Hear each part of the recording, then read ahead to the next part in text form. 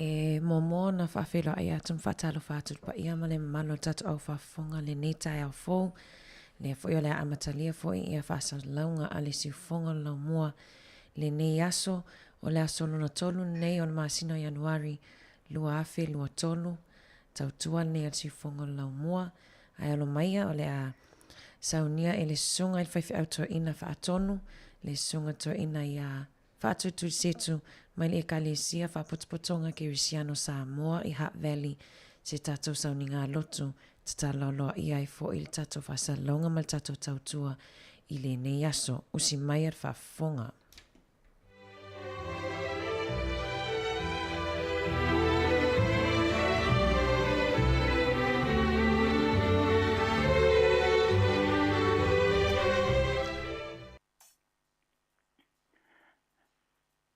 Alofa atu, mawhata alofa atu. Pa ia le au whaafonga alo tātou tuno ui le nei Taeao.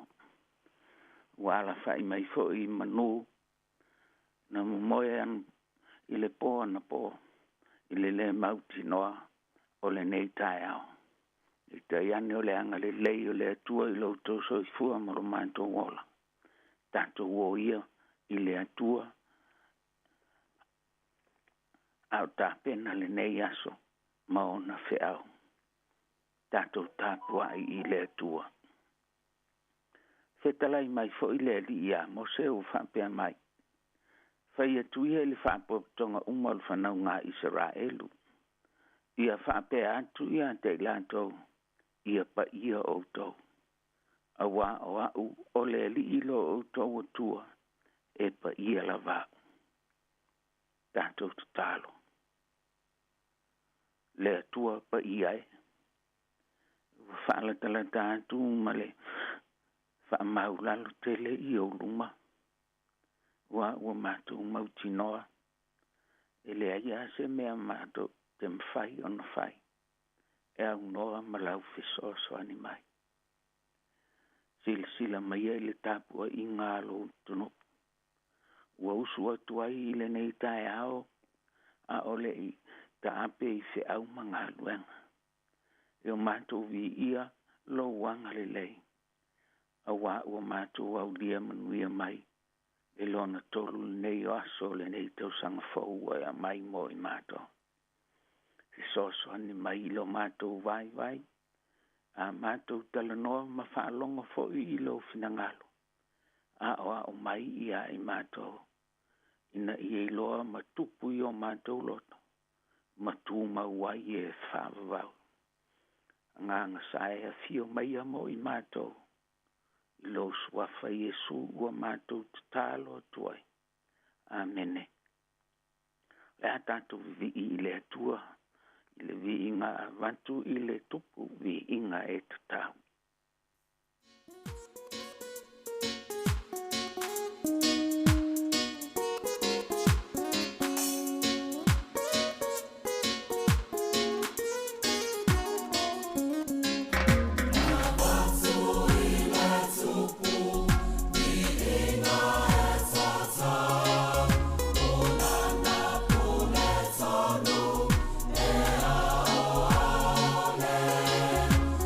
From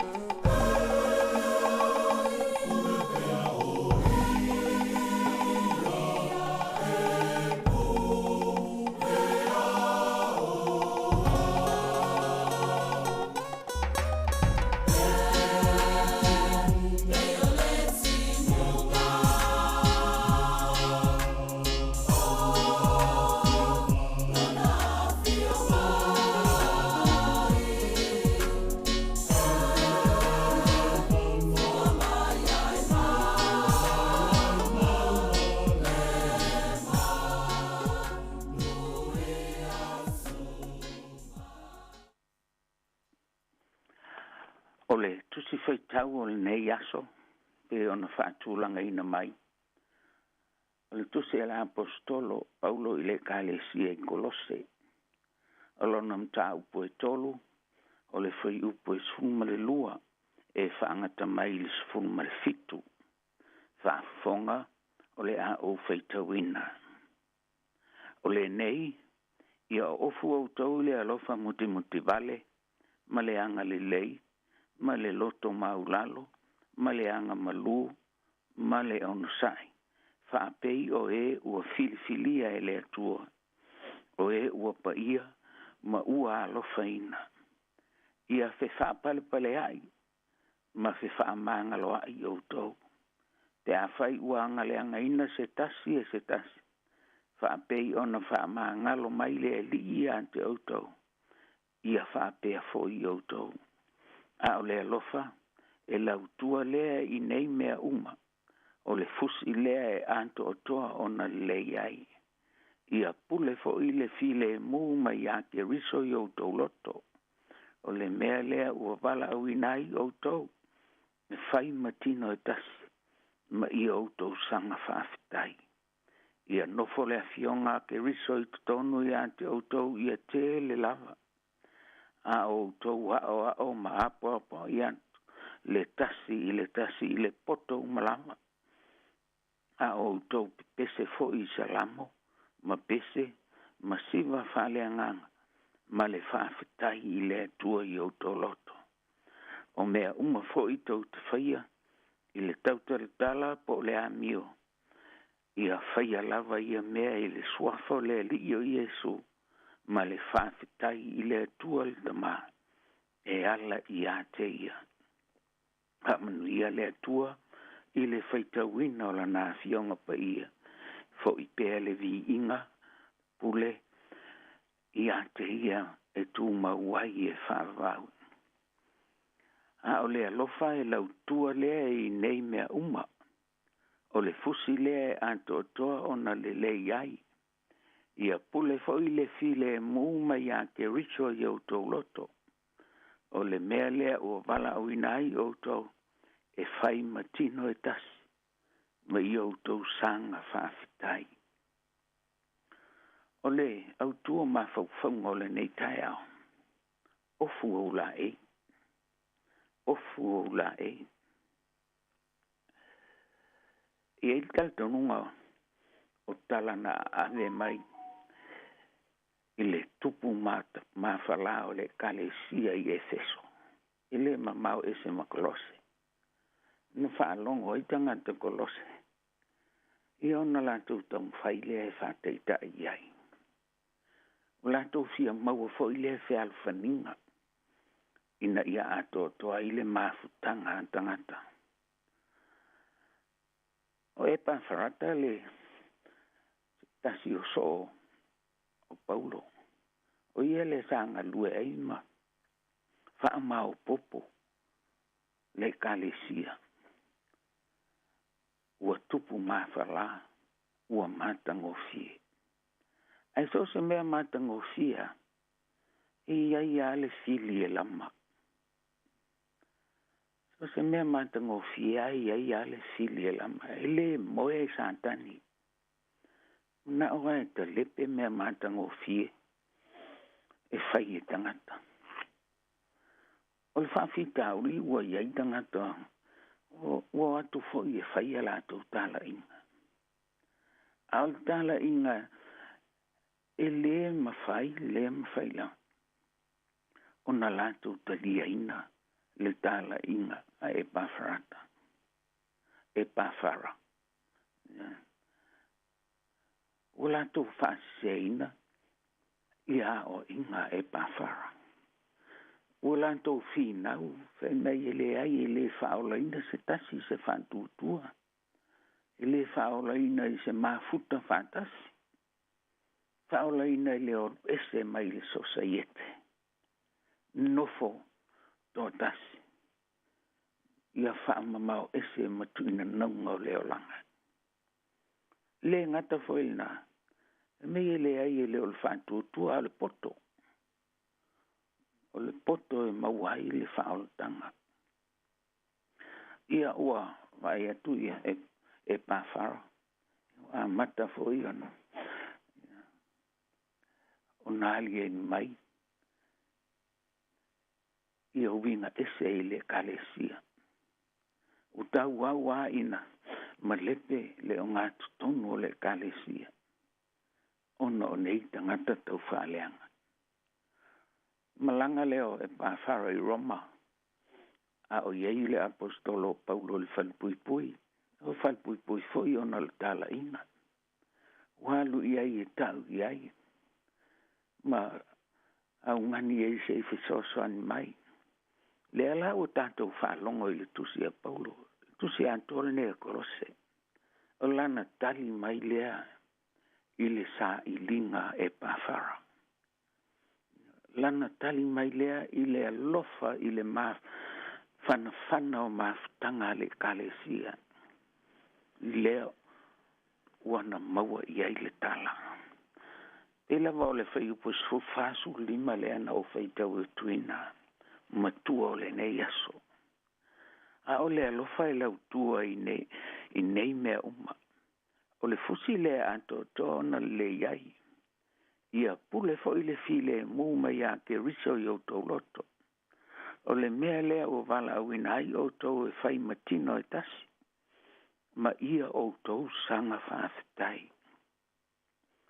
ia e tu sawa ia langona le apostolo ale mana ia e langona i tino le pai mai o le alofa faalta ma i le antali i ngalue whawhitau li aere o le ngā luenga e le moe a satani e le moe satani fe meia ia a o le alofa e lau tua le i mea uma o le fusi lea e a toa i ona le iai ia pule fo i le file muma ia ke riso i o toloto mea le o vala au inai o tau e fai matino e tasi me i o tau sanga whaafitai ioe auane i malepe le mafutanga mafanafana auane i malepe ona o tau loto e hita paualea o le tonga fiti o loto fepi itai i le alofa se mei e fau e lautua i mea uma o le fusi lea e ato tona le iai o le alofa ia fepi itai le alofa o le kalesia fe soani le tasi i leisi tau te maua i le file mu ai meise o le fialo faninga mon ai se a tanga ia i le fai upo sulma le lua e whaapea mai o ia whaapei o e ua filfilia e le atua o e ua paia o e ua alofaina ioe e sautua tolu ia mea i le fai upo veme o le nei o to o ofu le alofa muti vale ma le anga lei ma le loto maulalo ma le anga malu ma le on sai whaapei o e ua filfilia e le atua o e ua paia ma ua alofaina ia o le lui lea o tu atu e apostolo ofu o tau le alofa muti vale ai sea langa o tau o tangata filfilia a fai o tau o tangata filfilia e iai le whamoe moe o le atua ua tu ina atu i ate o tau e le i filfilia o tau e o tau a o le filfilinga le atua o le mea o pitusili lea o na taua o le filfilinga fo i ele atua e iai lo na whamoe le lei e le ngata i le na a o ia foi e ala i lo nanga na te whaatino ina ma whaatauno ina le whamoe mafua angal nao o upu ua whai nei ma tua o le nei aso ma o ngā tonu o mawhau ofu o la e. La e o le tangata filfilia. E whai ua alanu tala ile matua ua tātou mawhau i aile nei Taeao. Ia pule le file mō mai ake riso i o tō loto. Ia ino mai ma whaase se mai a ia tili a ilo tō malosi. Ai sea leanga o tau o tangata filfilia. Lona lua o tau o tangata pa ia. E le pa ia umatangata. A o tau o tangata pa ia. A ole pa ia o le wharupenga mai le atua. E whaasino e le atua. E tuu i le atua i le tangata. E whaamaoni i lona whaatua tuanga. Ma lona taitono. E pipi i lona loto i le atua. O ana mea fo i e whai. O mea le atua. E whai mei. Le whai upo. O e ua pa ia. Le kale sia i kolose. O tau o tangata. Ua filifilia. O tau o tangata. Ua pa ia. Mulia ia i upu na whaikawina o le tātou. Matua le nei Taeao. Whai mai ia le apostolo. Ia o tau sanga whawhitai. O le tangata pa ia. O le tangata e tatalo. O le tangata e savali. E nofo. E moe fo. I le tatalo. E ala e i le tatalo. Ma futa i le atua. E ato atuai. Lona aso ma lona fiefia. Lona tol o tau o tangata walo faina. O fiu paulo e fealo ai. A ese le ino sia o lan tala inga. A o le nei au lotu i korose. Se au lotu fau. Whaatu lava e tangata lato. Lato whalongo i le ave mai o tala. Leo lato whapotputoina i lato lava i lato. Sosoania e pawhara. Whai mo lato whaite au. Tangata ua alofa ina. Ua whepi tai o lato loto i le atua. E ala i le atua. E alofa i whamao ni le tasi i le isi. E whe mei paulo. I au tau whe whapalpale ai. Whe whamangalo ai. A whai uanga le angaina se tasi. Peona whamangalo mai le li i ante auto. I whapea fo i auto. Tangata pa ia na. E ono sai. E le tau i masui. E talo mo le manuia o le fili. E alofa foi. I ante i lantou o e ino mai. Leo whafonga li nei Taeao. Tono whapea foi i tātou. Ne wa tolu asol o tātou au lia mai o nei tau sangafo. Almana ia io. O tusi whaitau mawhau whaunga. O le nei vai aso atoa. Ofu o la e. Ofu o la e. Eisea o oe o le tangata filifilia. Ofu la ia. Leanga malu o le on sai. O le loto maulalo o le anga le lei. Ma le alofa muti vale.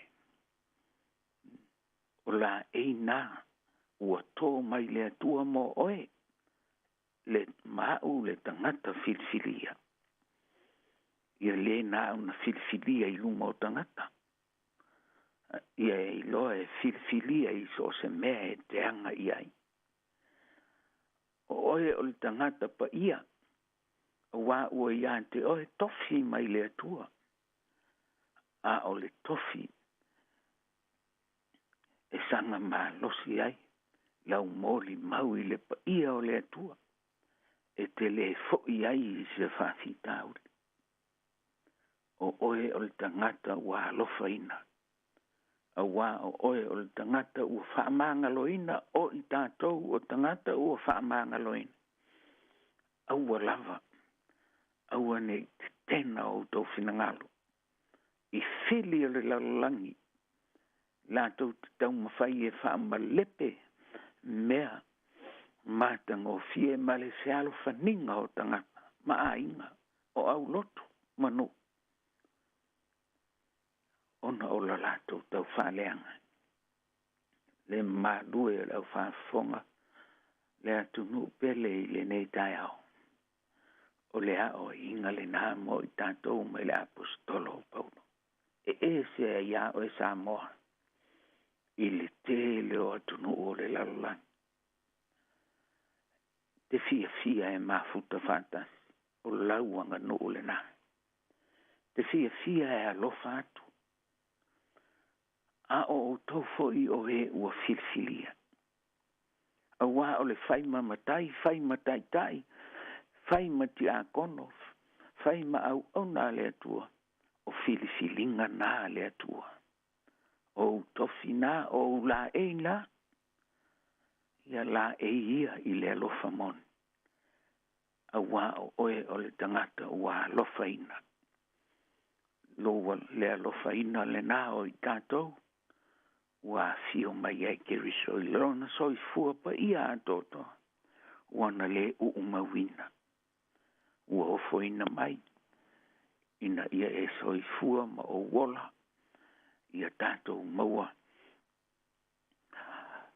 le whaola tanga I le ola e whaavau e ala I le whatuatua tātou tatalo whaafitai le atua I lo wa o mai wala whai mai foi I le mori mawina I le matang o fia o le osoa e o le la ua o mai foi le mawhana whana I o mātou tim sa momoe sa le iloha a ua ala whai a eu ua waai ma ua mauti noa te le I tu la fua ina I mātou whaafitai te le lava le atua lo wanga le lei I lo watunu whangua ai I lantou mo a mātou tāpua inga I le Taeao whailonga leo I lantou ma I mātou uma o e ua e filifilia o mātou la e ia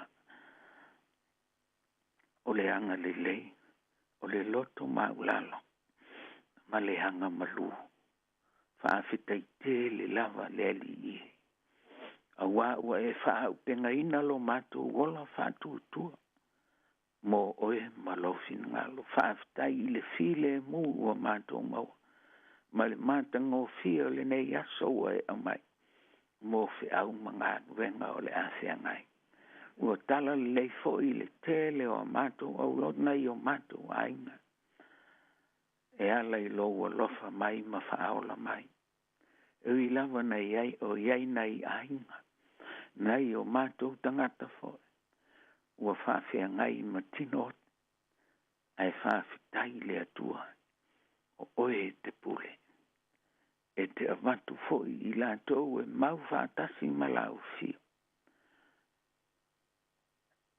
I le ola e whaavavau a wā o I lātou na e filifilia whaafitai Iesu I lo so I fua o fo ina mai mo I mātou e a fio I fo mau whaatasi mtanga e tinga ina ma fatia ma whaama ina ele lalolangi I luma o mata e tōtele peita I leli ie lou lava lea nātura e te tau ave ina umati ngā I le tino I upu matala ma mea e whai atu I lau fio ua te tanu I le tunga mau a ua e a fio mai o le ali I malos o le atua silsiles o le whaola e alofa mai ia o ia tu ia I la o fio le vi inga o le whamanu ma le whanetanga, whamangalo I mātou. Nga on tau tala o mātou mutu ma mea mātou te whai. A ua mātou pipi o le whātonuina, whātinoina o mātou te ute. Lea li ie ua mātou lea alo lofa I taimi uma. A ua mātou wa aifo whāpito lava I mātou, ia I mātou mo mātou ainga. Ua le sulu atu lo mātou malama isi. A ua maua I mātou I le manatu ifo. A ua le wa ai o mātou tua oi. Whamangalo I mātou le atua. O le whātau nuina ma le moni ma le ato o toa o mātou tiute. Na vala au inai I mātou. I le toto tau o ke riso le li whaola. Le li ie. Whamamahina o tangata. Mātou tangi le I la ufio. Wha ofuina mai I mātou la o le whātuatua. Pei o na mātou whalongolongo ai. Pei o na apo ai mai lau au nau pau. Ia whailea ma mea fia ia I mātou. Le o ofu pei le alofa ma le whātuatua. Mai se foi. I le whātinoina o mātou tiute ia pai atu le alofa. Ma ia langone isi o mātou uso atanga. Whaamanuia mai I le nei aso I ona whiau ma ngā luenga. Lātou o e whai ngā luenga ia maua le whaamaoni ma le loto fia. Mantua na I o tau tangata I whale mai. Ia e anga le lei ia te lātou. Wha ato to ina lo lātou malosi ala I le fisosoani mai o le I matamai tai fo mai. Lātou o e whanoa noa le ali ie mātou te le tō mumungu. Mātou te talia lo finangalo ua o mai ia I mātou. A ola mātou te tālo wha mai se ma wha fia ia I lātou. O e o maua I whanoa noa. Nei aso I whiau ma ngā luenga. Mai se foi ngā luenga le fongo le laumua. Ia alu ma le mana la lātou mōni mau. Ia whai o lātou tiu te whawhia. Ma wha ilo mātou utuno. O a mātou te tālo ia leli ie. Tu mau mai ai o mātou lunga. Lunga o lau whanau umalawa. Le manuia tele o le atua le tamā. Le anga le lei sili o ke risa o le whaola. Ma futa ina pe I mātou e lo ungang. Nei e whaavavau lava. Amene.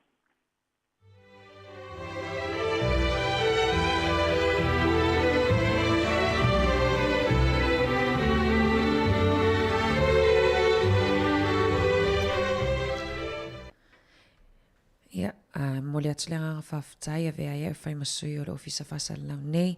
Whapea whai lau whawhonga si whonga lau mua. Ia e whawhtai atua I lau sunga whai whiautoa ina whaatonu. Lau sunga reverend whaatultu setu. Whawhtai lava mole tato upu foio le nei Taeao. Tata lalo ia e fo I tato whasal launga. Ale si whonga lau mua. Le nei Taeao fo. Ia alman manal upu le nei Taeao. Ia lo whangia pe le atua lo soifua tautua. A wafu I whiangai e fo I malotu talosanga fo ia I ka le sia nei fo I vai aso. Pamania fo I fufuanga uma lava o nei whamoemoenga umo nei tausanga wa amatalia. Leo wa awhatonu lava le itu lai fitu. O le tato pokalame o le ata o le Taeao. Alofa Samoa o tō whinga pule ai le tautala e sero whiwhia po kalame ale au boys ata o le Taeao.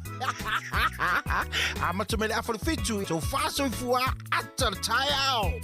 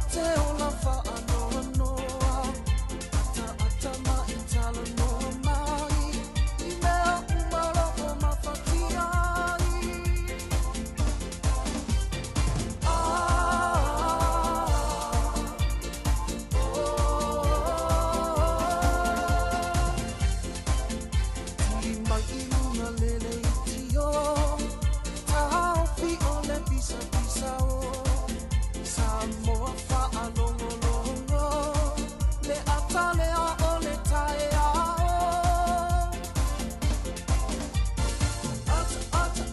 Ata fifia o kalame o le ata fifia. Ata whaamanaia ata la ia I punga. Tui lunga o solela pa mai South-Africa. Lanona hilo fia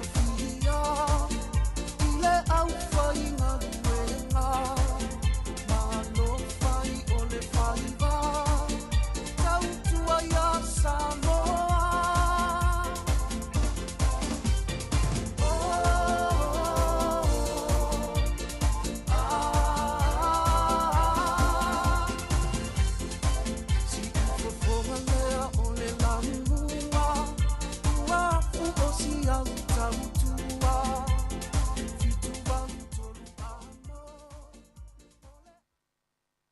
Ia, talo falava nei Taeao le mamalo lau whaafonga pa anga si ufonga lau mua o le aso lua le nei o le aso tolo Januari lua whelua tolu.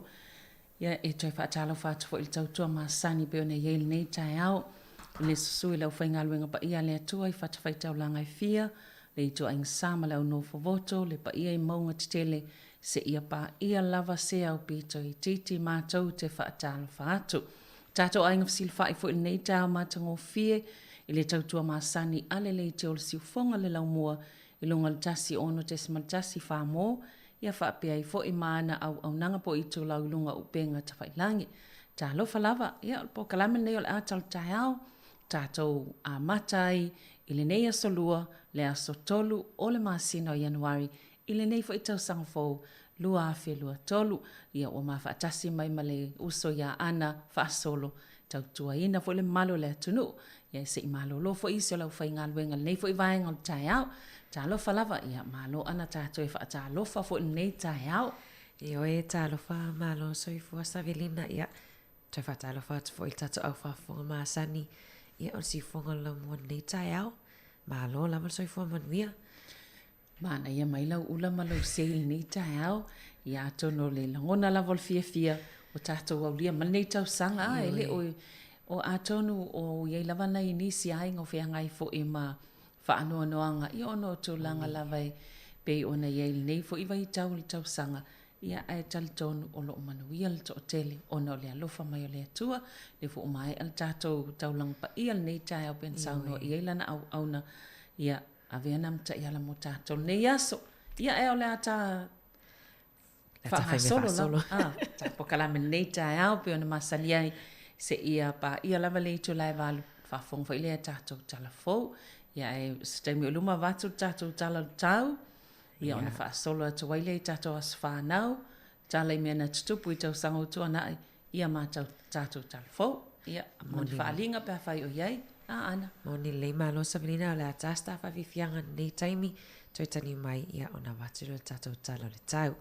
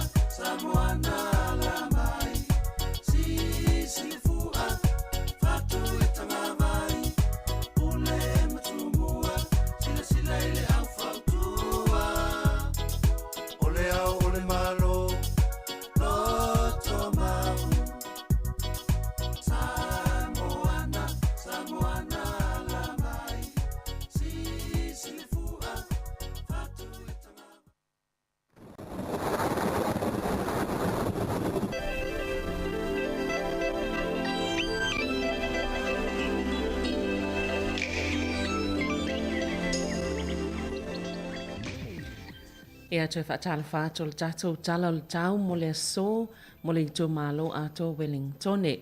E langi le lei le tau i le aso o le amtoa susulu māneia le la e luas fultolu le fua o le ea mawhanawhana sfulu lima le fua o le ea malulu i le aso.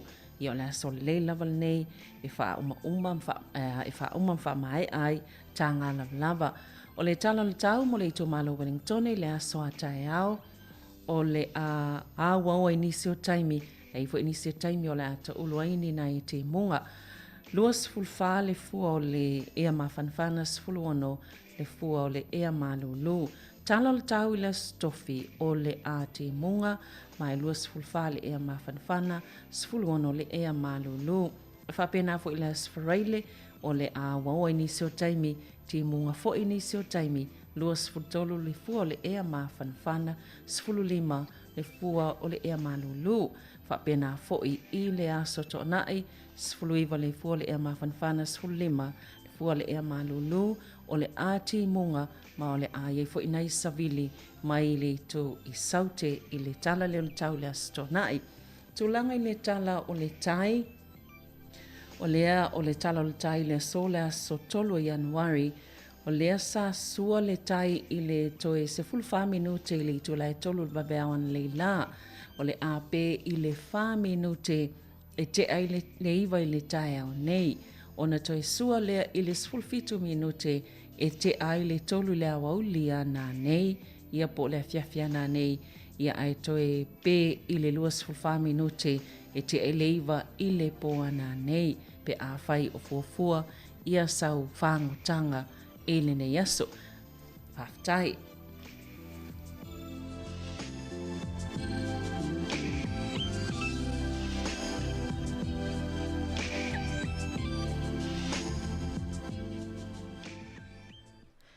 Malo whaftai Savelina ia mo i lato o malawa lo wha maluina o lato soifua, ma lato as whanau i le nei aso, a wane ingalo le tato e-maili na o le aso whanau @samoacapitalradio.co.nz. Ai o le tuswhaitau mo o tau, tai ala ina i fui, tau Savelinga i nei vai aso, ai maisi lo tau as soifua, wha manatuina nei aso. Mo maile le tusi o mua korinito lo namta upu mua, lona whai upu iwa. E wha maoni le atua, ua wala awina o tau e ia ina ia mafuta whaatasi malona alo o Yesu Keriso lo tātou alii. Mua korinito lona mta upu mua, a lona whai upu iwa. E wha maoni le atua, ua wala awina o tau e ia ina ia mafuta whaatasi malona alo o Yesu Keriso lo tātou alii. Whamania te le lava le atua i lo o tau aso soifua i le nei aso o le pese nei mo o tau.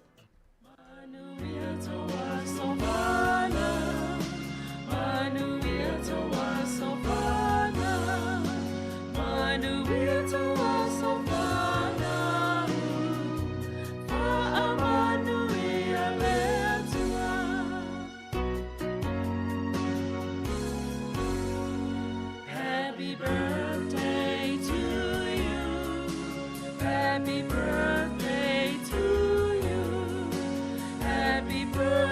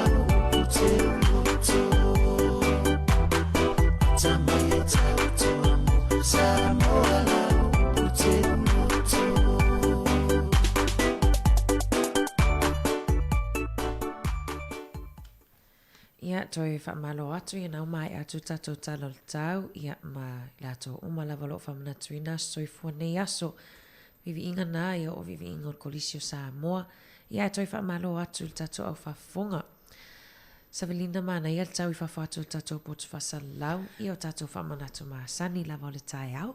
Ia mo e lei o whai o le malangalu sailunga le awal tele ia le sau mai o i loa hatu le Taeao nei le aiman ta vale pe tases ta vale lua tolu ia manei al sau Taeao ai masalu ono le so malo loa mantua a tato ia mata Taeao te lo ngalwenga ia ai ole ele o ngalo pe o sa o nafila lo saunga ia mtua paka tua leo i tafa i le awal tele le sau i porirua ia malato camera vo ia po masini e matua tua fa ata mamau tua fa pe la to masini ia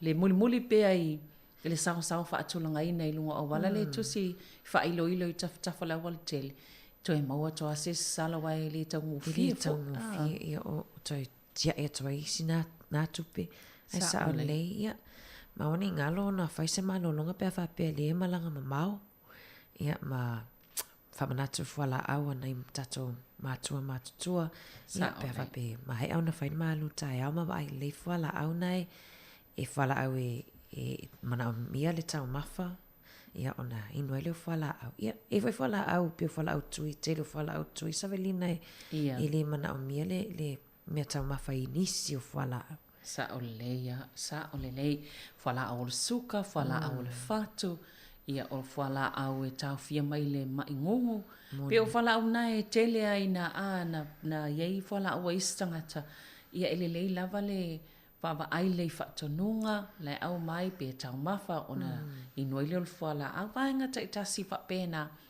E awaine i tau fi mai leo o i puapuanga, ia po maftianga fo e mwhai lava ona tau fi tau te leo o iai. O mole puipuinga, ana. Ava pe fo leo mauti noa te le, ia mwhai lava ona vini lau fo mai. Sa o lei. Pe leo te tala fo mai ono laso malolo. Pewhena o atu nisi o ke misi, ia po whale tala vai, whesili ai lato ia o atama mai o lato ngaluenga ia o vai o whala au. Sa o lei. Ana ona o le pepa o le Taeao nei ele o iese tala o le tupe vo ilea ona o le ai whaanga solo aso malolo. A o le kuko la tulunga i lunga o penga tupa ilangi. A whape wha liu lau tā la ni usila i lea so. E mawai lau tā la te si malfitu tasi sene Samoa. Ia. Tulanga na. Nai ia lona winga wale la fo whailan tupe pefa pena i lista to tala tupe nei aso. Ia Savelina e o le a tatou atu loa i le tatou i mea na tala whasolopito o mea na tutupu nei aso ia mai le sunga i atu fue.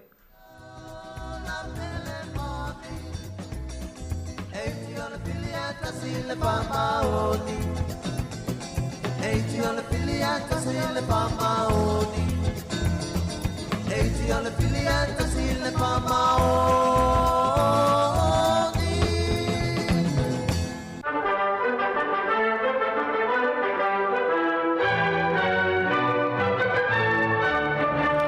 Tala whātua le tunu malo sa i fōsi mai le whaafonga le wawaile i le tala whaasalupito me na tupu la langi nei aso i tausanga mawai i le aso tolu o Januari.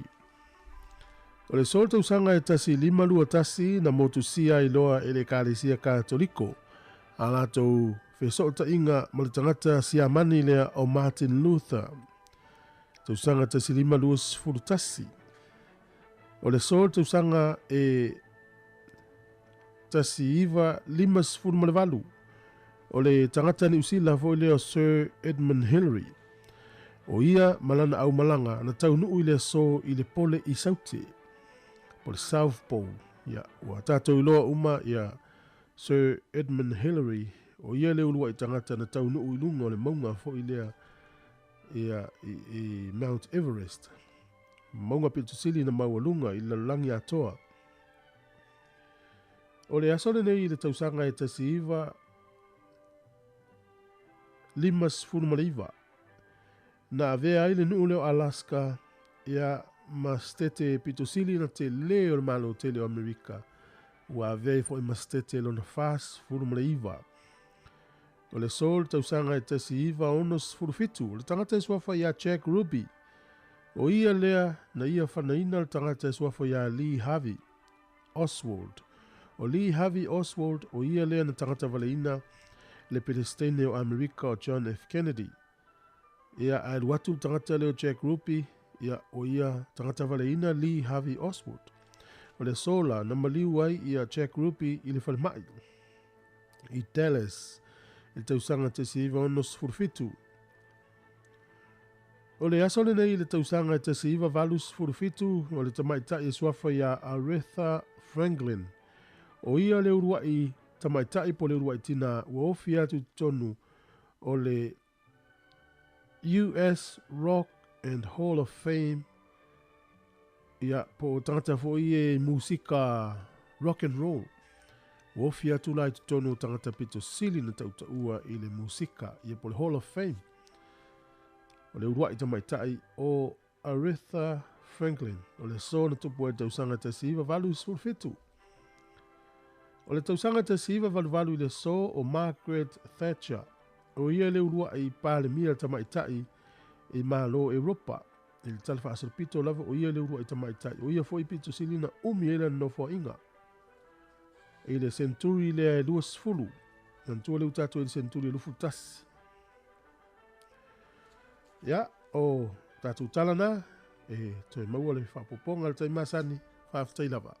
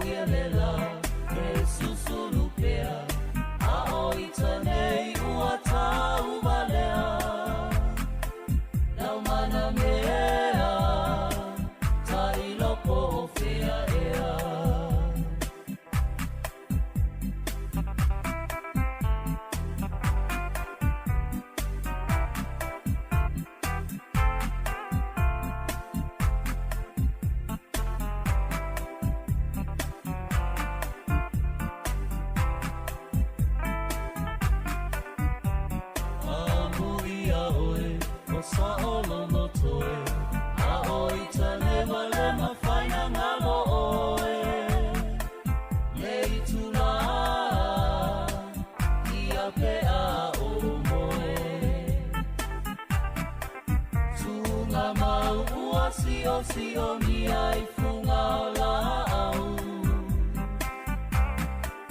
ole po ualingo lingo atoa ilo uma fau fau ilo mingoa amu yalela Yesusu lupea ao itanei uata umalea lau mana mea ta ilo po fea ea.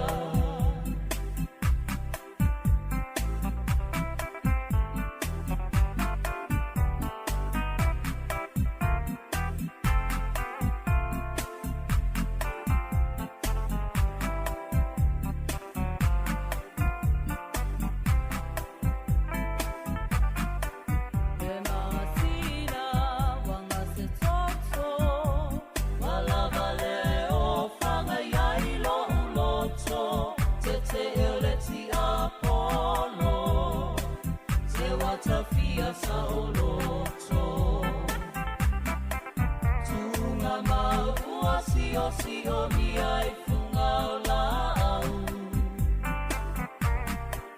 ole po ualingo lingo atoa ilo uma fau fau ilo wingoa amu yalela Yesusu lupea ao itanei uata umalea lau mana mea ta ilo po fea ea.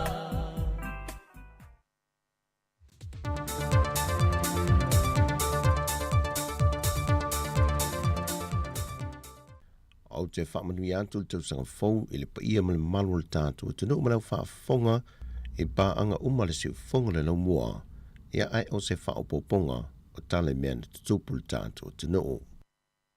E se lau fast food wafe tā la. E se lau fast food wafe tā la le au wha inga ato le se leni. Na tufa atu le malo e tawalatu le fionga le minsta o tupe, le fionga mulipola ana rosa modio o.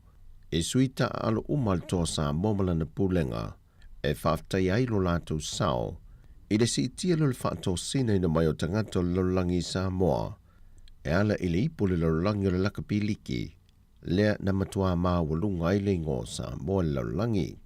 O lea se lau fast food wafe tā lana vai vaina, e le to o luas fumalevalu i lantou, lea e lima afe tā la le tangata e to tasi. Na whailua le fionga mulipola, o le mea alofa ua fō ina, wa nā o sina se le ne whailua ai le nganga whaaftai ma le whaanga e tia so o se tangata nu o Samoa, e le whaea ma le tūt, le ua tu matila i Samoa ia tunu o le lolangi. Ma e whailua fō i le fionga minsta, o le nganga lava le tasi le komiti wha tonu, e mori atua i le whaaftai tele mai le malo, e ala i le amana ia leo tau mo whainga vai nei whanau o Samoa, sao lātu tau ina le taua. Whailo fo i mulipola ua mai atu i nātu fo i se mea alofa mo le manu Samoa taito o fitu, ma o naunau te inga, ia wave whaasa fua ia se leni, au le i mai a so fia le whaai unga le tausanga lua afe lua se fulma le lua, ma wha whaidua iai i le lua afe lua se fulma le tolu.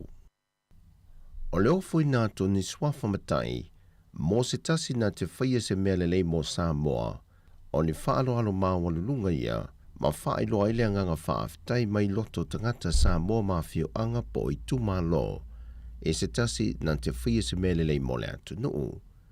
O le nganga le tasi e ala le e le mōd mawina le tai whaaloalo Samoa, e ta wale le pūlenga mamarua li mwhai pule o le awhio anga whatausi sa fotu la whai.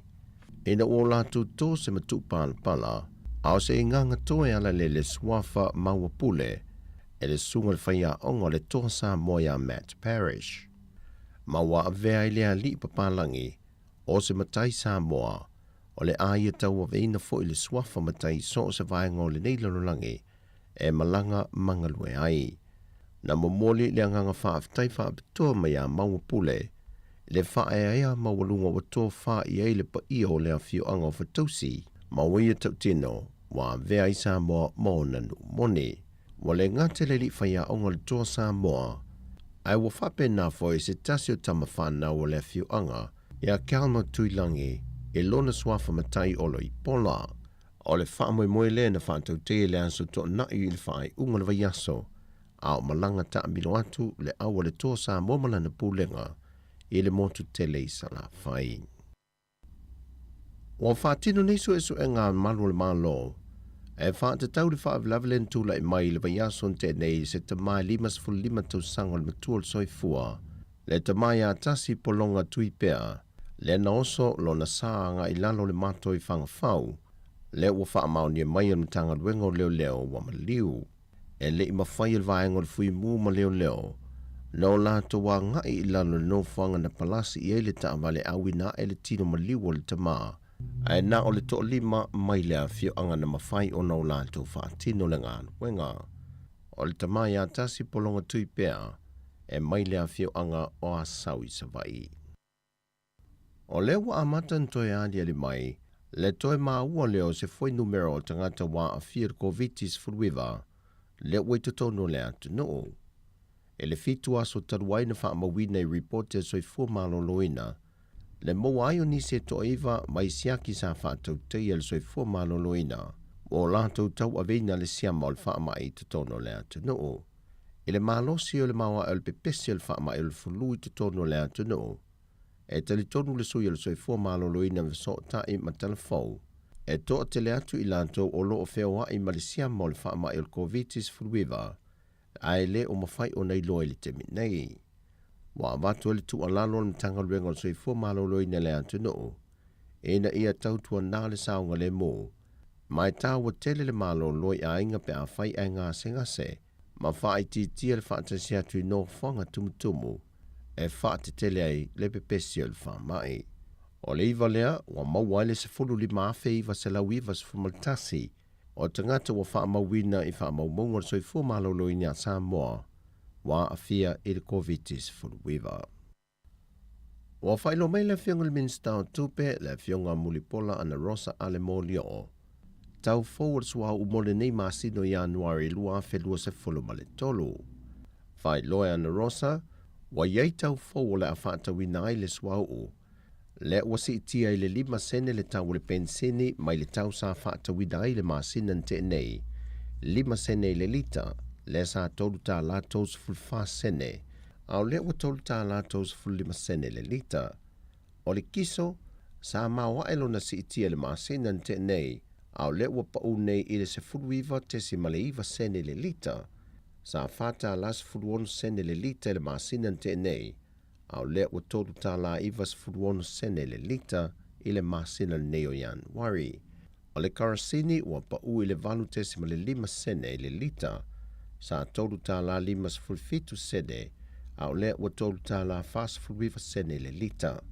Ta ua le fionga le minister, o le popolingo le laulangi le teimile nei, o le onu pa le o le tamau ainga le lumanai, whaatase ma le whaatontun wino le au whaingo swa unga osi le whaalapo ptongo atu nuu o lo unga osia, ma tufa ina le swa u le OPEC, o le a avea matulanga le mautonu, ma fesui ya I pea le tau swa u mai lea taimi I lea vaenga taimi, mai le o manino, po fea nga I le lumanai.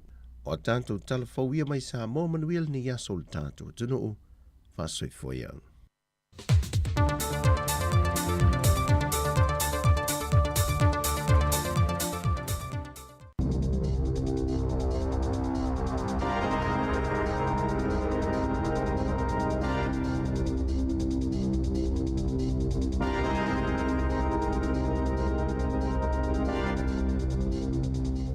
Ta alofa lava o telefou le si fonga le laumua I Wellington I le nei aso lona tolu o le tausanga fau lua afe luas huluma le tolu.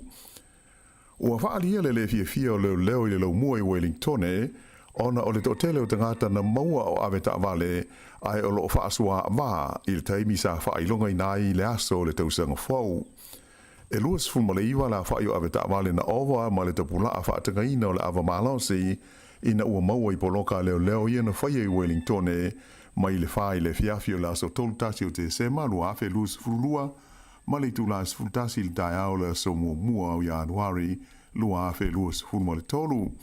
Whaalia mai e le taita i leo mo le tūmalo Wellington Inspector Wade Jennings o se tūlanga le leisa mai te wina i le tōtele o tangata na maua o awe le ta'awale ai o loo o da nā.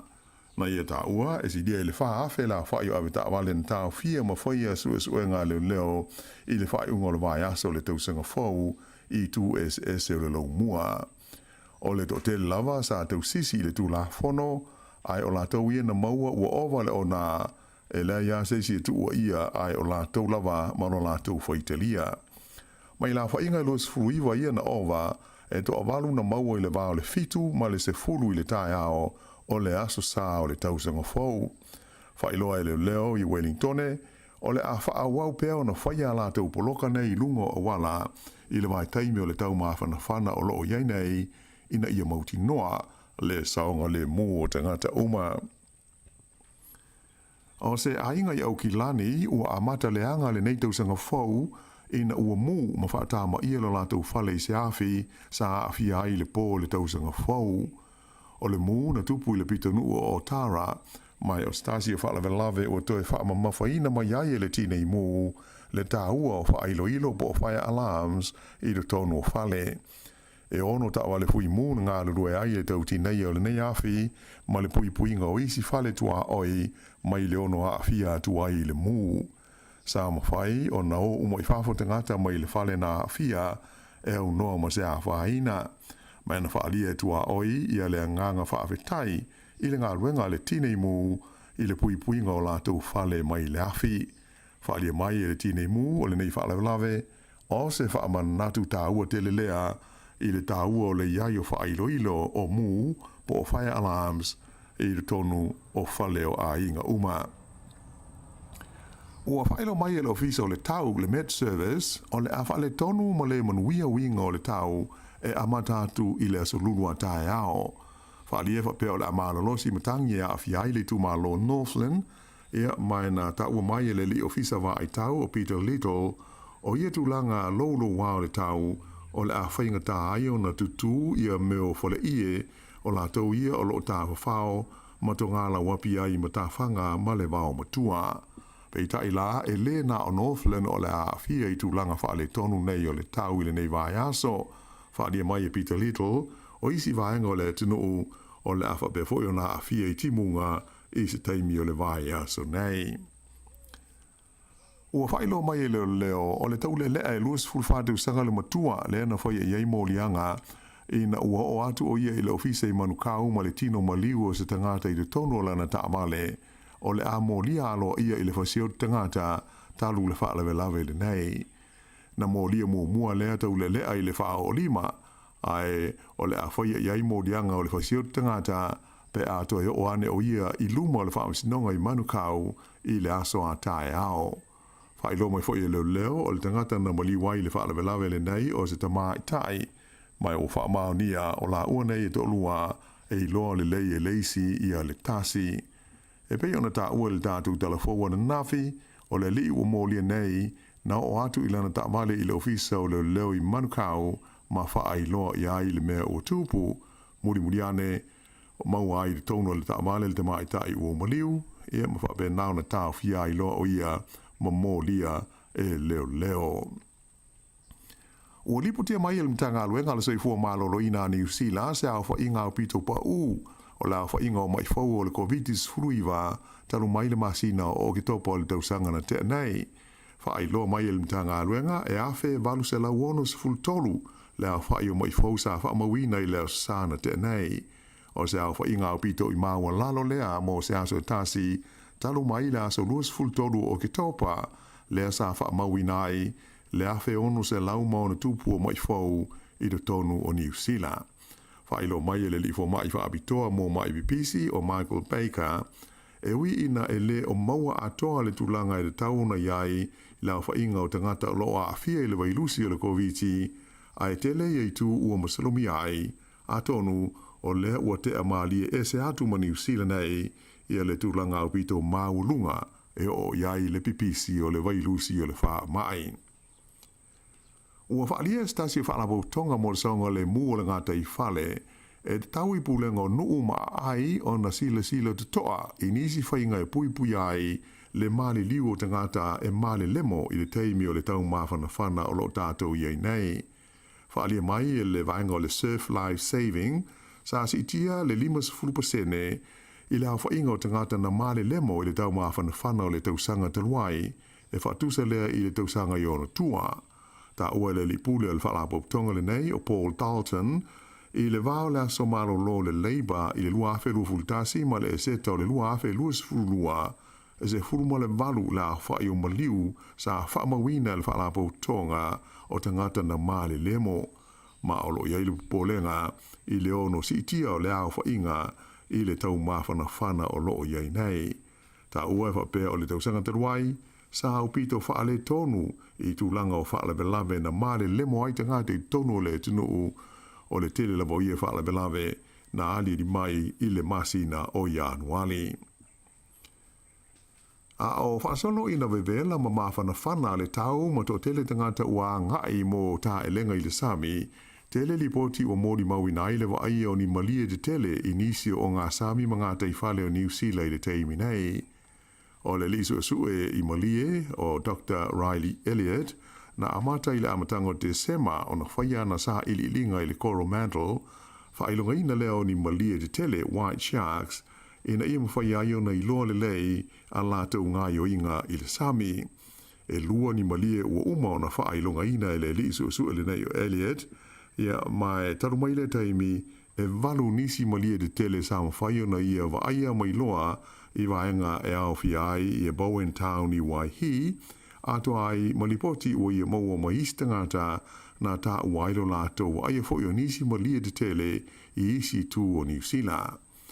O le whaailonga ina o malia I le whaawepi ina I ai o ni tax e le tau ngofie, o na tolu afe lua se lauta la le tag e tasi, whaalia le liso sue o Elliot, o se leni uofo ina atu e nisi moa na sue suenga nei, e mawhaio na ia whaailonga ina ini malia se lua se furu la whai, mo le mai tau wina o ngā Sami e a ngai ai, ai mai se o mata whanga lātou te ono a whea I le vai taimi le nei o le tau mawhana I le tonu o le tunu. O loo ufitia le kālesia kātoliko I le tonu New Zealand I le whaamau ono o le tuua o le mālo e pope peni titos furuono o se taitai sa I longa lona sao I le soifuanga o le kālesia I le laurolangi Atua. O le astonai a lumana I aile tausanga fau na tu malo ai pope penitito I le iwa surulima tausanga o lona soifua. E wala wina o ia lona matai o toi titi atoa le se fulu o tausanga talu na wha vai mai I le tofinga o le tupusa po o le whaao leo le kālesia kātoliko au I le laurolangi. Whailo mai le aki e bikopo Wellington le fionga Kardinali John Dew o ia foi o le teitei fono le maaftanga e bikopo kātoliko au te roa. O le amanatua le soifua au na o pope pentitos furuono I tālu sanga le kālesia I New Zealand.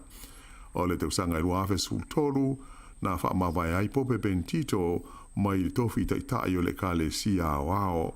O le whaaiunga sa tele ina whaate ia ai tangata o le kālesia.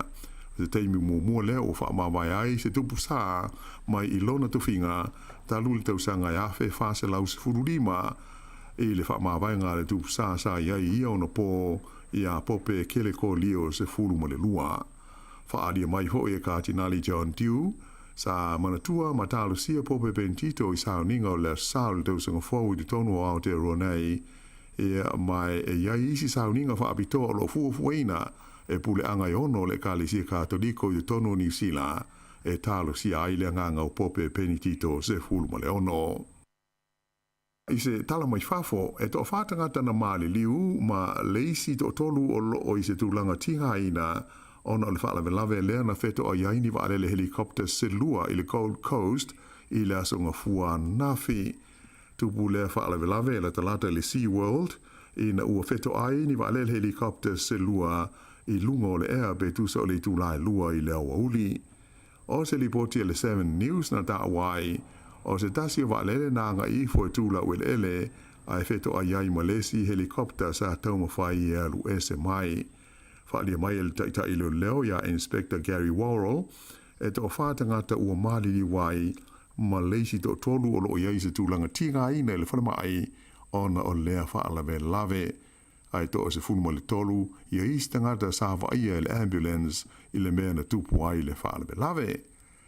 Ia ma le tala whaiu, e iai ia se swinga o whaia nei i le au kirikiti a le Black Caps a New Zealand a o sahau ni atu mo ta longa whaalawao ma loi te itasi aso po ODIs i le vama Pakistan ma initia. Wa le o awhia ia i le filifilinga o le au ia le lifa ate a sawa o Adam Mill mai Wellington ona o ni manuanga sa awhiai a toa ma le lava o na tā pena penanga mo ta longa whaalawao ma lo. Whailo mai i le pulenga o le Black Caps o le asuitu langa atu ia Mill ia le li o Blair Tickner mai le au o le Central Stacks mo ta longa ia ODI o lo halo atu iai i Pakistan whapea mo initia. Whailo mai Estasio Selectors o le au o New Zealand Gavin Larson o le a whaawau na ta alo le li o Adam Milne mo le Firebirds o Wellington pe a whai a wanoe le tamisanga o lo whanga solo nei o le tau mawhana. O le asalulu a Taeao e tu uai New Zealand e le au ta alo o filifilia le Black Caps mo ta alonga nei whaalawao malo i Pakistan ma initia. Ea o le whaiunga nā o telefou.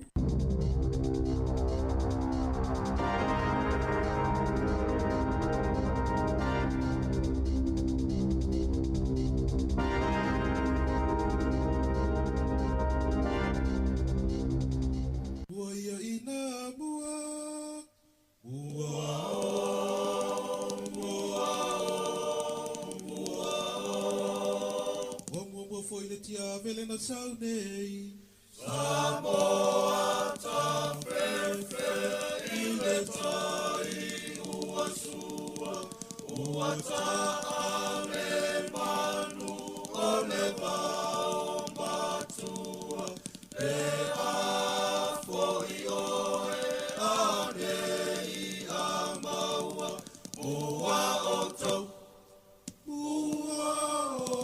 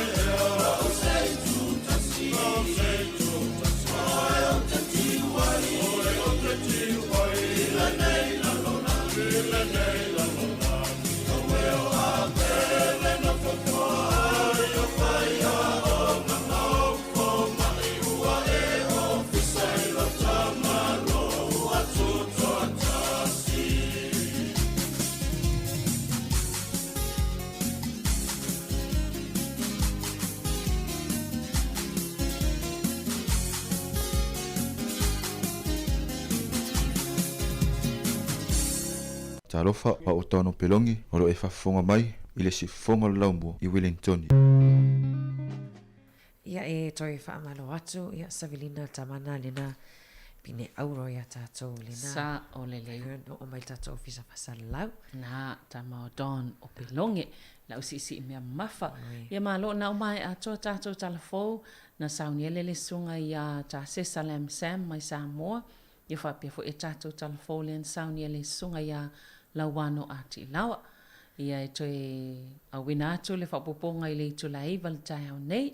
Ia ai o lo o manuia mea uma i pori dua nei man Kevin. Le tala tawhai toa le wawa atu le mana i o le sulo la ana. Ia mantua fo i o le iwa le na ta ue pe ai le tai ia. Pe atua na o le tai e amataina pe le tai wha solo atua i na tali tu lai. E tolu ua sua tutu ilo na winga o le vana am whaina whai ngā whaiwa. Ai a whape te o atu le sami o lai. O lai se se talo tai.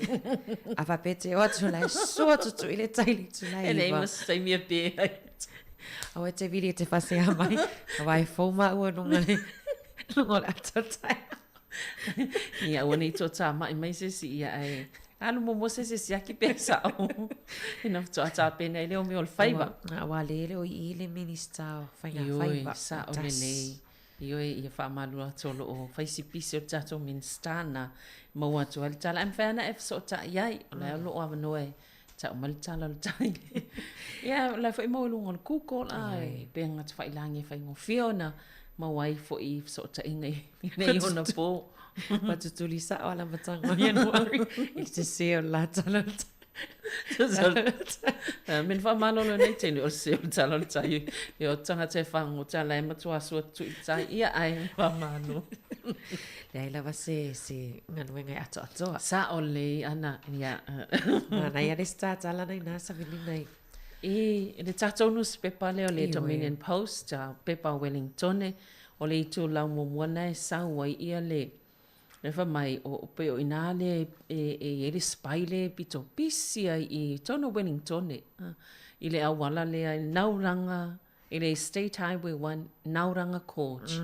Pe o nai e masini po e atale, po e ia feo inga o ta vale, po e ia lau ta vale pe a o vato ma le valu 10 kilomita ia po le selau fo i kilomita le itu la pe lau le o mai ia le fa maunga ia o ta vale na feo ia i tono le au ilunga le au vala lea e pito sili atu ona na tele ta vale e mawela tau fa salanga e le sawa i tono le tu fa singa le o tolu tau sanga mai lava ia Januari lua fe maleiva e o mai a Setema lua fe lua. Moni le Savelina pe o le me po ata le te le lava ta avale mo i lato sala pe nei sau noa le mau atu fa maunga o ta avale na pueina mai le va o tau sangana e sful tonu lua se lau tolu sfulu iva afe ono se lau ono sfulu fitu taimi na pue ai ta avale mai o atu i le silia ma le tolu tesi ma le fa valu miliona ia tickets o pepa fo ia o sala na mawhaiona maua. Ia. Ka ni ia o tickets po o sala ia ili tau ngofie. Fua lava ili te leo lau o le ova au mai la whaatulanga i. Ioi. E pe ilau le tolu tesimal whamal miliona ia whasalanga ia o le whaingana i tono o whaasalanga na mau mai speed cameras i le atunu o atoa ia e peila lepi e pito tele la watatou i le awala leo nauranga coach ia o te le whafonga mai lātou le sao aina vai tele vainga fo i le nā mga alai o le valu 10 kilomita i le to la le sao whaatapula aina ia e nisi lai o i lunga le iwa 10 ia por se lau fo ia ato no lai whaafonga mai le au tickets. Le tatal noa le itale, le tatala fo a Savelina wa o ele sau mai tai tisa e te ui mai I le me poe ata le ia so o male te sa mai tai lo hat. A le wailo nei matua sefe ala o ave le mo sa. Le ai masa usala ana o mo I so na esela usta ona foi te fefe ya su ana vai so to pokarami. O te ngia o e sua wani na tasi na te kele na mau. Ai na le wha atasi ana lui tai I le appointment for it whanma. Ai la fo mai le te kele a mo le tolu sfuta la ia. Maua la tapini sini o mai mau Ia toi wa natu. ai en tele ia o te ngia nei o le sunga le li leo ia ono tatou. Ia e pe o le fast food family on tala le na ta wa sa o le pe o le tele o tupena fa aluina tongi e fa salanga nei ia ona o le tele o la to sa fa sala I lunga o vaenga I o mga ala. Le fo ila o ye sim masini po ata ye isi vaenga ese o mga ala ia le tunu. Ia le sa ye tu pe fa ai pe la vo I le wala le pito sile ona tele fa salanga ana. Ia fai tau miliona ia tupele mawai I sala tupena. Na ia o le aveta vale sawa o le aveta vale o na le fo sau I tala fo ala wano to luas fulu I vai la tau ia na maua I poloka le le fa ingol vai aso ia o lai fe wa o na ai sa vale vai atu le mau mai penga te whailangi o le asi tia fo le numero poloka leo leo ma whai ai ia le testai fo leo le whasua le manava ia wale wa whatut o sa le talaina ia vaenga leo nor koviti sa o fo isi vaenga mwhai ona ia ai mata alia ai tātou na ni te ila votoi ele ngata na alo toi le tupe ia ai mama wai soifua sa o le lei ia pe o fautuanga masani lava na nei vaenga o Taeao e isi vaenga ia pe o le au mai taimine o tau mafanfana le fo I mata watu ini vaenga o fautuanga matanga luenga o soifua maloloina ia lea tātou te lor COVID ai pe la o le isi vaenga le va ai atu nei ai o fautuanga e tau fia le namu fa peana o tātou Samoa ma tu ia atu no e mafanfana o le mo le nam a le fo wa ye fo tonga le vai taimine o tau mafanfana ia sa o langa wa vela I nei pe o le vela o Samoa sa tātou masani o le sivaenga na wai ta ua savilina ona o le wasi itia fo I lunga numero tangata e o atu whale mai ona o ingi feki se tu lo ia le ua ale namu ia na valu lea watu ia pe ima whai ona fo ia tātou vaenga lea e pava ai leifa fo tātou o maota malawa. Tu so lea te whamanato mai le first aid kit ale hainga. Tama I pusa ia umame o le eile band-aid o tama I kulimi fo I sosoani. Lea lau toi whamanato mai ele mtanga luenga soifua maloloina o vaenga na pe e u o le namu matulanga whapena e whaingofi ona tongfitia I pe ai ele tama I pusa lea e sa whamanato ai ainga vaenga fo ele soifua maloloina. Ia se me whape tono o whale o ainga taitasi. Ia pe isi na mafo e fo ile a whaina ile vai po le lima le tamai titi. Ala ile mea mwhai na mai e tau fiele o ia o siama. Pe ila o lea e au mai e vaenga whapena ina ia mwhai ona tau fiele o se tūlanga o ngaunga. Ia ma ave ele tanga talwhale mai. A ole nei lava ua le namue e la ititi. Ia ai mwhai ona tō ngā ma fiai. Ma na ia vaenga le wa e sa noi savilina o first aid kits wa matou tu lo fasavali atu ai le si vaenga ia le ai mana I foi fafautuanga I la tunu e vaenga I tu foi tu ai o e pe o e fatau ai tongtongi lan vai aso ai alu nei I fale tala vai mai si fale e mawai ia e tala tu e tasi alto tongi ai fai tau wale ai fai tau wai o mai fai mai valu tala vai aso ai mai malato pusa ia ai fai mai pe lua tau sanga I tutongi ai ia o te lopo ai na I si ainga ai o sao ai ia lo vaenga ia ai mana ia fisosoani fo I awani I tatu tali ia ai mana ia lai mawai fale tala vai ma le te leo si vaenga I mwhai ona mama mai ai le fisosoani na sa o lele ia wa ila le wai lo atu ai fo na tu langa fa che nei ai nga wai so e tu pe isi a o me fa ngofia na el watu mo mai fa lo po pa no ke tipo ia ile fa atu tele nei fo isi ai tala fo no me na ale tau ngofia ile pe fa tau tai tasi mai fo ia ia vaenga mai supermarket si pio nei sau. Eo. O istangata o lato me alofa na o kerisimasi ma tau sang fo. O le wha me alofa o pusana wife sosani e au ngā mo le ainga ato. Ia o le ua toi luas fulono minuto an talo le tu laiva ana. Ia. Yo esta to atus fa fifianga mai le golden lilies. Malo tawata ni Taeao.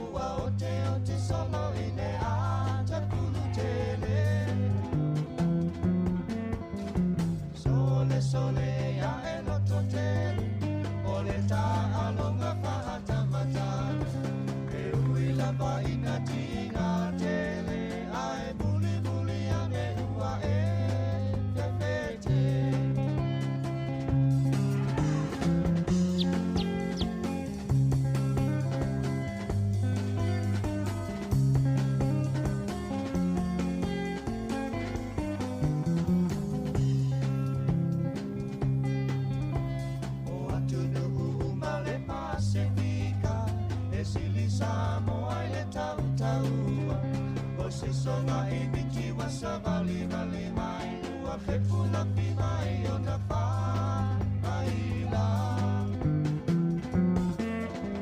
o aso pa ai po pa amuni ali au pa atua lo se o pa la o le singa no pa a mea pa aulu tau ua o pa I le va sanana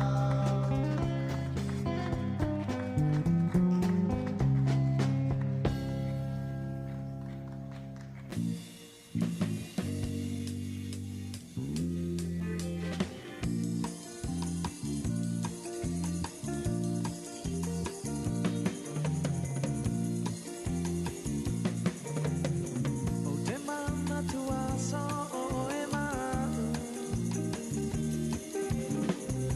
no mare lompa na ua vatu pa ali uma poina yo manatu wale ai masei wana o au ai mai se matangi se momoli atua ia walo pane ila upele wale mapailo atua matatale wa omisia oi tawaina matelo para mamon tate tali tunwele lua kungaria vio kunga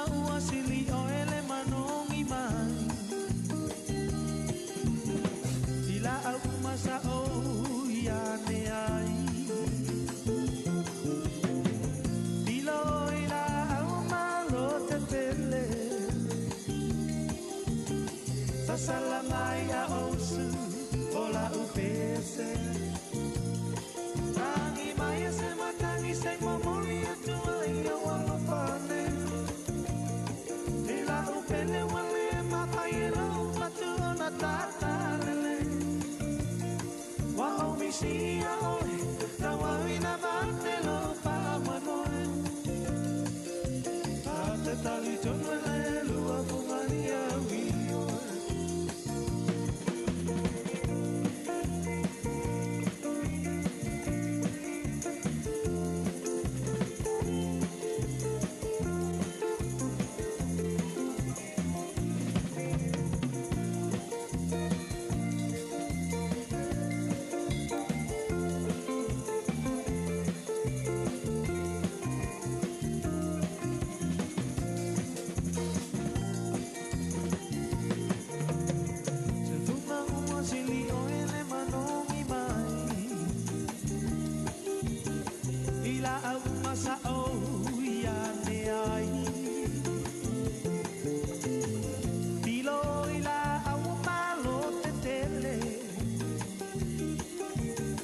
Sasalamaya osu ola upese Angi maya se matangi se momoli atua ia walopane Ila upele wale mapayelo patuna tatalele Wa omisia oe tawawina matelo pa manoe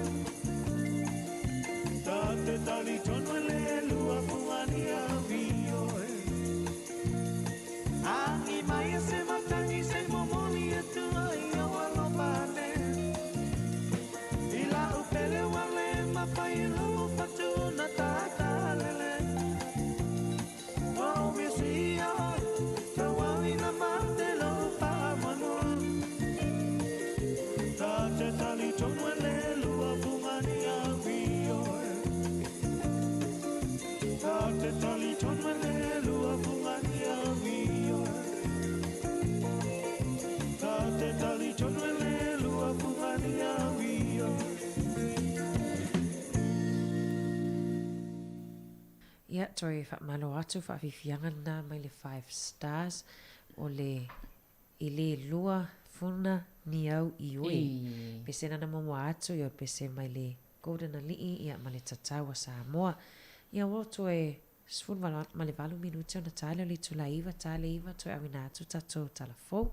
Io e ana pe o lea tātou te whangasolo ne vai tau ia puipuinga o le whaamai o le COVID-19 ana fisa tatal noa i le vaenga le whape le pose taimi o le aso i pose taimi fo ne vai aso o whailo se fuafuanga le malo ni usila i le whaamai le pisi saina a mo tangata e malanga mai pe te ua wa yeini fuafuanga poni tu ngai tauna whaini so enga mo lātou o na olo mtoa pipesia le COVID-19 vai tono saina taimi nei. Pe volana ye isi atu no ula wela tu ngai fai so enga pe atau no. Ai pe lai o le talia fo ise fo fuanga New Zealand. Wa le o te fai so enga o virusi tangata malanga mai. Ai le o mai loala ye pe isi tu nga New Zealand toi sui. Mo tangata lava ia e malanga mai saina. Mo ni lea wa atua tele au saina. Ia o tangata saina e toi te tilawa le se wa alele ta tele wa ai e lai o mai. Ai mo ni le mana ia fo i te i lava o toi. Me o lai pesit wha ama ia tātou. Ai e le o te tele pe o saina inu mera i wawa ai atua i lungo o alata. Sa ole, ia le i sau tala fo mai Samoa ia la o toi. Toi amatawhin toi to a tele la to. Ia lona le ona o le te talang whiwa e wale toi whaiane so enga ia ai pe o lo tato muli lava i lapta inga ia mwhautuanga mtanga luenga se fo maloloina. Whai fo le mask pe alu mea tumtumu. Ona ele nā tātou i ele lotu le pofo i lea sa i lava tangata sa whai lātou mask po tali poni o fonga. Ia ona le puipuinga lava ia mai se lava mona i tangata mātua. Ese le mau wha ama i nei vai tau. Tele, ia lava ia pe o vaenga fo ile pe o whaltala vai ma fo mai. Lai alo wha malosia i lava le whai o uwhi fonga. Whai lava ne lo atu piki la uwhi fonga le whai totoa. Pe o le tau malu le aso tona isa velina mo tatu alai tu mai tau pusa maski tua i o talo tamai tifa o ngai e talu tonu le sa masko no la tamata pua o foi E sa o le ia na ia po so se vaenga lava e tumtumo i tangata ia e a whapea lava e langona o lai i mo mia le whai o le mask ia pol tali poni o le fonga ia ele o nei foi vai tau pe wao nga foi le wha mai a whai alau mask i le situ mo le ia se amana ia to i se tangata a o la wai loa wa pe o watalia ngofi e tangata le fai mo le mask le tangata le o to whapea o le ino pea ia alai lo le pui pui ngā tonu le lopo lai fuluna tangata le fea lua i solo whaatasi mai tangata pia lana ta ua fo i ia le pui pui ngā fo i le ua namu vaenga ta i tasi al malia lai e fo i le pui pui ngā i le whaama i le o le fo i le o le shinkos o mantua il tana le stoi ina fa mai ina New Zealand wa pe ina i fo le vai taimi le masino te se malena pe ina toe a matama November pe lana tele ina toe o to tele ni sina afia i le shinkos ia me se foi la tangata malanga i te ua wa afia toi manisi pe a o me toi ina vili atu i alfoma o vili atu le o le tau soifua foi la i le tangata no u foi le a Europa o tangata no foi le tau whanongo na accent po le whale o ngola na i foi ngangan la me toi ina vili atu mai o le ua o e tau sanga i ono lima wa tauna whailau tui o le shinko. O ia le whalongo mua pe la o le tui o la whamea o le shinko. Ma wapea la iloi la whamea tui ina wapea le anga wa o le shinko wapea lo posi tui o mātou ie shinko. Ia foi la tau whalongo longo le accent le ia o ia wale na alua le e whaile tui e le lopo la le tui e le lopo la le tui le alu e whai wapea o le tui o la to le au shinko.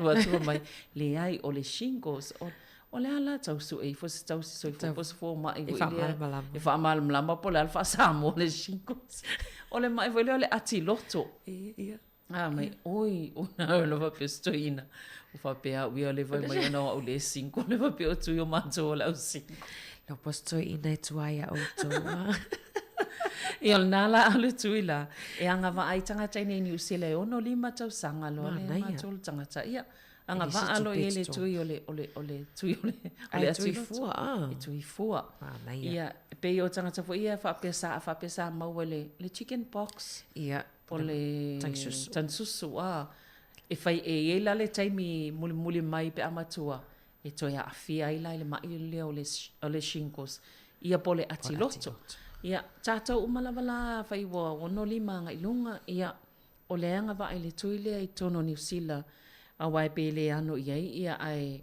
pe o ma ia le masani fo i tātou le tele la vai fo ina fo e tātou ia tina mata mai Samoa e la vai vai ngana e fai e tu ile vai e fai e sao e vai Samoa e fai ele atiloto ia ai mo la tola ele la toanga vale 5 o ile tu ile tui vai ele stongia mo tangata ni New Zealand mana ia pui nga ana e me se lava nei tatu to mama tina matu ale po ia ngofie ia le ro fa so mai fo istasio tatu wono nga iva mai ole tui ole masalo salo o sole tuina le tui e tau sanga ia le fa so mai lunga e fa malo atu fo isa velina nei tatu wo le mata wa tu e tatu wo le mafuta mai ia moa i savai oi falta ni malo ia ma Australia le to tele mafuta mai malo la fa le mafuta mai Blockhouse Bay ia la nga o Italy la mesa South Australia ia malo fa talo fa tu sa le malo fa taila vale fa fonga mai mal mafuta mai ia taltono lo mo o to se to sang fo manuia ile nei fo Italy o le amatanga nei tau sanga malo lava ai tatu sina fa fianga Joyce formatasi minuti ona tale le tu laiva tale iva to awinatu tatu tala fo pe nina o tia fau Samoa o atu pele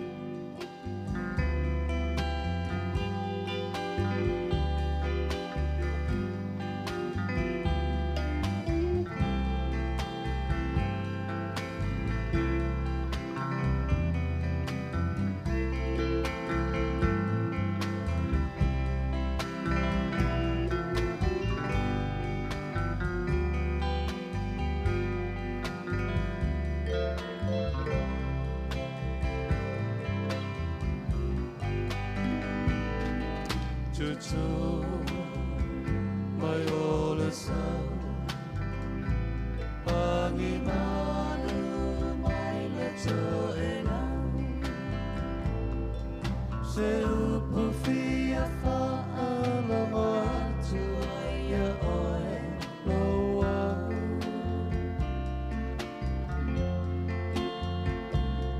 Dia e o fea Lau tupua Nei e Tali e sea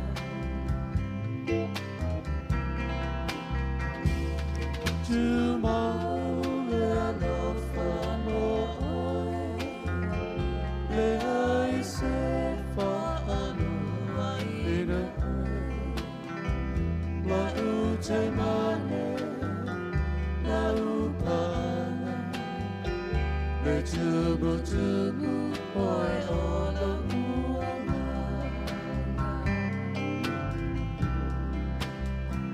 Tingole tele o fumala aule nei Ere fia te oe so sei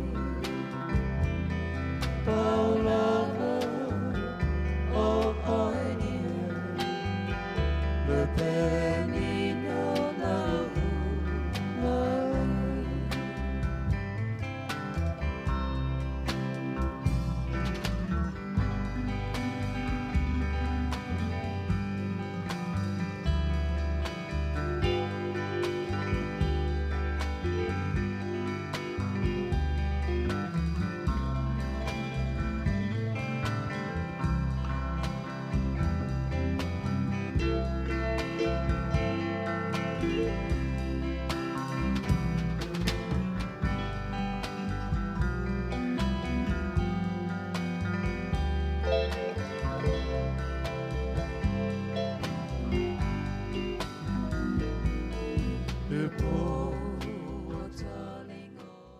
Ia toi whamalo atu Savilina pei a le sta wonungal tato laina. Ia pesta to wo foi leo le fia fa soa mai po ha mai le tau ia mai le tau sanga fofo ia i lato i Australia fatalo fatu tina matua mali. Ai, Malo soi fua tina. Wa mai o nei. wai nang ya sa fikai. Bai kulmanga ya le lua au le lei. Fa fitai fa ia ia. Avle lei mai se valinga haina. Ai, manuia lava tau sang fo. Ia fa penga so ya o lua ma lo le se fu la le lei. Ia nga le su ya ngu mela le me kasia. Oi, sa o le lei. Ja, mai le ia Sofia fia ia auto ina Australia. Ia ma nga ia ke de au kanga kan ia nga le fai nga luenga. Ia me ma sangi le so ko uso fo nga luenga. Ole me se asa pe wa fo le kausanga ia me te fa fo mai malua ula. Ia fo le fata tane tu sa palai le so mai Australia. Anga pa wale o to inga ye mau ya mato i New Zealand nei. Ilinga fatia. Ia wai lo ia langa le su ia lua ulo ngai ka nga ka. Ia ilinga fatia e ma. Au ia ka nga ka ngai ulang porque le kupe walu ai ia. Nga lo le nga lu ia wale ia fo de ko ia ngai o ko ku nga ngai de ko ki ke a. Ia wa pisi lava lato ia nisi fo ilai. Ia ona wai se le fiati nane mai mo atui. Samoa lai tautua mai ile. Sunga atu fue. Foi io ma ia fo de ka fa nga tu fue la ka va ia ku ia e na o nga lo ia le sunga ku fue ia so mai lunga. Ma nga ia le fanga o ka ba ku me ku pu mai Samoa malo.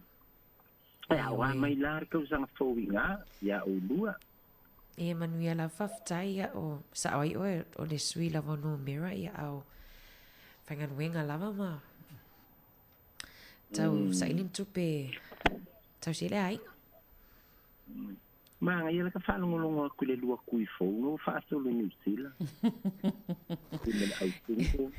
Ere ole tui waleva ai pe o le tui fa manatu ai pe o taimi nei. Ia e te taula man wha manatu vaenga tāwuru soi fua maloloina. Ia me se vai vaenga ia maua fua wai. Wa taunga tā fo ili soi fuanga. Au te lolo po na wa te le tui whapena. E le I whaisau tui mali le tui le o le shingles. E le o le tui o le single, o le tui o le atiloto. Oi. E venga da uo vestiti me che mai o le alfo fuori a kiloko. Io fai corona de kilo fuori la fuori il kiwi. Perché alla ieri makua I che vai due kiwi ai holo ai ieri menga ya fiora kilo. Sorry. Guarda, le roba longi, io alle la fai ni la uo fai la questo e o due ma che due fai a qui. Ia fai whanga solo mai I soi fo malolo ina New Zealand. Ele ka ke le lo ate feeling a kui ai a ku fai io wa kai kai ka ke le mai ia a ba ku fa fonga ai le lo po fai e nga le pa wa ku ma sang ia le covid ia mo lo la sia foi wo la fa ka sia ka ko mo ngi fa ma ir covid ai sa o le ma ko me ku sa te ke covid ke alo ke fa nga luenga ke alo ke fa nga luenga di ko ya mo se singa covid ele o whamanusia fo ele no nofo e se le fale. Ia, e maul mea ngai e whamanusia wanga le kolu aso. Ai pulea oe, ai fia ngofo ale fale ngofo. Ia, a o ele kai ako e whapea oe, ai ko viki a oe, alu file muo ia, wale pita ma alu whainga alue. Sa awai ai lawa istangata ili tingai na Ia, tarusia matola ia, tarusia ele o mawai tūlanga nao na mali whaatile ato ili pipisi o whaama. Ia ai fuofo ia so livi ma so aso mai o lau whaingan wing. Ia wai pe o le mena ana ma sabalina wa kaule o wa ika ngaka e ngofo I fale di koviki ni Moni le. wai le o mawai te kupe wa afa pe ala e fa alima pe fa o ma ma wa koviki kausanga. Ia le wa uma mo ia ma wa so malolo. Ma waso fule holidays Sa oli. Ya wai dala fia ngofo ai ko kongia ko holidays. Ai le ya la ya o do ya wa ngal ka musika ma wa holidays ka musika ba holiday ya na ngai wa ma sko ino masanga. Lo manuia lava la fiona le pule ya le foi whaingan winga lava. Na ma tau lava foi se ma tau e kalesi nei man given. Ia maloa alofa ku ai ia alofa ku fo mo o dua ma nga ba fo do le fale ma se lo I mangai ai nga ia fa mo pe la vale le saunga le mu o le si foi me ba ai le pule o ai nga I lo ka o le pitch ia o ko nga la le pitch nga le plymouth na ka ide du mo papa ma ka ma fa pa ua ai sa swimming pool ia swimming pool se fe kwanga nga I lo le fewa waso se mea la ba ka ke o ia was wale saunga le mu la ba ia ma ka ma fai ai al tanga kai longa sabe a wal sewa I so le fu ai alofa ke le mo o lua manguia le lua kiuke a wal avea ka mai ki o ia papa na ku ai o ka sao Ia tau wana fai le break a ma ua wai tau na avetasi nei ta maiti ia e mao ma ta fao Pefo o ia nei te ta whao mai aso. E whawhetai te le lava. I lau wala o mai. Manuia la wanga wenga la matanga o tausanga. Alofa atu tina manuia foi ni tausanga o matali. Ia whaso I fua. Ia Savelina ia tatou paanga maasani lava ia. Le fui whaso me tūlanga lo ia I Australia. Sa o le lei. E se toanga o mali la e whai ngā luenga tano whai Ala fe mai lai o la fe ngal mega tu sala fa poco viti. Ia o tātou le whano fo e sea tanga tai COVID fitu aso e whano fo e sea ai. Ia ai na o ia a wai o ale si vai ngole ai ngai whainga luenga. Ia ai whano fo e sea tanga tai COVID. Ia o ni voi vai tau. Wane ima se se fia face test. Ia te ono fol fale. Peta te fefe fai le test nei te I lava ia sa awai uma so whainga luenga. Na uma maso ma ia ai uma malsosoani malo ia wale lo sile ale al whainga luenga ta mawhara ko kora isa vai so atu ia o toi o le wata tonu lava le tu la eva ia o si mai al whafonga tātou talafou.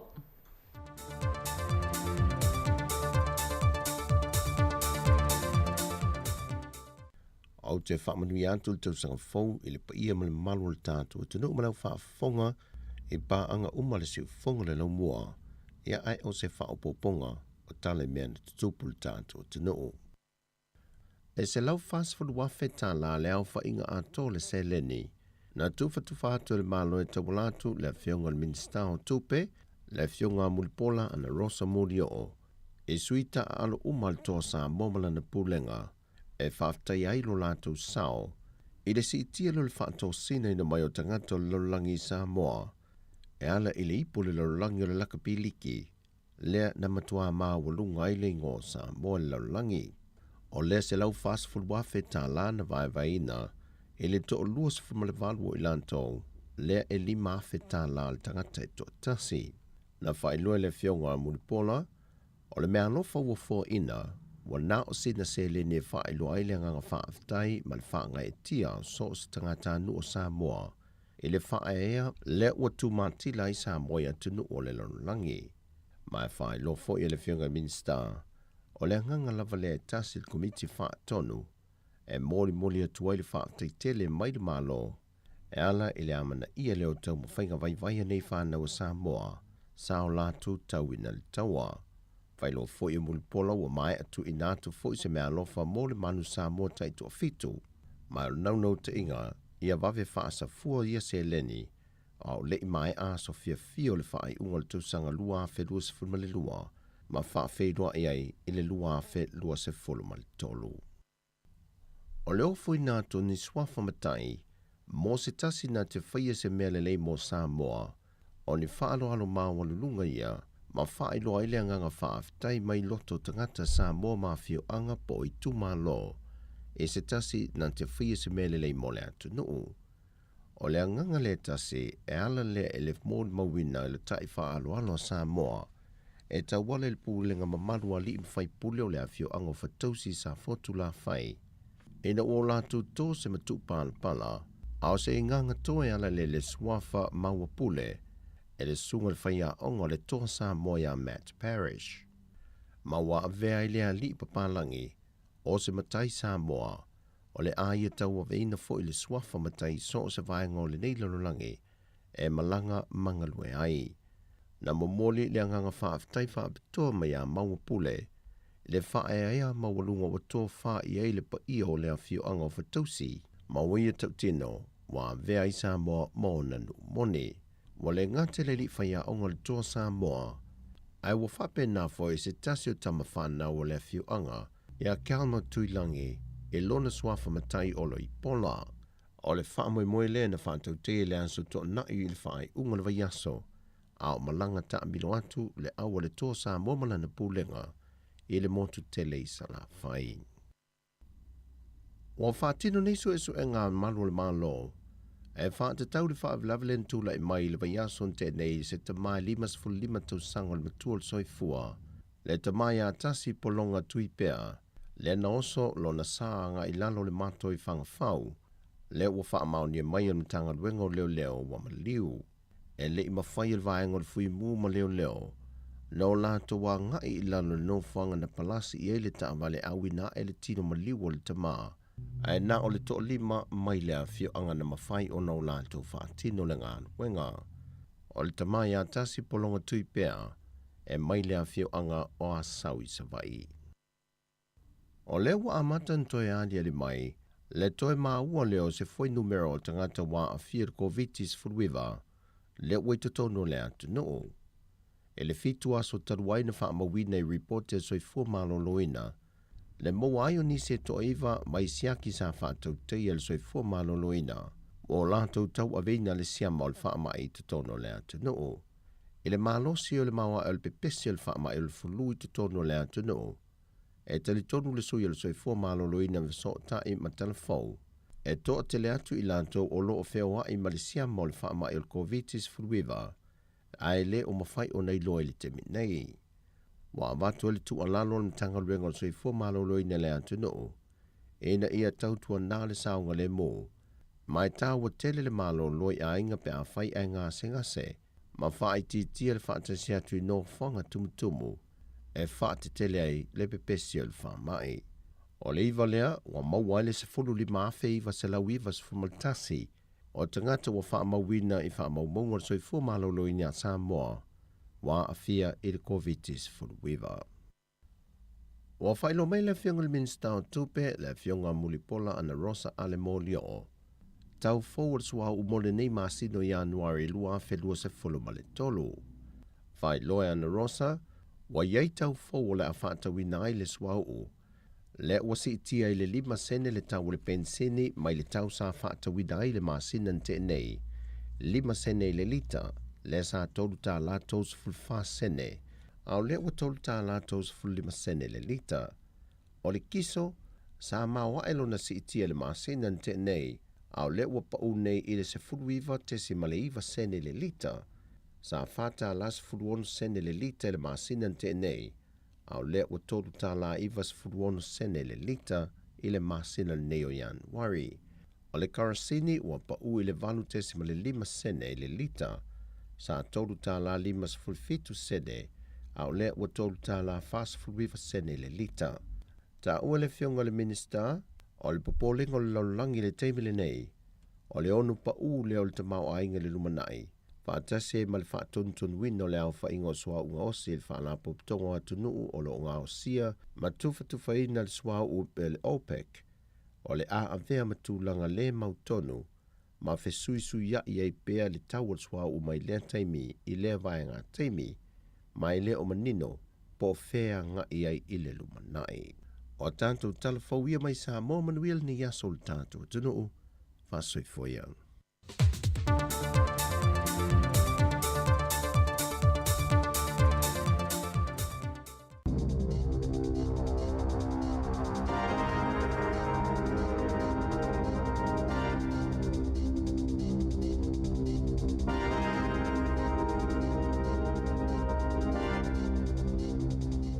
Ta alofa lava o telefou o le si fonga le laumua i Wellingtone i le nei aso lona tolu o le tausanga fau lua afe luas hunuma le tolu. Sa hailonga o na whaititia ma tau le whaia leo i ani suenga o le manawa po o breath test mo ave taamale e pei o na sama sania i aso o mamae. O se lipoti sa whaasalawina e le Radio New Zealand na ta ua maiai le matua pa ma walano la whainga o iei tua inga o suenga leo i le tonu o le 5 tausanga ua mawai atu nei. O le tausanga taruai e tasi ma le afa miliona le a whai o suenga whapena whaia i tu SS o New Zealand. Mai na whai lo mai el mtanga ruenga leo o sa ma tapu al wha mai COVID-19 fruiva sa i longa o na whai na i le whainga o ia ngā ruenga leo. Pei tai la sa wha mawhaina mai e mauti no lava o le ato e fwoi nei le tūlanga e masani ai le whaia o ia suenga mo ave taamale o na o lea ua lea o toa iai ni sa mani tapu o le wha ma i COVID-19. O le anganga ma le wha moe maulunga o nei suenga leo ina ia tau fia ai le ave taamale o na nao tangata. E to fitu tangata na manu nua e au fia ai le to tasi i se tūlanga tinga ina ua lawe veni taamale se lua i le Athenry Court i se sifo le tumalo Bay of Plenty. Whaaria mai leo na tupu le whaalawe pe tusa o le whai le fiafio le songa fua anafi. E 5 taamale al whale mai sa iai, a toa mani waale le helikopter se wha, whapea le tine mū na fia i ngā ruenga lawe ai mō le whaalawe lawe. Na whaonga ina waale le helikopters e ave ai le au manunu o ti ngā ina i le whale mai tele o le Waikato, whapea ai fo i mo le whale mai tele i au ki lani. Mai na umi se taimi o poloka ai le o le tele numele lua ona o lea whaalawe lawe. Ua whaalia le fia o leo i le laumua i Wellingtone, ona o le totele o tangata na maua o ave taawale ai o loo whaasua wā i le taimi sa whaailonga i nai le aso le tausanga whau. E luas fulma le iwa la whai o ave taawale na owa ma le tapulaa whaatangaina o le ava malausi ina ua maua i poloka leo ia na whaia i Wellingtone mai le whai le fiafio la aso tolutasi o te sema lua afe luas fulua ma le tulas fultasi le Taeao le so mua o Januari lua afe luas fulma le tolu. Whaalia mai il teita i leo mo le tumalo Wellingtone, Inspector Wade Jennings, o se tulanga le leisa mai te wina, i le totele o tangata na maua o ave le taawale ai o loo o da nā.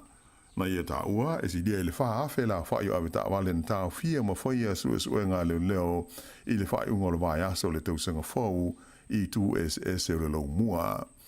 O le to te lava sa tau sisi le tu la whono, ai o la tau ia na maua ua ova le o na e lea ia seisi tu ua ia ai o la tau lava mano la tau whaitelia. Mai la whainga los fuiwa ia na ova e to avalu na maua i le vao le fitu ma le se fulu i le Taeao o le aso sa o le tausanga whau. Whailoa e leo i Wellingtone o le a wha wau peo na whaia la tau poloka nei lungo o wala i le vai taimi o le tau mawhana whana o loo iai nei ina ia mauti noa le saonga le mō o tangata uma. O se ainga i au ki lani ua amata leanga le nei tausanga whau ina ua mū ma whaatama ia la lātou whale i se awhi sa awhi ai le pō le tausanga whau. O le mū na tupu i le pitanua o Tara mai o Stasia whaalawelawe o toi whaama mawhaina mai ai le tine i mū le tāua o whailo ilo po o whaia alarms i le tonu o whale. E ono ta wale fui mū na ngā lurue ai e tau tinei o le nei awhi ma le pui puinga o isi whale tua oi mai le ono a awhia tua i le mū. Sa mawhai o na o umo i whafo tangata mai le whale na awhia e au noa ma se a whaina. Mai na whaalia tua oi ia le nganga whaafetai i le ngā ruenga le tinei mū i le pui puinga o lātou whale mai le awhi. Whaalia mai e le tinei mū o le nei whaalawelawe o se whaaman natu tāua te le lea i le tāua o le iai o whaailoilo o mū po o fire alarms i le tonu o whale o a inga uma. Ua whailo mai e le ofisa o le tau le Med Service o le a whaale tonu ma le manuia winga o le tau e amatatu i le asolulua Taeao. Whaalia whapea o le amalolosi matangi e a awhiai le tumalo Northland ia mai na taua mai e le li ofisa wa ai tau o Peter Little o ia tūlanga lolo wao le tau o le a whainga tā aio na tutu ia meo whale ie o la tau ia o lo tā whawhao ma to ngāla wapi ai ma tā whanga ma le wao matua. Pei tai la e le na o Northland o le a whia i tūlanga whaale tonu nei o le tau i le nei vai aso. Whaalia mai e Peter Little o isi vaenga o le tunu o le a whape foi o na a whia i timunga i se taimi o le vai aso nei. Ua whailo mai e leo o le tau le lea e luas fulwhāteu sanga le matua le ana whai e iei mōlianga i na ua o atu o ia i le ofisa i manukau ma le tino maliu o se tangata i le tono o lana taamale o le a mōlia alo ia i le whasio tangata talu le whaalawe lawe le nei. Na mōlia mua lea tau le lea i le wha o lima ai o le a whai e iei mōlianga o le whasio tangata pe a toi o ane o ia i luma o le wha sinonga i manukau i le aso a Taeao. Whailo mai foi e leo o le tangata na mali wai le whaalawe le nei o se tamā i tai mai o whaamaonia o la ua nei e tolua e i loa le lei e leisi i a le tasi. E pei ona tā ua le tātou talafoua na nafi o le li ua mōlia nei na o atu i lana tā male i le ofisa o le leo i manukau ma wha i loa i ai le mea o tūpu muri ane mau ai le tono le tā male le tamā i tai ua maliu ia ma wha nao na tā fia i loa o ia ma mōlia e leo. Ua liputia mai e mtanga aluenga le seifua malolo ina New Zealand se au whainga o pito pa o la whainga o mai fau o le COVID-19 fruiwa talu mai le masina o kitopa o le tausanga na te nei. Whaai loa mai e mtanga aluenga e afe valu se la uono se fultolu le au whai o mai fau sa whaamawina i leo sa na te nei. O se au whainga o pito i maua lalo lea mo se aso tasi talu mai le aso luas fultolu o kitopa le sa whaamawina ai le afe ono se lau maona tupu o mai fau i do tonu o New Zealand. Whailo mai e le lifo mai whaabitoa mo mai bipisi o Michael Baker, e ui ina e le o maua atoa le tulanga e le tauna iai la whainga o tangata o loa a fia i le wailusi o le COVID, a e tele e tu ua masalomi ai, a tonu o le ua te amali e se atu ma New Zealand ei i le tulanga o pito maulunga e o iai le pipisi o le wailusi o le wha mai.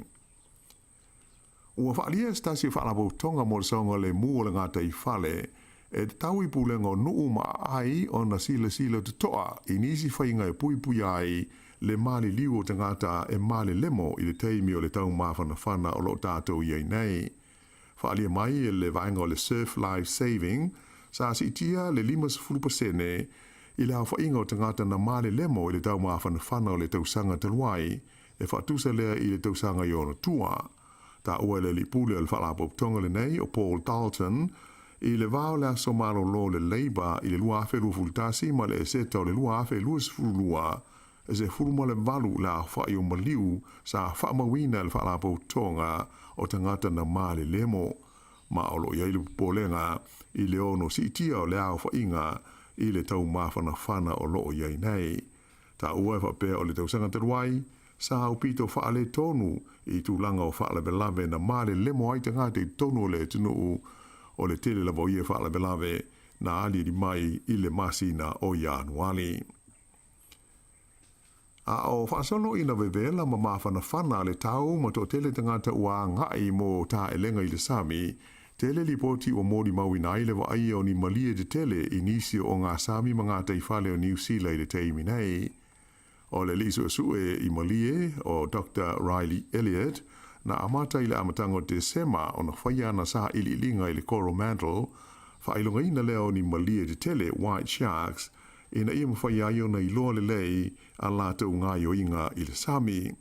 E lua ni malie ua uma o na whailunga ina i le liso sue le nei o Elliott, ia mai tarumaile taimi e valu nisi malia de tele sa mawhaia na ia wa aia mai loa i vaenga e au fiai i e Bowen Town i Waihi, Atua ai malipoti o ia maua maistangata na ta uailo lato wa aia fo i nisi malia de tele i isi tu o New Zealand. O le whailonga ina o malia i le whaawepi i ina i ai o ni tax e le tau ngofie, o na e tolu afe lua se lauta la le tag e tasi, whaalia le liso sue o Elliott, o se leni ua ofo ina atu e nisi mo ana sue suenga nei, e mawhaio na ia whaailonga ina ini malia se lua se furu la whai, mo le maita wina o ngā Sami e a ngai ai, ai mai se o mata whanga lato te ono a whea i le vai taimi le nei o le tau mawhanawhana i le tonu o le tunuu. O ufitia le kālesia kātoliko i le tonu New Zealand i le whaamauwau ono o le tuua o le malo e pope peni titos furuono o se taitai sa i longa lona sao i le soifuanga o le kālesia i le laurolangi Atua. O le astonai a rumana i aile tausanga fau na tuu malo ai pope peni tito i le iwa surulima tausanga o lona soifua. E wala uina o ia lona matai o toi titi Atua le se fulu o tausanga talu na wha vai mai i le tofinga o le tupusa, po o le wha leo le kālesia kātoliko au i le laurolangi. Whailo mai e le aki e pikopo Wellingtone le fionga Kardinali John Dew, o ia foi o le teitei fono le maaftanga e pikopo kātoliko au te roa, o le amanatua le soifu au auna o pope pentitos furuono i tālu sanga le kālesia i New Zealand. O le tausanga i luafe sultolu, na wha mawai ai pope pentito, mai le tofi taitai o le kālesia ao, o le whaiunga sa tele ina whaate ia ai tangata o le kālesia, se teimi mua leo wha mawai ai se tupu sa mai i lona tufinga, talu le tausanga i afe whase lau se furulima, i le wha mawai ngā le tupu sa iai ia ona po i a pope kele ko lio se furuma le lua. Wha adia mai ho e Kardinali John Dew, sa manatua matalo sia pope pentito i sauninga o le sao le tausanga fau i tonu o Aotearoa nei, e mai e iai isi sauninga wha apitoa lo fuafuaina e pule anga i ono le kālesia kātoliko i tonu o New Zealand, e talo sia aile nganga o pope penitito se fulma le ono. I se tala mai fafo, e to whātangata na mali liu, ma leisi to tolu o loo i se tūlanga tinga ina, ona le whaala lave lea na wheto o iaini wa le helikopter se lua i le Gold Coast i le asonga fua nafi. Tupu lea whaala lave la talata le Sea World i na ua wheto ai ni wa le helikopter se lua i lunga o le ea be tusa o le tūlai lua i le awa uli. O se lipoti le 7 News na ta wai, o se tasi wa lele na anga i fo tūla wel ele ai wheto ai ai malesi helikopter sa tauma whai i alu ese mai. Whaalia mai el taitai ilo leo ya Inspector Gary Worrell, e to whātangata ua malili wai ma leisi to tolu o loo iai se tūlanga tinga ina ele whanama ai ona o lea whaalave lave. Ai to o se fulma le tolu, ia istangata sa ia le ambulance i le mea na tupu ai le whaalave lave. Ia ma le tala whaiu, e iai ia se swinga o whaia nei i le au kirikiti a le Black Caps a New Zealand, a o sahau ni atu mō ta longa wha le vāo mā loe te itasi aso po ODIs i le vā ma Pakistan ma initia. Wa le o awhia ia i le filifilinga o le au ia le lifa te asawa sawa o Adam Mill mai Wellingtone, ona o ni manuanga sa awhiai, a toa mo le lava o na tāpena pinanga mō ta longa wha le vāo mā loe. Whailo mai le pulenga o le Black Caps, o le asuitu langa atu ia Milne, ia le li o Blair Tickner, mai le au o le Central Stags, mō ta alonga ia ODI o lo halo atu iai i Pakistan whapea mo initia. Whailo mai Estasio Selectors o le au o New Zealand, Gavin Larson, o le a whaawau na ta alo le li o Adam Milne, mō le Firebirds o Wellingtone, pe a whai a vanoi le tamisusanga o lo whanga solo nei o le tau mawhana whana. O le sa lulu a Taeao e tu uai New Zealand e le au ta alo o filifilia le Black Caps, mō ta alonga nei wha ale wāo mālo i Pakistan ma initia. Ea o le whai ungana nā o telefou.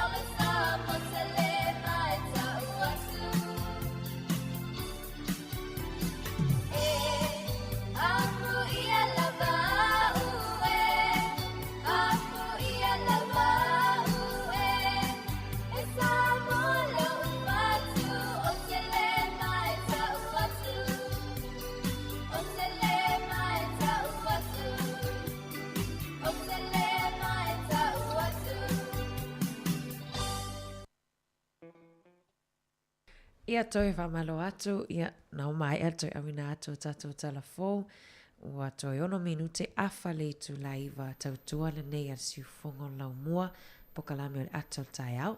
Ia mantua fo i e talo le ito la sfulo na awina atu le stasi o tatou pokalame. Mantua fo i o asolue maasani o na whangaso le tato po kalame soifo malolo ina, ia ole atoe awina atoe stasi po kalame sa wha fonga ia i le masina o te sema, ia tāua fo i moltoe whamanato i pio le tāua vaenga nei o le soifo malolo ina mo mamalu o tangata o lo alalai nei Wellingtone, ia me se foi pawhai o fia lava o mafuta mai ia tāua la vaenga o soifo malolo ina mo le tau longo masani. Whanongo foi tala fou le sa tala noa mai le sunga ia lawano ile tu malo le pope pentito suma leono mantua le ua malolo retire le wawa i atu i pe ua atu le silia malfas fulu a fetanga ta ua mai ona o e viu pe o e tanga e faa lilo lato anga faa alo alo i le tino maliu o le o tamapa ia. Ia pope pentito suma leono a pe la stofina e fai on to sauninga. Ia le fa pe ono se fulu a fetanga tai ono o atu i naile malu mole sauninga o toi sauninga o le o tamapa ia. Ia, mana ia ia. Whawa whatasi o te lofo i le ai fo i sauninga sa e whai nei i Kalesia Katoliko i nei i New Zealand ia e whamanato i pe. Whai ale mo le alea misa mo la fionga ia. Ia, nei le loto sauninga i whai i le malu leo suile, pe malu foi leo whae pe poi. Foi lea le Sacred Heart leo o lo whai il taimi nei, o lea lau tuanga i oi le malu katoliko nai, i oi i Karori. Lea la whai sauninga nai lea fiafi le to lai fito le stofi nei. Ia o nisi o vaenga ana mātau te fwoi mantua taimi nei e te whaalongo i nai le pāpā solo me whapāpā fireworks. Isa tatu tala noa i ana Tatu tala noa i ana nafi. Ia e whaanoa noa lawa le tala le vai atu fo i lunga upenga te whailangi au. Le vai atu pea o se vaenga o Aukilani mātu. Le tupu mai le vaenga lea o si taifau. O le tamai taifau fitu tau sanga. Le ana o le pōtonua o le New Year's Eve po le pōr vai luanga le au lia le asosa. Le na whai me whapāpā ia ai wo. I fefe fo i lea na alu le ato ai. Ia. Ia e mau atu o lai o maleo lai lunga o le awal tele. Fitu tau sanga o le man. Ia o matoi mawhatia lava ia lea fo i tangata e anaina lea taifa. Ia. Ia mantu fo i pe o mea le whinaua e ana i stangata. Taao filo ia me whapapa i whai solo i tafa whale ainga wanga nā me tele ia masani on. Ia e sa olele solo le pōna. Ia pa o mai le si tu le manu tafa atua pa o mai luma o tua. Whapea oi sole. Ia nai mea ola a. So lumai fua o tatou whale a. Aire o tatou ea nai nao. Eo e. O isi tangata mai a me sa tupuna talvo leo mai whai lumo tatou. Sa olele. Ia le mela le wa mate yasi ta i whau lea i le fefe i le pāpāo. Me whapapai a lātou ainga tua oi. Ia o le ngata i lea sa pesilia malfas fulu e ni mū lea sa tam whai ia vaenga tine i mū i le tono ni sila ato ai e tape ona o me whapapa a whaingol vai aso ia o le saunga le mū lava.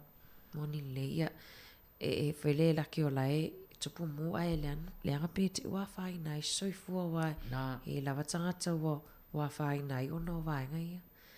Ai le si vaenga savelina pe le vai atu ilunga o tatou penga te whailangi o le a ua matauna si oki pe whai titia ia sa palai ufua mo atu tono inisio supermarket.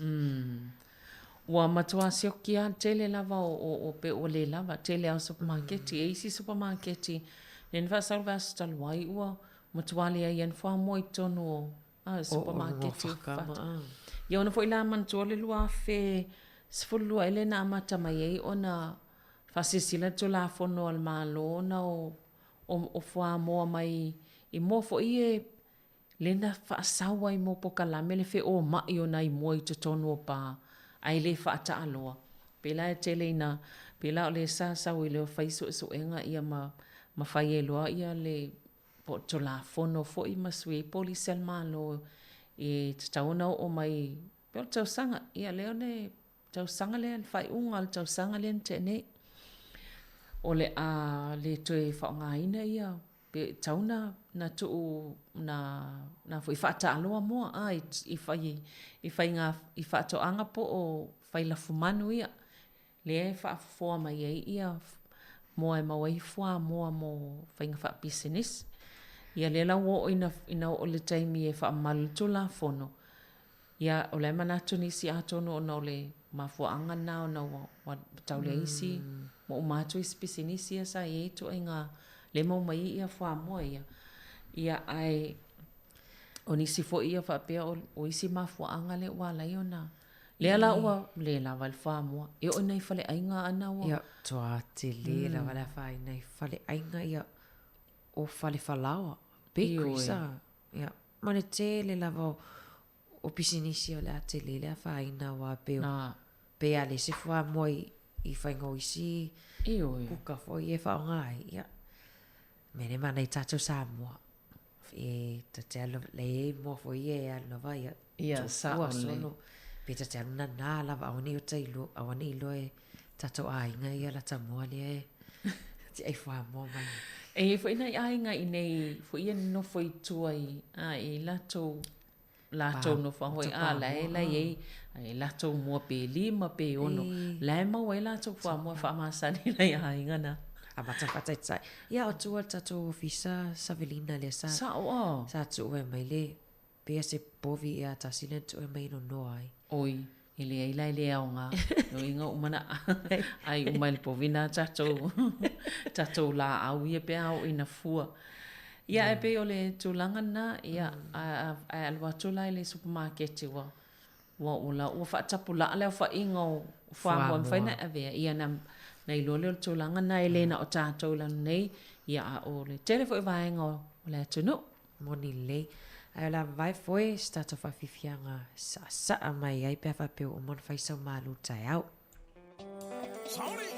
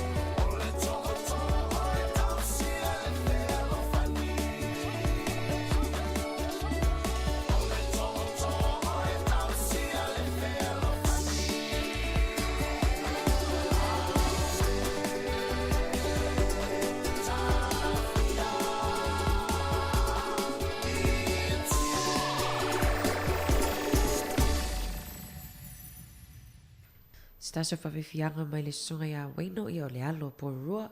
I le nei vaenga o le Taeao. Ia ana stama lea le sa su e au ki lani. Le sa ilia le na pola sotols fulu e te sema le na libotiaina o lo sa ilia stama matule fitu tolu tau sanga le matua o Michael Piki ko tuku Asha. A le sa maolon tino maliwi Clan Eden. Ia pe o si tama matua na tele lopo ele o tele ni au ilinga o lo o au mai ai. Ia pe o le sa ilia mai la so tolus fulu te sema le was tolu ne ia se whanau no nā tala le sa ilia. Ai pe a le na whanau longa tu foi pe tai tutusa lava mali tala le na mei tā sisa si tama matua le sa ilia le na mawa tu pena paulan ta vale. Te le sila firma ala le le fa mai o se vaenga o sa mata. Ia mantuai e a foi e tifa tō i la lo e maua la lo e te le lo atu le maua la lo pe a whai o le vaenga tonu i o le wai te le na o foi mataanga ia e tu e te le la talata i e te ia wa e pa ua tu i la lo i o. E le au ala na o ai tangata foi le e le o maasani ai i le au le. Ia o saunga le mūlawa pe on tatou tatanoa. Saunga le mūlawa wāwai taimi nei o tawhaonga mai vai vanga ia o aso fia. Sa o le. Ni se reporte atunu i fafo ia le ai whanga solo o manetau sanga. A le alu lava o sa inga Lucia a taua le wā ma Ukraine. Taua Lucia sa amata e whai whaasanga i Ukraine. Ia e iei si a lātou sa inga na o lo keti ia po o au penga fo i whana mamau. To le whaapea to onus full tolu. Fita Lucia ia na mali liu wai. Pe o isi tala la tamaina o le taua le nei ia atono le amwhaiwona. Mai moel to tele i tala fō mai isi penga ta whailangi o le amwhaiwona mai moi naile. Ato anga o ia vaenga e pe o nisi nao me o lo. O whapena i Filipaina. To lima sultasi mali liu o no lo longa mta whenga le taimi nei. Ia e lo to tele fo isanga tau lo o sa ilia. To langa o le tau. Tau. Pele na mai fwera whionga la wano le suinga o le tau fo e la tatou wa ai nei tau sanga o amatalia. Vaenga fo le samelina le sa e a mai anafi i le tau fia i fo i o whainga malanga i Filipino. Ia. Ai le mai nei le telefo la wano ia helicopters ia na fito ai o le wani mo i Australia, se vaenga Australia. Ia, sa o le lei. Ia wa pena na ala na tau fifeo inga nai i Filipaina o no lato o le tau fo ile e control mai e pe po le am fa tonu mai ele va le o atum va le e o ese. Ia ese fo il maua e o ngalwenga male to mai o tangata na ye ia ele lo po o fe ma fo mai ele na fa lave na to mai Australia po la ma fo ang.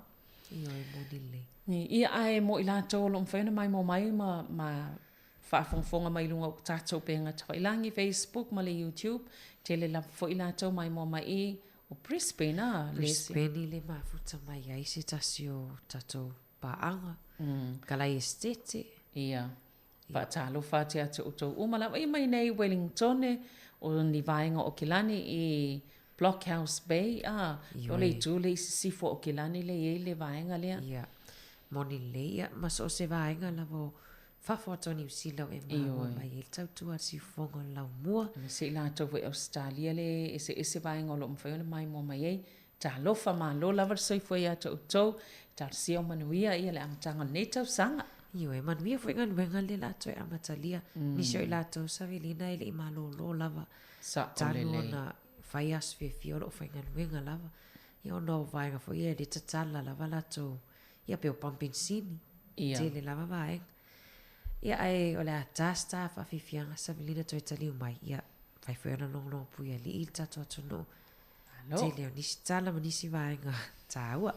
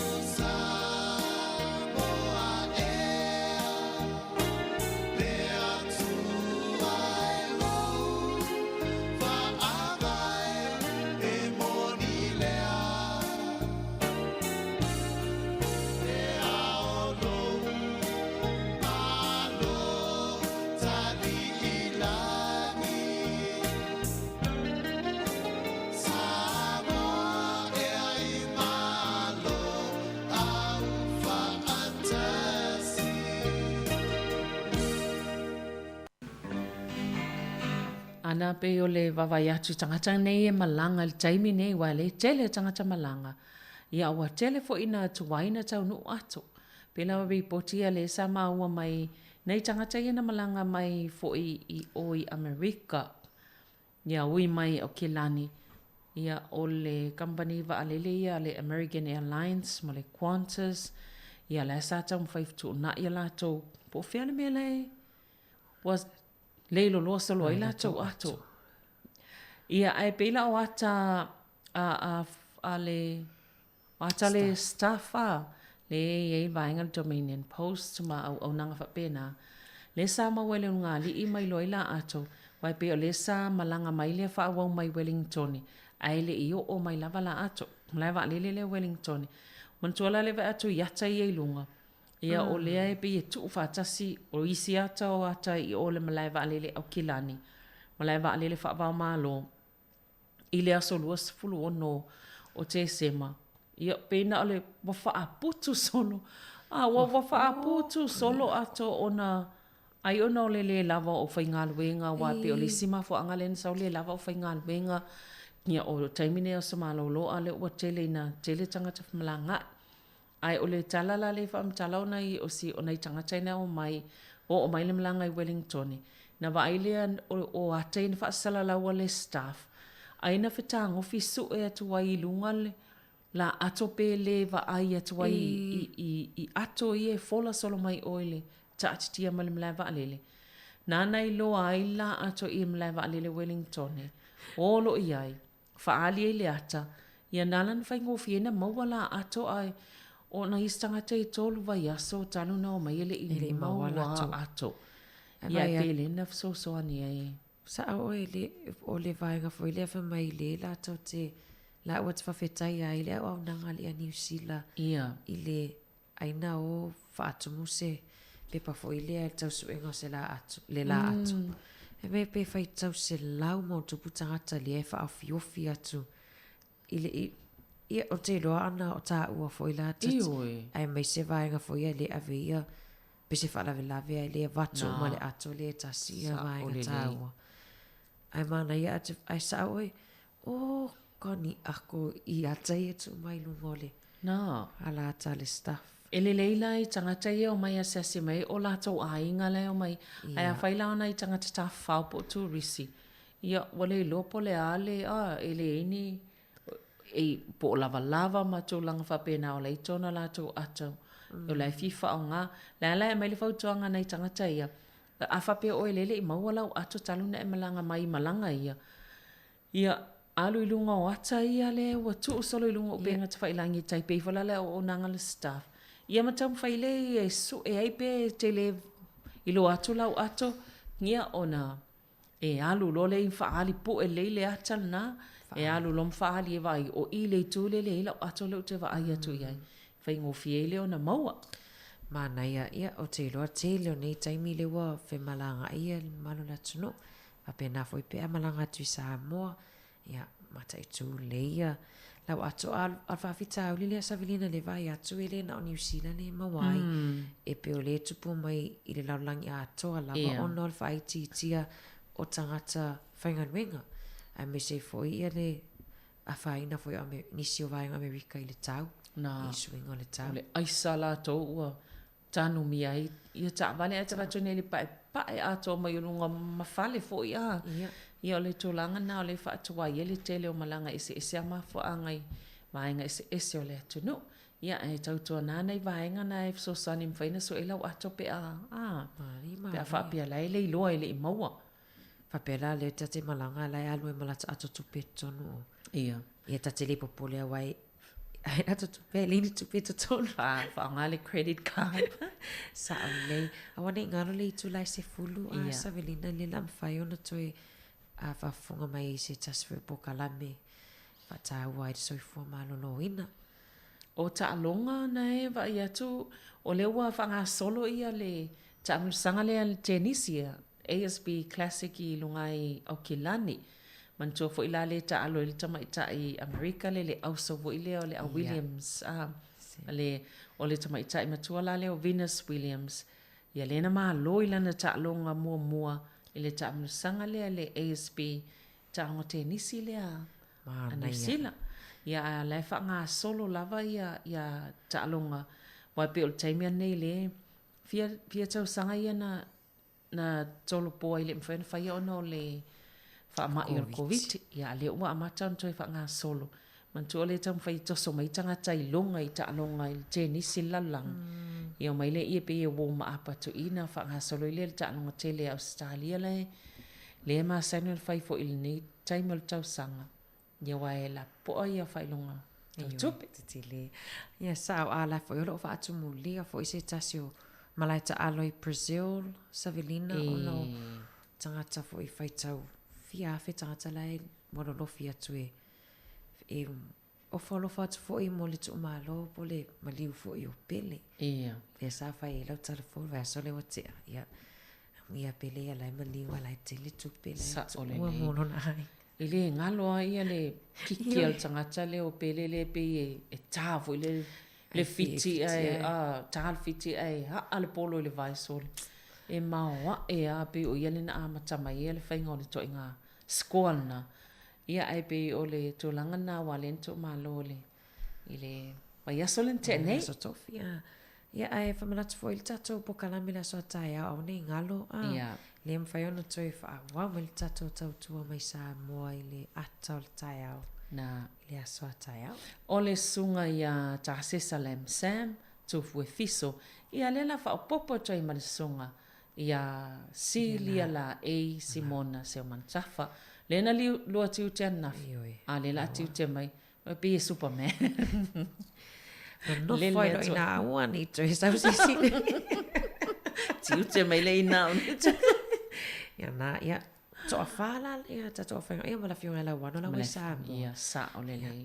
ai le la tato fai va atu lava ia awana i misil tato pokalame na mai Samoa ata Taeao Savelina u fai wai fo i mata ata Taeao manuia ngaluenga o le afeanga iai nei fo i aso lua i o le stolu o Januari mantua anga il tai mina sa ta watu ia e pe ai le tai masua il tai ia siasi pe wai le loa iai fofanga le Atua lato te ua e se tai me ta watu ia e se tai me le sua mai tai ma pe ai le tai ia to vidi mai no le sua ana fo tai me tai le ta watu ave sa or pase ala fionga alo fa atu ma pokalame mo o to malava Golden ali tolu manuiti.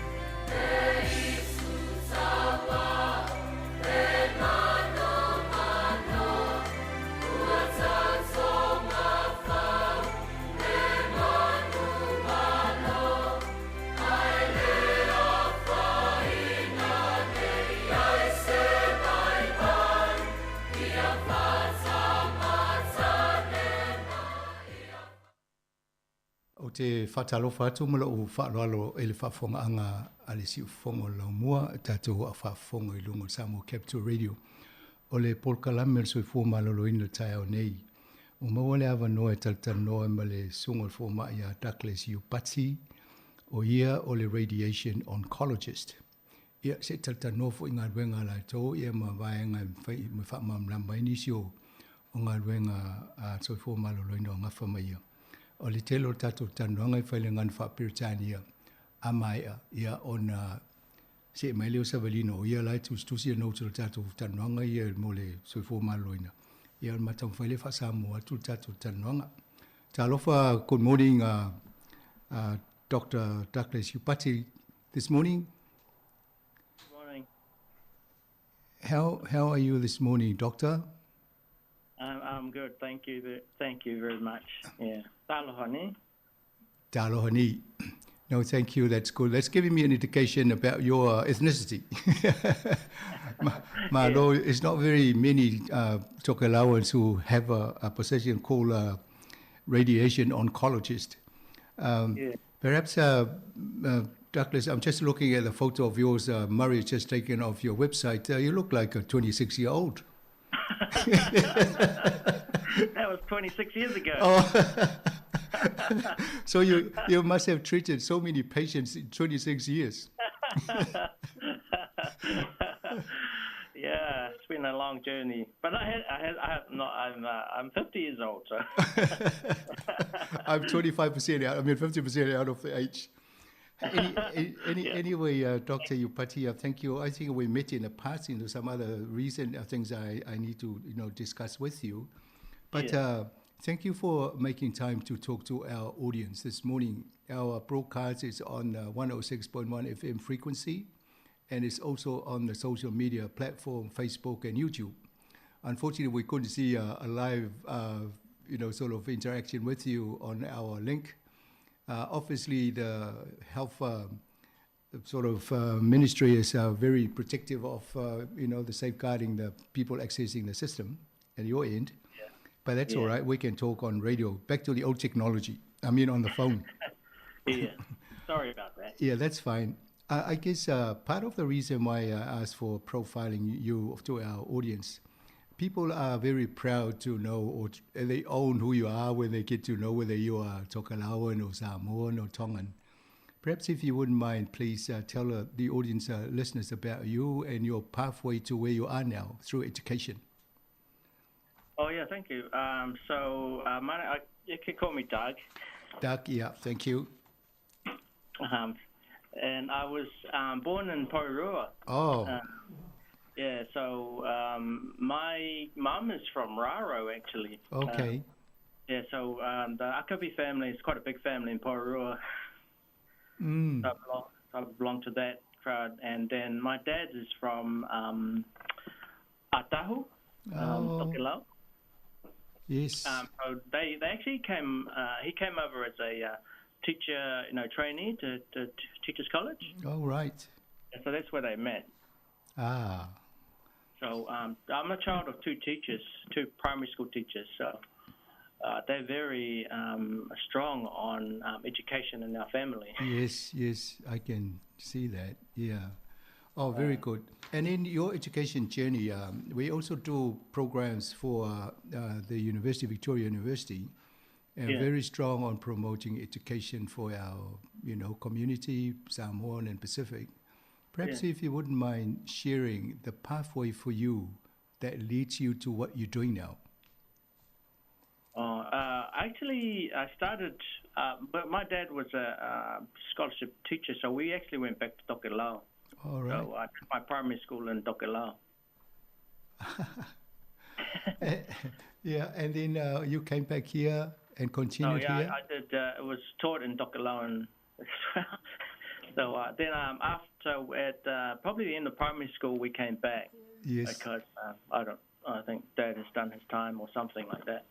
And then I just went through the primary school here. I grew up a little bit in Wellington and in Auckland. So right. I went to Tamaki College. Yes, that's in Auckland. Yeah. But for myself, I've always been someone who reads. I enjoy reading. Right. So probably that makes me a little bit different, but and I like finding out about things. That's very curious. Yeah. So a lot of reading, and I enjoyed that reading, and of my family, they really emphasize on work, schoolwork. Yes. So I guess a lot of families, they emphasize on different things. Some do sports, so my cousin's a good sportsman, but my family particularly emphasize on schoolwork and trying to do well at school, trying to do best at school. Right, and then you went to university in Auckland or I down got south? into the Auckland University and did the medical course there. Fortunate enough to get into that one. I was very lucky. There was quite a few Pacifica in that class. Was in the 1990. 1990. Quite a lot of my clients, but 16 of us Pacifica from high school got into that class. So. Right, and all this was in Auckland University? Auckland Uni, yeah. Did you go down Otago at all, or was it all done in... No, Okay. my wife was married to a doctor, unfortunately. She's from Otago, but myself, I'm an Auckland graduate. Oh, very good. And in the subject, obviously you'll be doing science subjects? I love science, yeah. I'm not very good at languages, and so I do speak a little bit of Tok and very little Raro. Now, I can still, my parents still speak to me in Tok. Right. Or try to. No, yeah. Very good. A lot of science, yeah. So that was my journey. And how long did it take you to become a radiation? I understand your designation is a radiation oncologist. It is a specialty training. So after medical school, medical school is quite a long time. It's 5 to 6 years of university. Yeah. And then after that, you leave, and that means you're qualified to start practicing and become a doctor. Yes. And after about 2 years, I think you pick a specialty to train in, and that's generally a minimum of 5 years. Right. So quite a lot of training for even after uni. Do you think that some kids want to give up even before they get to university? And you did 6 years in uni, and then 2 years specialty, and then another 5 years. That's a lot. Yeah. But all that time after uni, you're actually working and studying. And stuff. Thank you. I think the purpose of asking these questions so that hopefully you'll actually get the information to some of our student listeners. And hopefully some of them will gravitate towards doing science subjects like you were keen on science and replace you one of these days when you retire. Please. That would be amazing. Yeah. No, thank you for that. Let's the area of radiology. What is radiology? Radiology. That is a specialty of medicine involved with using images, yes, and scans to diagnose problems. Right. So obviously, part of the training, you've got to learn how to read the images that you see, and then for radiology training, that is the main part. So I think in medicine there are surgery, and there's medicine, and there's psychiatry, and I guess radiology is the other main specialty in medicine. And what made you decide to take that path instead of just being a doctor or some? I saw something on the news about the event. So I'm actually in one of the subspecialties of radiology, I guess you could call it. I'm a radiation oncologist. That's 2 words, 2 scary words, radiation and oncology. Oncology, Yeah. Oncology is about cancer. So cancer. And so when I was watching the news, and there was some kind of crisis. There's always a crisis in the health system. Yeah. But at that time, there was a crisis in radiation oncology. Right. So, yeah, it wasn't. So I just looked into that, and I thought, oh well, this looks interesting, and yeah, it turns out I love it. Yeah. Right. So this is treating any type of cancer, or do you specialize in a particular cancer? I myself specialize. Yes. I specialize in, generally speaking, cancers of the body, and particularly some of the what's called the genitourinary tract. So that's basically the male parts. Right. Yeah. But Okay. also the bowels and the chest. So basically from the neck down. Okay. So all the males listening now, if somebody has one of these problems, they probably want to talk to you. Hopefully not. Okay. So I understand there are 5 types of radiology, but we'll bypass that question given now we understand that you focus on the radiation oncologist and the cancer, for male. Yeah. Is that right? Yeah. Okay. Yeah. Now, is radiology the same as MRI? People talk about having this MRI scan. Is it the same or is it different? So radiology is it's like saying is heart surgery. Yeah. So radiology is the main umbrella term for all kinds of scans. Yeah. Or even an X-ray is a kind of radiology. So MRI is a part of radiology, but it's only a small part. Yeah, part of. Yeah. Okay. But it's very, very common to get confused. Yeah. People ask me, am I having an MRI or a CT and actually just having an ultrasound scan or something like that. Well, there are many, many different types of scans. Right. Which can be confusing, yeah. Yeah, one of the things that we've been discussing on the health program is to see how we can get some of our Pacific people to get into allied workforce in the health sector. People that assist you like doing the x-rays and all those things. Yeah. And I get it, you probably want to encourage that because you need some support. Well, I think that our Pacific people, I think it's normally, you see a brown face, maybe you just feel a little bit more comfortable, Yes. And we have ways of talking to one another, right? Yeah. That are not, you can't say how, but when you're talking with each other, it just happens naturally so that the communication seems to flow easier. Yes. And it's when we have Pacific nurses or even someone's doing the X-ray machines or, it's just so helpful. And I've even had, I myself have had the people saying to me, "Oh, so good to see a brown person," and we can have a normal conversation and just bring the stress levels down. Yes.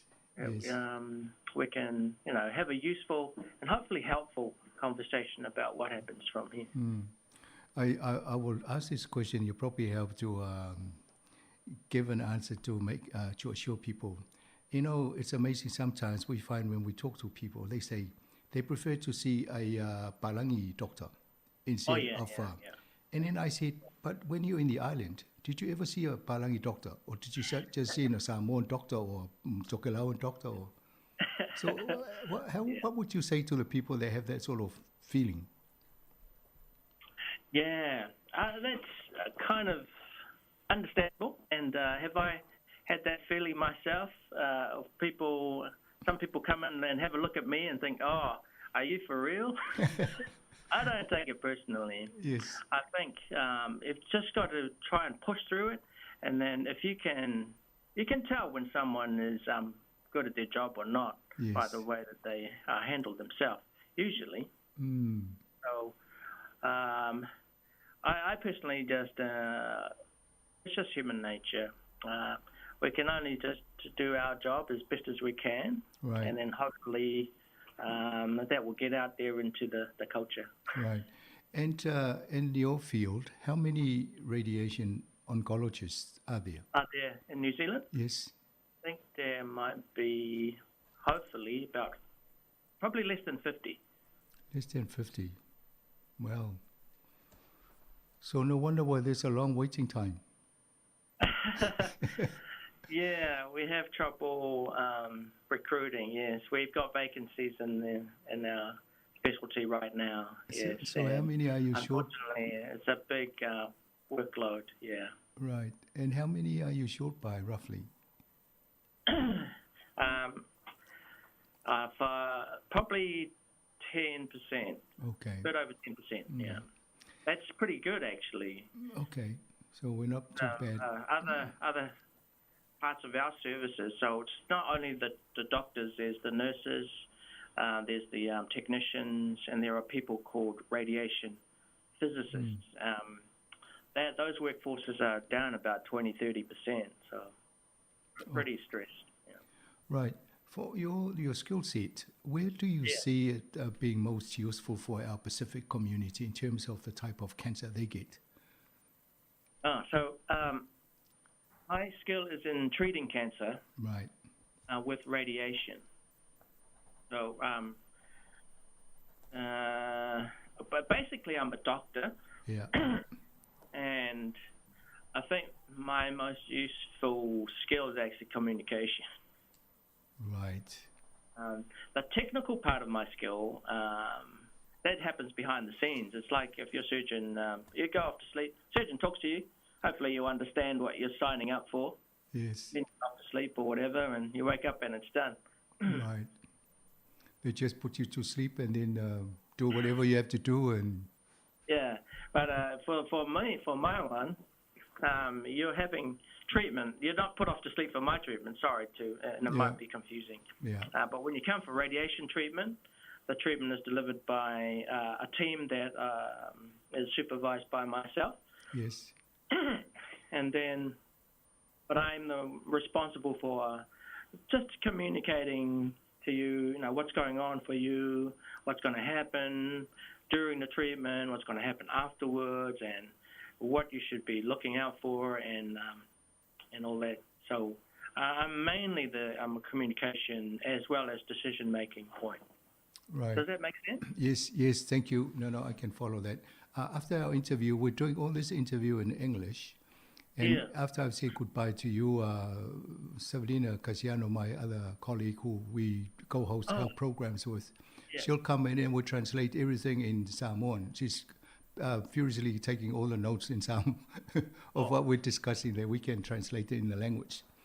Okay. All right. So just trying to capture a picture for our community. When you do a sort of treating somebody, you mentioned you have a team of people. Roughly how many do you normally have? How many on the team? Yes. So in Wellington Hospital, we have 3 radiation treatment machines. Yeah. Each radiation treatment takes about 20 minutes. 20 minutes. Yeah. So we can treat 3 people an hour. And so those machines, so we can treat about 80 to 100 people, a day. Right. So, the team to run that is quite a big team. Takes about in total there's 9 radiation oncologists like myself. Right. And about 30 radiation technicians. Right. And about 10 radiation physicists. Right. So it's a big team. One of the things we've been trying to get our community people to take seriously, if they can't attend one of their treatment sessions, they should try and advise you in advance, because we suspect that you'll have a team of people waiting there. For the person really to turn up. Because we are, the time is actually very precious. And thank you for raising that. Yes. Yeah. And I don't want to put more stress on people than what they experience already. So I don't want to make anybody feel bad or guilty, but just want them to just think about letting us know if they can't make that appointment, or if they can't make because, they're very precious, these treatment slots. Yes. A lot of work goes into them, a lot of work goes to scheduling them. And we don't mind as long as you just tell us what's going on. We will likely still try to persuade you to come in. Right. So if someone is listening now and then they've been told by the GP that they have cancer, let's take some of the common cancers that affect our Pacific community. It's usually lung cancer or colorectal or prostate cancer. That's right. So the 5 commonest cancers, so as you say, lung cancer, breast cancer, prostate cancer, bowel cancer, and some melanoma, although that's less common for us, Pacifica. Yeah. Perhaps if you can explain that, the last one, the melanoma, because, when they do this marketing campaign about using a certain type of sunscreen, and they never say, you Pacific people don't really need this. Well, sorry for me to say that we do need it, but not to the extent, I guess. How do you explain that, why it was a bit different for us, for this melanoma? We're lucky. We have the natural sunscreen protection. But no protection is perfect. And so the sunscreen works by increasing your if it's a double, triple, or quadruple, 4 times the protection that's afforded by your skin. It's a complicated one, and I don't think we fully know because it may be something to do with genetics or our immune system as well. Yes. But there's no doubt that still Pacifica and even brown people can still get melanoma. So please do look out and try not to get sunburnt. That is one of the highest risks of getting melanoma, sunburn. Yeah, I actually help. Especially the young people. Yeah, I actually helped one of our Pacific gentlemen once. There was a case with ACC trying to claim ACC for melanoma treatment. And then because of the language, I was asked to come and sit in. And then I did this. And then that's when it proved to me, even us Pacific people can get it. And because his was terribly bad. And I thought we need to protect ourselves because the sun here is not the same as in the Pacific. With all the humidity. Much harsher. Yes. So thank you. We've covered that. Now, given lung is the main, obviously, if I go told by my doctor, oh, sorry to tell you this, but you got lung cancer. What should I start thinking about? Obviously, are there a suite of treatments I can receive, or how do I get guided by what I need to take or follow a path for treatment? Yeah, so for most people, when they get told they have cancer, pretty much they go into shutdown. Correct. It's a shocking thing to be told. So it's quite scary. I think what's important is that you tell people around you. If you're lucky, you've got family that love you, friends that you can trust, and I think it's important to share that burden so that you can move forward. Because if you're not able to get over that, it makes the rest of the process very difficult. Yes. Does that make sense? So, start with that. Because you have to be able to process cancer. Cancer doesn't mean that you're going to die, but it is a serious problem which could be treated and could be cured as well. But we need to be able to go through the proper process of assessing the cancer, what kind of cancer is it, where is it in your body, and then you would be able to figure out a plan. How are we going to treat it? What are the treatments that are possible? There are many, many different treatments possible for curing the cancer. If it's, that's obviously the main concern for most people. But even if we can't cure the cancer, we can make life easier. Yes. And, quality of life better if you can sort of go through the process and get to some. So starting with, I think, starting with your family and your friends, and then hopefully they will support you. Go see your GP and make sure that you get to see a cancer specialist. Right. The GP would refer you to a cancer specialist. Yeah, unfortunately, what I'm finding, and this is also what I hear, from the listeners. Sometimes you go to your GP and they ask you, do you have insurance, medical insurance? And that actually tells me that they say, if you have that, then we can actually refer you to a specialist because there will be money to cover, the cost. But obviously, most of us don't have medical insurance. Yeah. So we may not be able to access the treatment that we should really get. No, that's, I think that's, I don't know, hopefully that's not right. My parents don't have health insurance. Okay. They go to see their GP, if there's something, not quite right, there's a funny cough or some funny pain or some funny bleeding, something like that, you should go to see the GP, even if you don't have insurance. In the last 5 years, there's been a government focus on cancer, actually, to try and make that process better. Good to hear.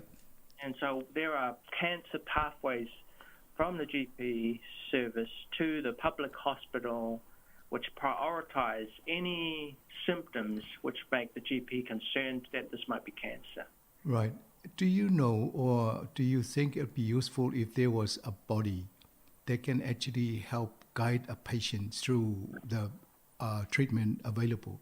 Because obviously we could talk to our GP. Sometimes you go and say, I need a second opinion. If only the hospital or the district health board or the New Zealand Health has a body where they also have specific people that can actually guide you through this decision-making process of the right treatment to take. Obviously that would be fantastic. We have got this Pacific Health Service in Wellington, and I'm not sure how it runs in other places. We are trying to engage. I think they're in a building process, and that would be the ideal, is to have someone like a navigator. Yes. Right? Who sort of knows the destination, help guide you to the place that you need to get. Especially when the language is a barrier for most of us. Even the person that has passed English in school sometimes find that your guys' terminology is quite hard to absorb and understand. That is right. And one of the biggest problems, I think, is the way that my medical colleagues and I, the way that we speak is sometimes too fast, and also we use, like I say, terminology. Yes. Even, it's hard enough for Pacifica, but even for normal people. English is their first language, can struggle,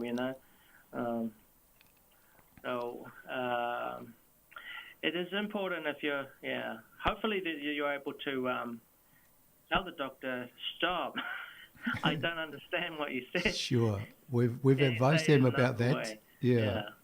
No, you're quite right, because some doctors, unfortunately we have different ethnicities in a medical center, and some of them are very hard to understand. And if my understanding of English is not the best, and then I could hardly understand how this guy is conveying the message to me, or the lady, it'll make it even worse. You have to remember, or try to remember that doctors, that we're here to help. Yes. Generally, we're here to help, and so if we want to know that you understand, we actually really want to know if you don't understand. We stop the doctor and say, can you say that again? Or It doesn't. Usually, if you've got the right spirit of your work, then it doesn't upset me for the patient to say, hey, stop, I don't understand what you just said. Can you say it again? Okay, thank you for saying that. Now, some of the people listening, they probably say, especially our Tokelauan community, a few of them understand the Samoan, and they also contribute to on our talkback shows. All right. So they're probably saying, how can I get to see Dr. Duck?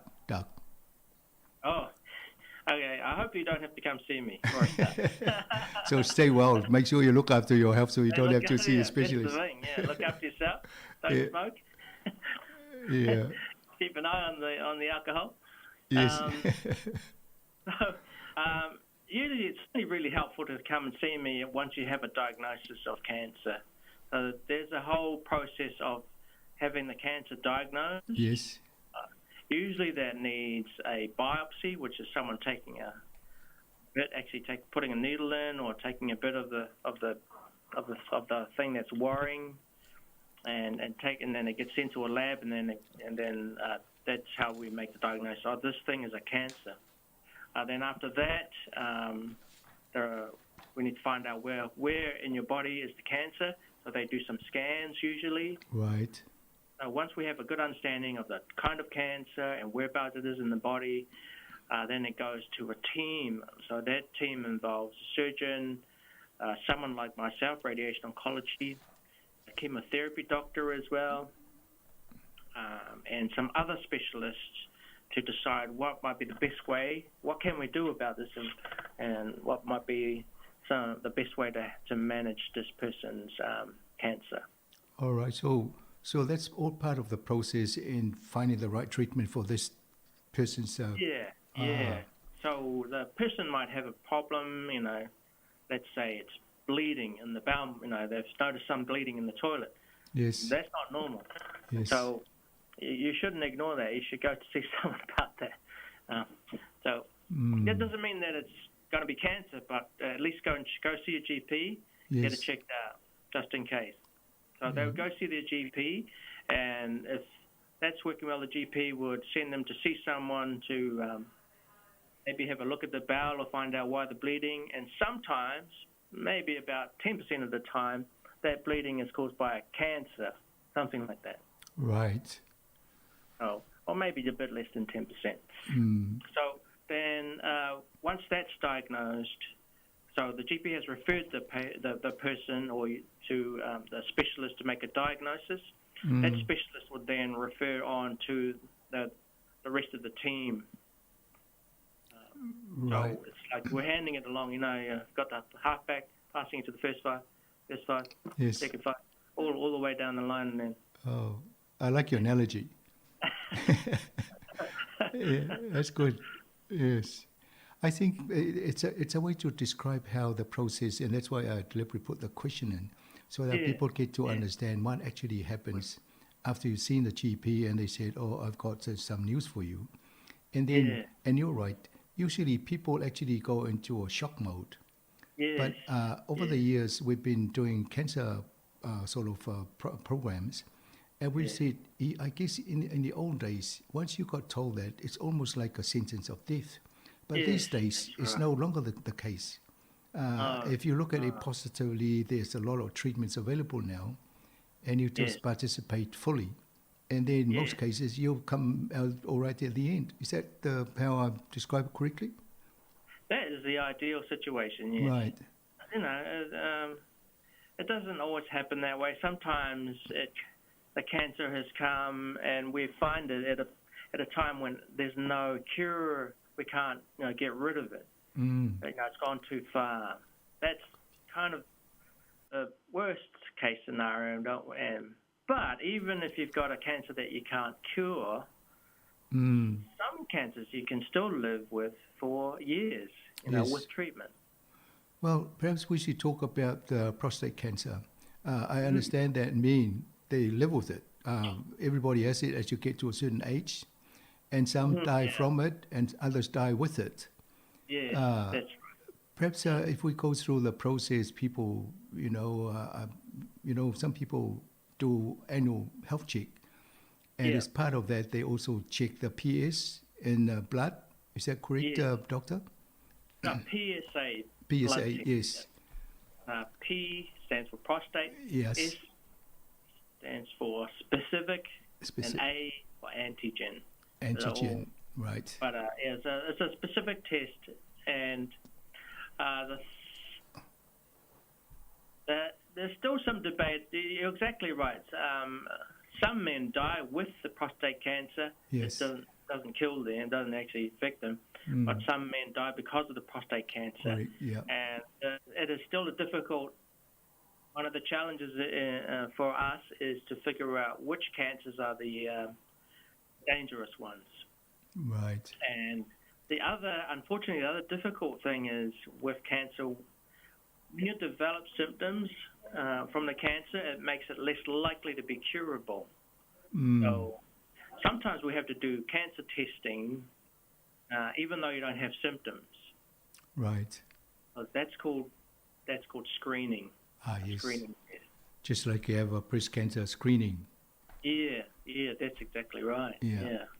So the screening test for prostate cancer is a blood test. Yes.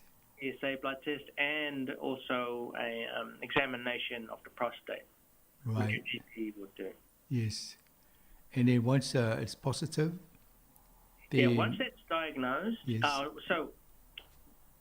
If the PSA level is up, that doesn't actually mean you've got prostate cancer. No. It just means that you might have prostate cancer, at higher risk of having prostate cancer. Yes. So the GP would send you to another specialist called a urologist. Yes.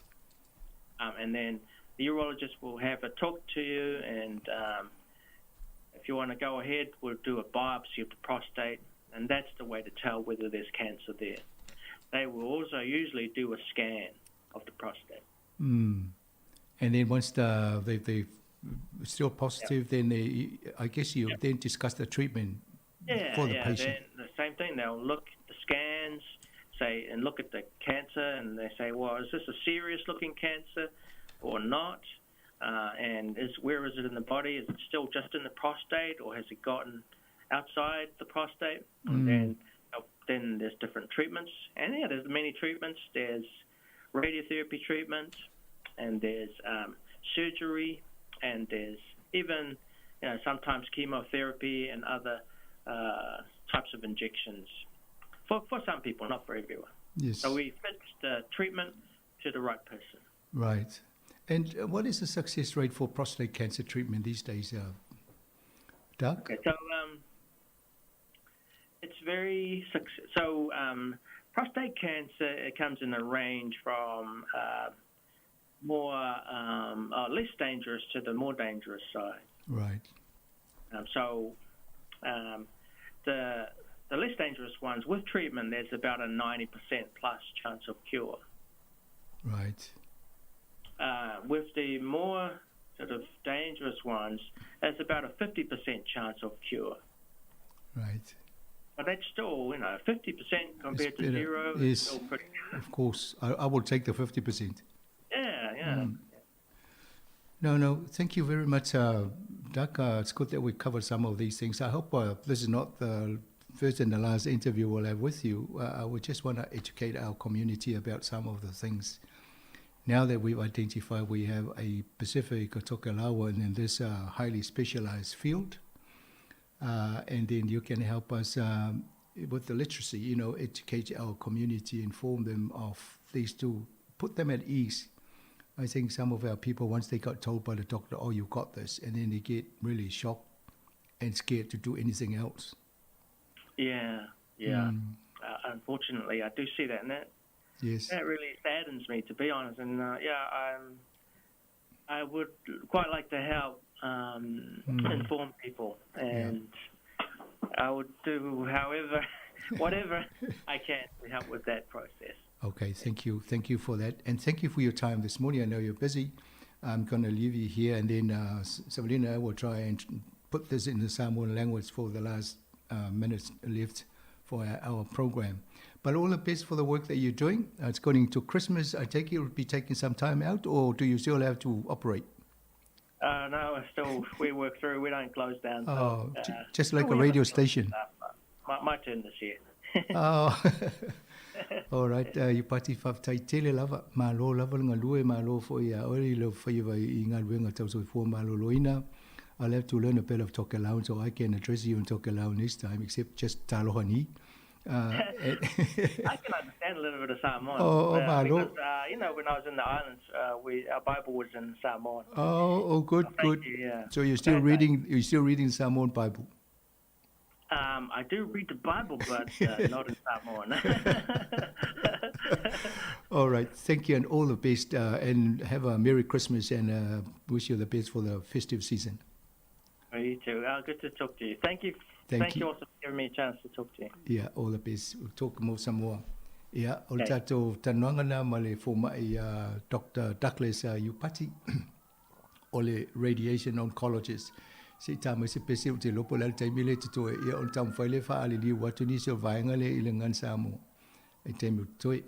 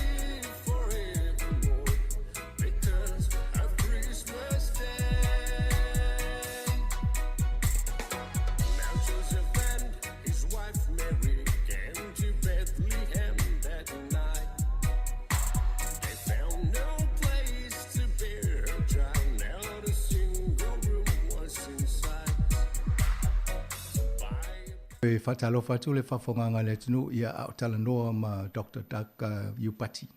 Ia sa pisia sa walina e tau ma whawhau i upu Samoa le tanuanga le wha i le fo ina e tu ato tolo ma whawhau le whatanuanga le fōmai. Ia lainga lua me sa walina e tau whai maini si o whaaliunga i se watu e fo se tala oto o le tanuanga.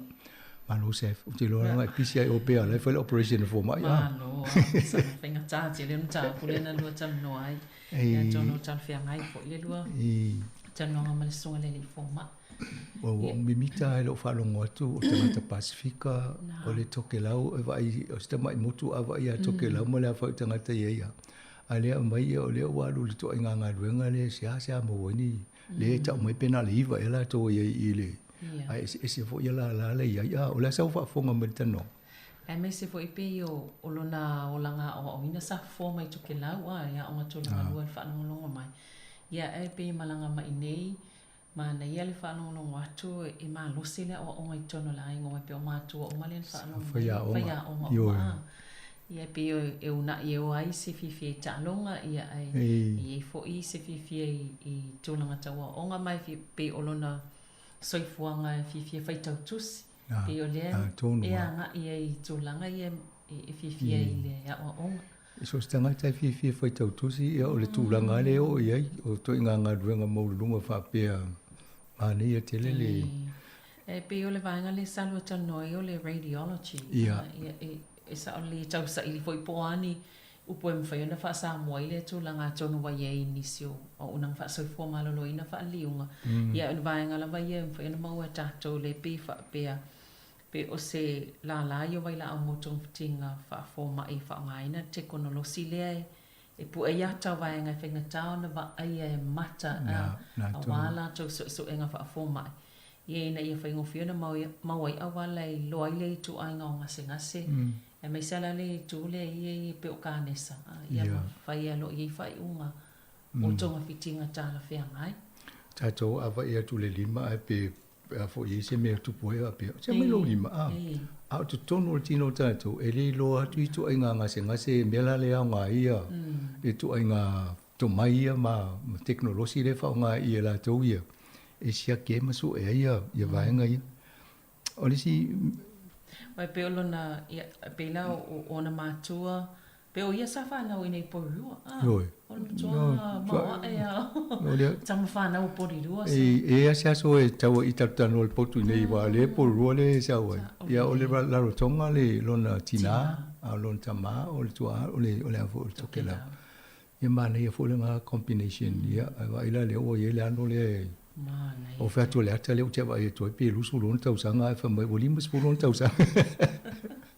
Ia o te pe fia ni patience I tongo tangata fo ina tongo fiti Io alo le o le Pacifico. Fiola tongi wa ye. Ia o te lo tama I no va ai to tongi o tangata fa pe lungo le internet fo le tongi ai tangata New Zealand. E o tu tai fa se la usi nga luenga specialist. Ia te de lo pe fia to tongi yo patila ye. Familiona. Tasia tau sanga ai. Ia ai pela o le sa o ina I na foi mai le ola na ola I Wellington e pe o na olanga tulanga o tulanga lua to ke lau e pe o le University o Kilani fa pe ai o takolene msilia o Kilani le sa o ina I tulanga ia pa yo pe ai tau va o Kilani ma o tako I mea ia tau so fo malo loina I fa longa ia. Ia pe o Kilani la fo I ana fifi o Kilani le fer ese mai matua no fo ia le lunga ma tau fa ia o Kilani ia le wai ai umi tele I tau sanga e fo e fa ia le kosa e ono tau sanga ma wele lo tu fo mai ia di malon e ana fa ile le si lo tau sanga le specialize ai vai lo po fe nga tianga e no male fa male si lima tau sanga ai o temina te o ngai fa tai tai e ma vai ia ai le lo to amolo pasi ato to a tono le to fo ile pi amata fo inisi o fai ia wa le fa po fa tasi le ono o le lua ma le lima o futasi ia fa po pe metau sanga le tia o ngai o tu langa lua te le alu ale na fa ile utala o si give up ai le alu le university e o fi wa nga ia ola to le o tu fa po mo ne tau sanga ia le la o mo wa le to mai le fa to fitini so tato mana ia te. E tu sana o ia ta o le radiation oncologist. Wai pe o le na ia ta o le whamal mlama pe o le so enga le fo isa ta o le nefsi le MRI. Ia le ese senga. E pe o le radiology pe o le whaamalu au tu lea. Ia sa wai lalo ia la ta itasi o wha ata ese pe o so enga ese pe o le MRI. Ia mai si vai nga la vai ngala IT ia. Ne pe ona ta ua fu ia le sunga ia. E pe ole oncology e whatatau lava e whaautu I kānesa. Ia, na pe la vai ngana le tanoi. Ia, na mai lo leo kānesa le te lentana no fu I tato polkalami. E maulunga lava le mama, kānesa le mama le mo I tato. So oi kānesa le susu, le prostate, le breast. Ia, ma le prostate, o le bowel, tono le manava. Ia, ma le melanoma. Ia. Le lana o fasile o tan no mal men no fa melantala. Ia pe ele a faina te le tato fat. Ai a sau nei mo le campaign fa ko ngo sunscreen. A wale fo le o te mo sama. Ia. E han fa ta se mal au Pacifica. E pe ele mana mi o tala na fa o to fa tu le fa sa o langa le mo ya ta to langa I fo tanga Pacifica e mo le kanesa o le pa o tino. Ia ai pe ia le fa mai o tato ia tato pigment. Ia wa tato o lo mai no o te le la. Ia. Ia atol mena le fa pe le pa o lo tino ba le e pigment no. Tau so son. Ele pe ona tanga ta palangi o. Ia. Ia. Ai mana ia. O le isi vai ngata o le sa FC le I to inga I leo fa ingo la to ia nga lue ia pe la lui fo limas fula fa ingo tanga te fa ye to ingo so inga le ia radiologist tonu ale o Wellington. Ia ai pe o le sa FC fo ile to langa po o pe to fia nisi ele o lava ile fa ingo to inga tanga te ia le fa pe la lui fo por full pasene. No lai e so lo ala to. Le le tong yo lo li fo leo e stadio. Na mana yo le o lo ngai ni si le so enis ai pe o le si vai ngo le na eta o tolu masini fa ile radiation ai to Wellington o to inga tala le e tau na mai fa fol mai wala fa pe ata to le ato to ale sa le li potel fo mai le tonui ele o complain wa pe o le lava tanga fa nga wenga se I fautua I le tai so le avo le New Zealand have alu tan no mai u pati sa o le e vai le lava la to ye luas to say e luas ful minuto so enga tanga tai to tas no winga tolu tanga tai le tu lai tas le pe fo pe fia tanga tai le aso tas inferno fa ia so so fitinga ia to fitinga ia fa ia la to ia to iwa la to yo lo iai e sele to tele o tanga tai fa onga ina pe a fa ile so enga la vale o tanga ta na mo mai la tan no fo le me le fautua I to fa mole ia longo wale mo atu o le tele o le team po tanga tai e nga lu fa tasi fainga a misi la lo appointment io la ngau atole na tai mile na tal no ai o le mele fa mai fa tai o batul ta pule ai e fa mai fo le fa sia ai fa mai fa mole manuia tele pe alongo tu la to ina ia tu wa no I nistanga tai mole o tu fai tong fitinga I vai fa pe sa o le ia ta o no tolos fulu I le si vai nga le technician po la to le nga fa ma to la ngol teknolosi io le si tolos se fulu po lo ku fai numero na ia isa ia ta ia o lo to ato tele mo tanga te to ta si a mi si ia le pena e sa na msanga sa le ia pe o isi vai nga ta wa ia le sa ia pe o le vai ngol medical insurance le sa FCI ia me se fo io le nga senga selia mo le tu pali so nga senga selia kana sale mane le na fa sa o mai lo na ia fina ngalo tu langa le o ini so tato e lo vale forma e fisiri forma I po isa medical insurance na fa pe lo la ia e fisiri mai wa le e le referring o pe tu o le wa la tu ne mai le pili ia le fa mai ele ai o na ni tel tu no o le ai tu ava no le malo wa le lima e pe on tau sanga tal wai sa te le ale fa malo si mal fa lo le malo ina ia ma fai ona fa tupe mo tong fitinga o tato pe io lona winga au te pole pe afsiri mai pe isa insurance social media fai fo mai fa mole ave o va specialist ia ta no mole pili te mole o te pole wa fa tupe malo te lo va nga ia le si va nga ta wa msanga le na ma wa mai lo tanonga o tangata fo ia na ta wa to o ilo wa afir ka ne saule mama fefelo ia fai nga ta ilo na fa nga yo tong ting na o le an fa mai ia e shock shut down na opunan fa nga ia ai le ai o so lai fai so fo ta to por kala me pe ta ulo le ka ne se pe o fa to ia o uti pe tu lo wa fa fo nga le tnu ai le lo tu ranga na we le to mai ma le sila fia fo e ne ia ma le o technology mo tong fitinga le ia o le tele taimi e mawhai o na tong fitia o tāt levo en tanu no mai ia. E vai ngai ta o i o le less dangerous. E i se 40% le maulunga e mawhai o na toi fo ia le afo le ngase. A o le si. E o le 5%. Ia vai la le 5%. E si le atu na lo le 10%. O lo na winga la po le ale tu ngā lo kānisa. A vavea o na le lan fa mai ia. Ai te wa e alu fale ese tu lo wal fa fo anga le tunu. Ai te wa tu ese toto i whaingo lau whea mau po le whea lata mai. O na e alu lo le bail fo mai e o te no fwai. E wa o ina e mata whai losu su e ngam a mata. A vave maua ma whai tong fitinga ele i te le whati tele le. E na whaingo whia len tong fiti. A e no fo ia mai ti ngai nefto e alu e wa ina o le teimi o le tūnga. Ia e tōru atu. Mo le ese au ngā o le mwhaita whai stong fitinga a pe o le mena lena mai ia. Ia, mana ia tele vahenga na le fo isa e fisilingia. Pe se komiti po se la fo ile mwhai msoso ani ta ia la ina tanga tai tai mila ia e fia ngai matonga tinga alkanes. Me se molo ngangana pe a. Ring taona malam la mai ngangana. Ia le anfa mo i mai o mo terminology. Awa e o ia ta ita ia le fio lolo le lanu istangata. Ai a mai lo ia ngana ia po fa lo ia po ngana lo ia paso lo mal ma fo fau a tiri tingale ia mali stulanga o ne ingalo o la to fo mai e ala nai o na so sani tanga ai se mele man la mai ti ta ofia fa mo fo mai se to fa mani no mel vai ngale just sina vai ngata wale sa fa lo mai o lo tala no ai ia tono pe o le tele lava na o le o tele ngova nga ia saulo a fa tano ina msanga ia e pe o le siva ta o mana il fa no mai le tu na laina fa o Sofia ia fai ma pe o le siva ta o sa me wa lui fai ia pe o le mata tu i tala fo mai loa ila ia o pe o le se fa fitau Kanisa.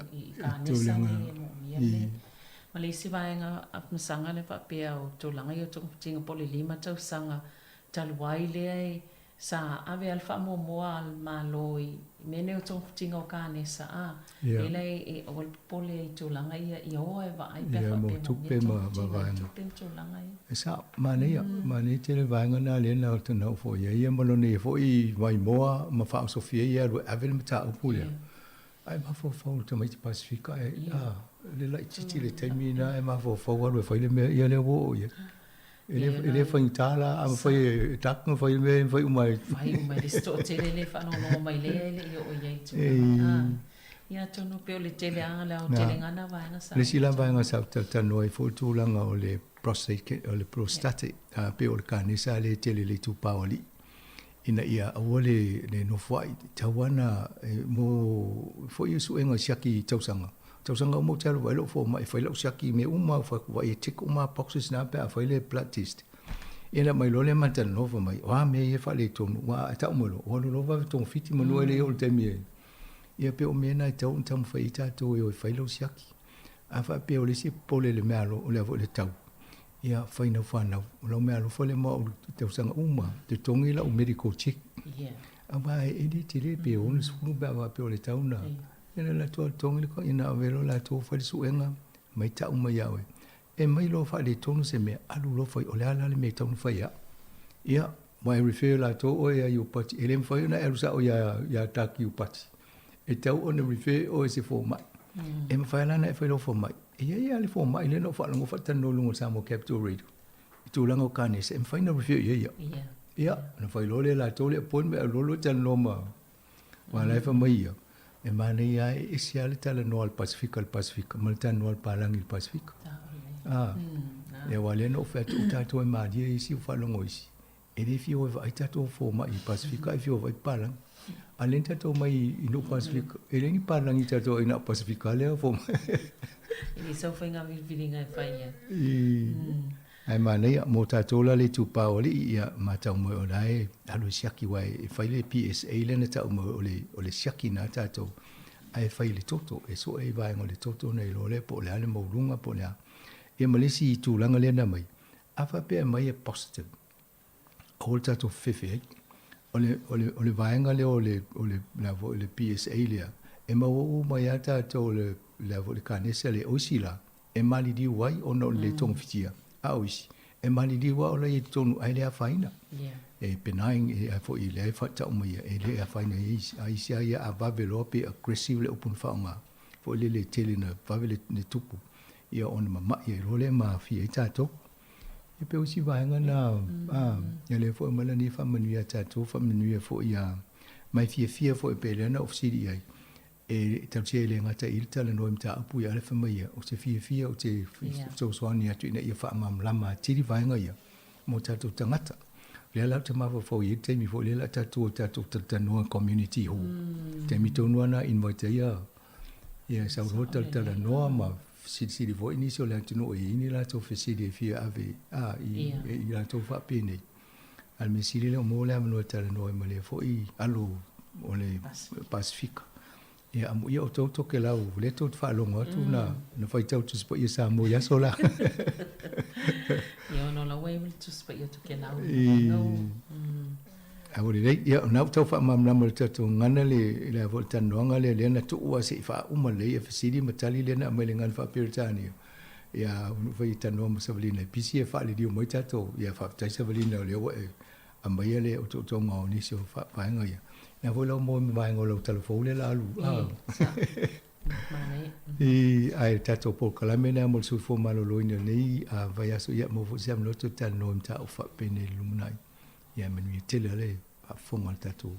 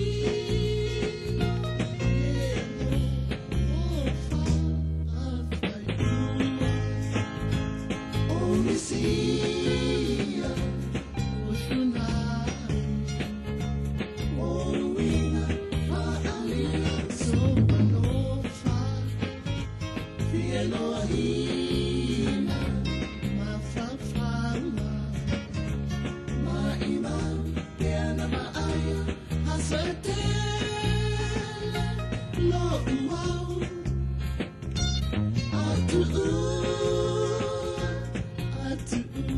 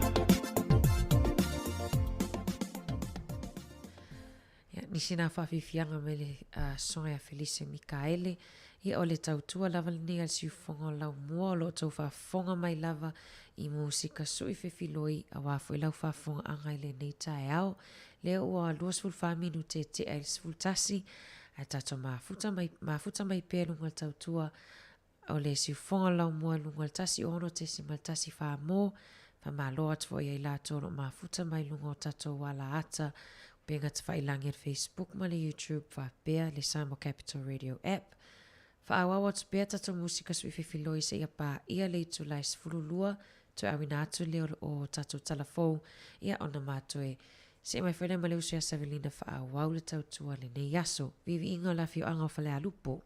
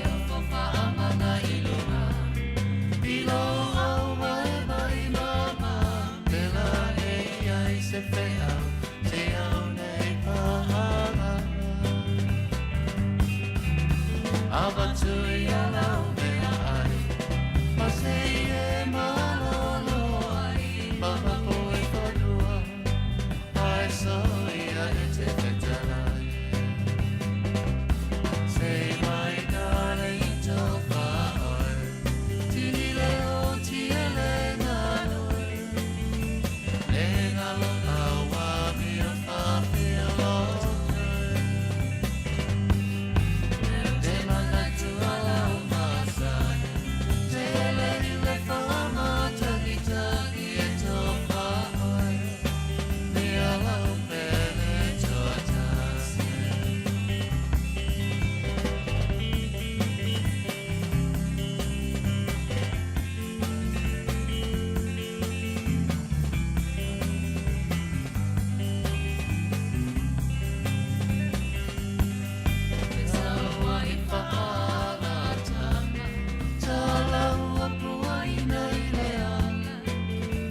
Why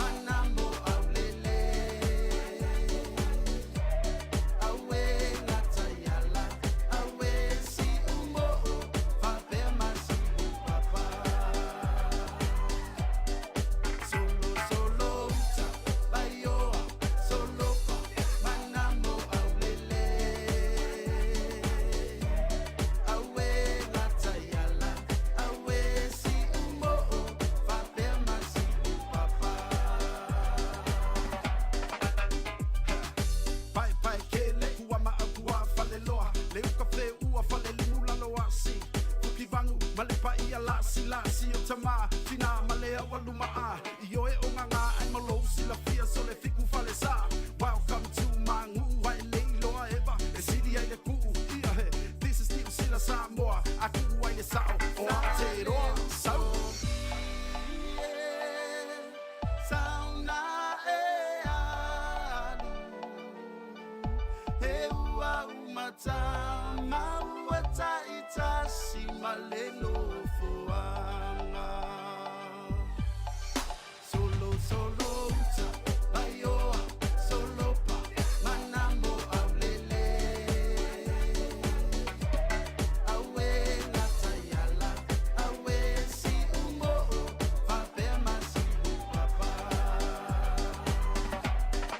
solo ta bayoa solo pa manamo aulele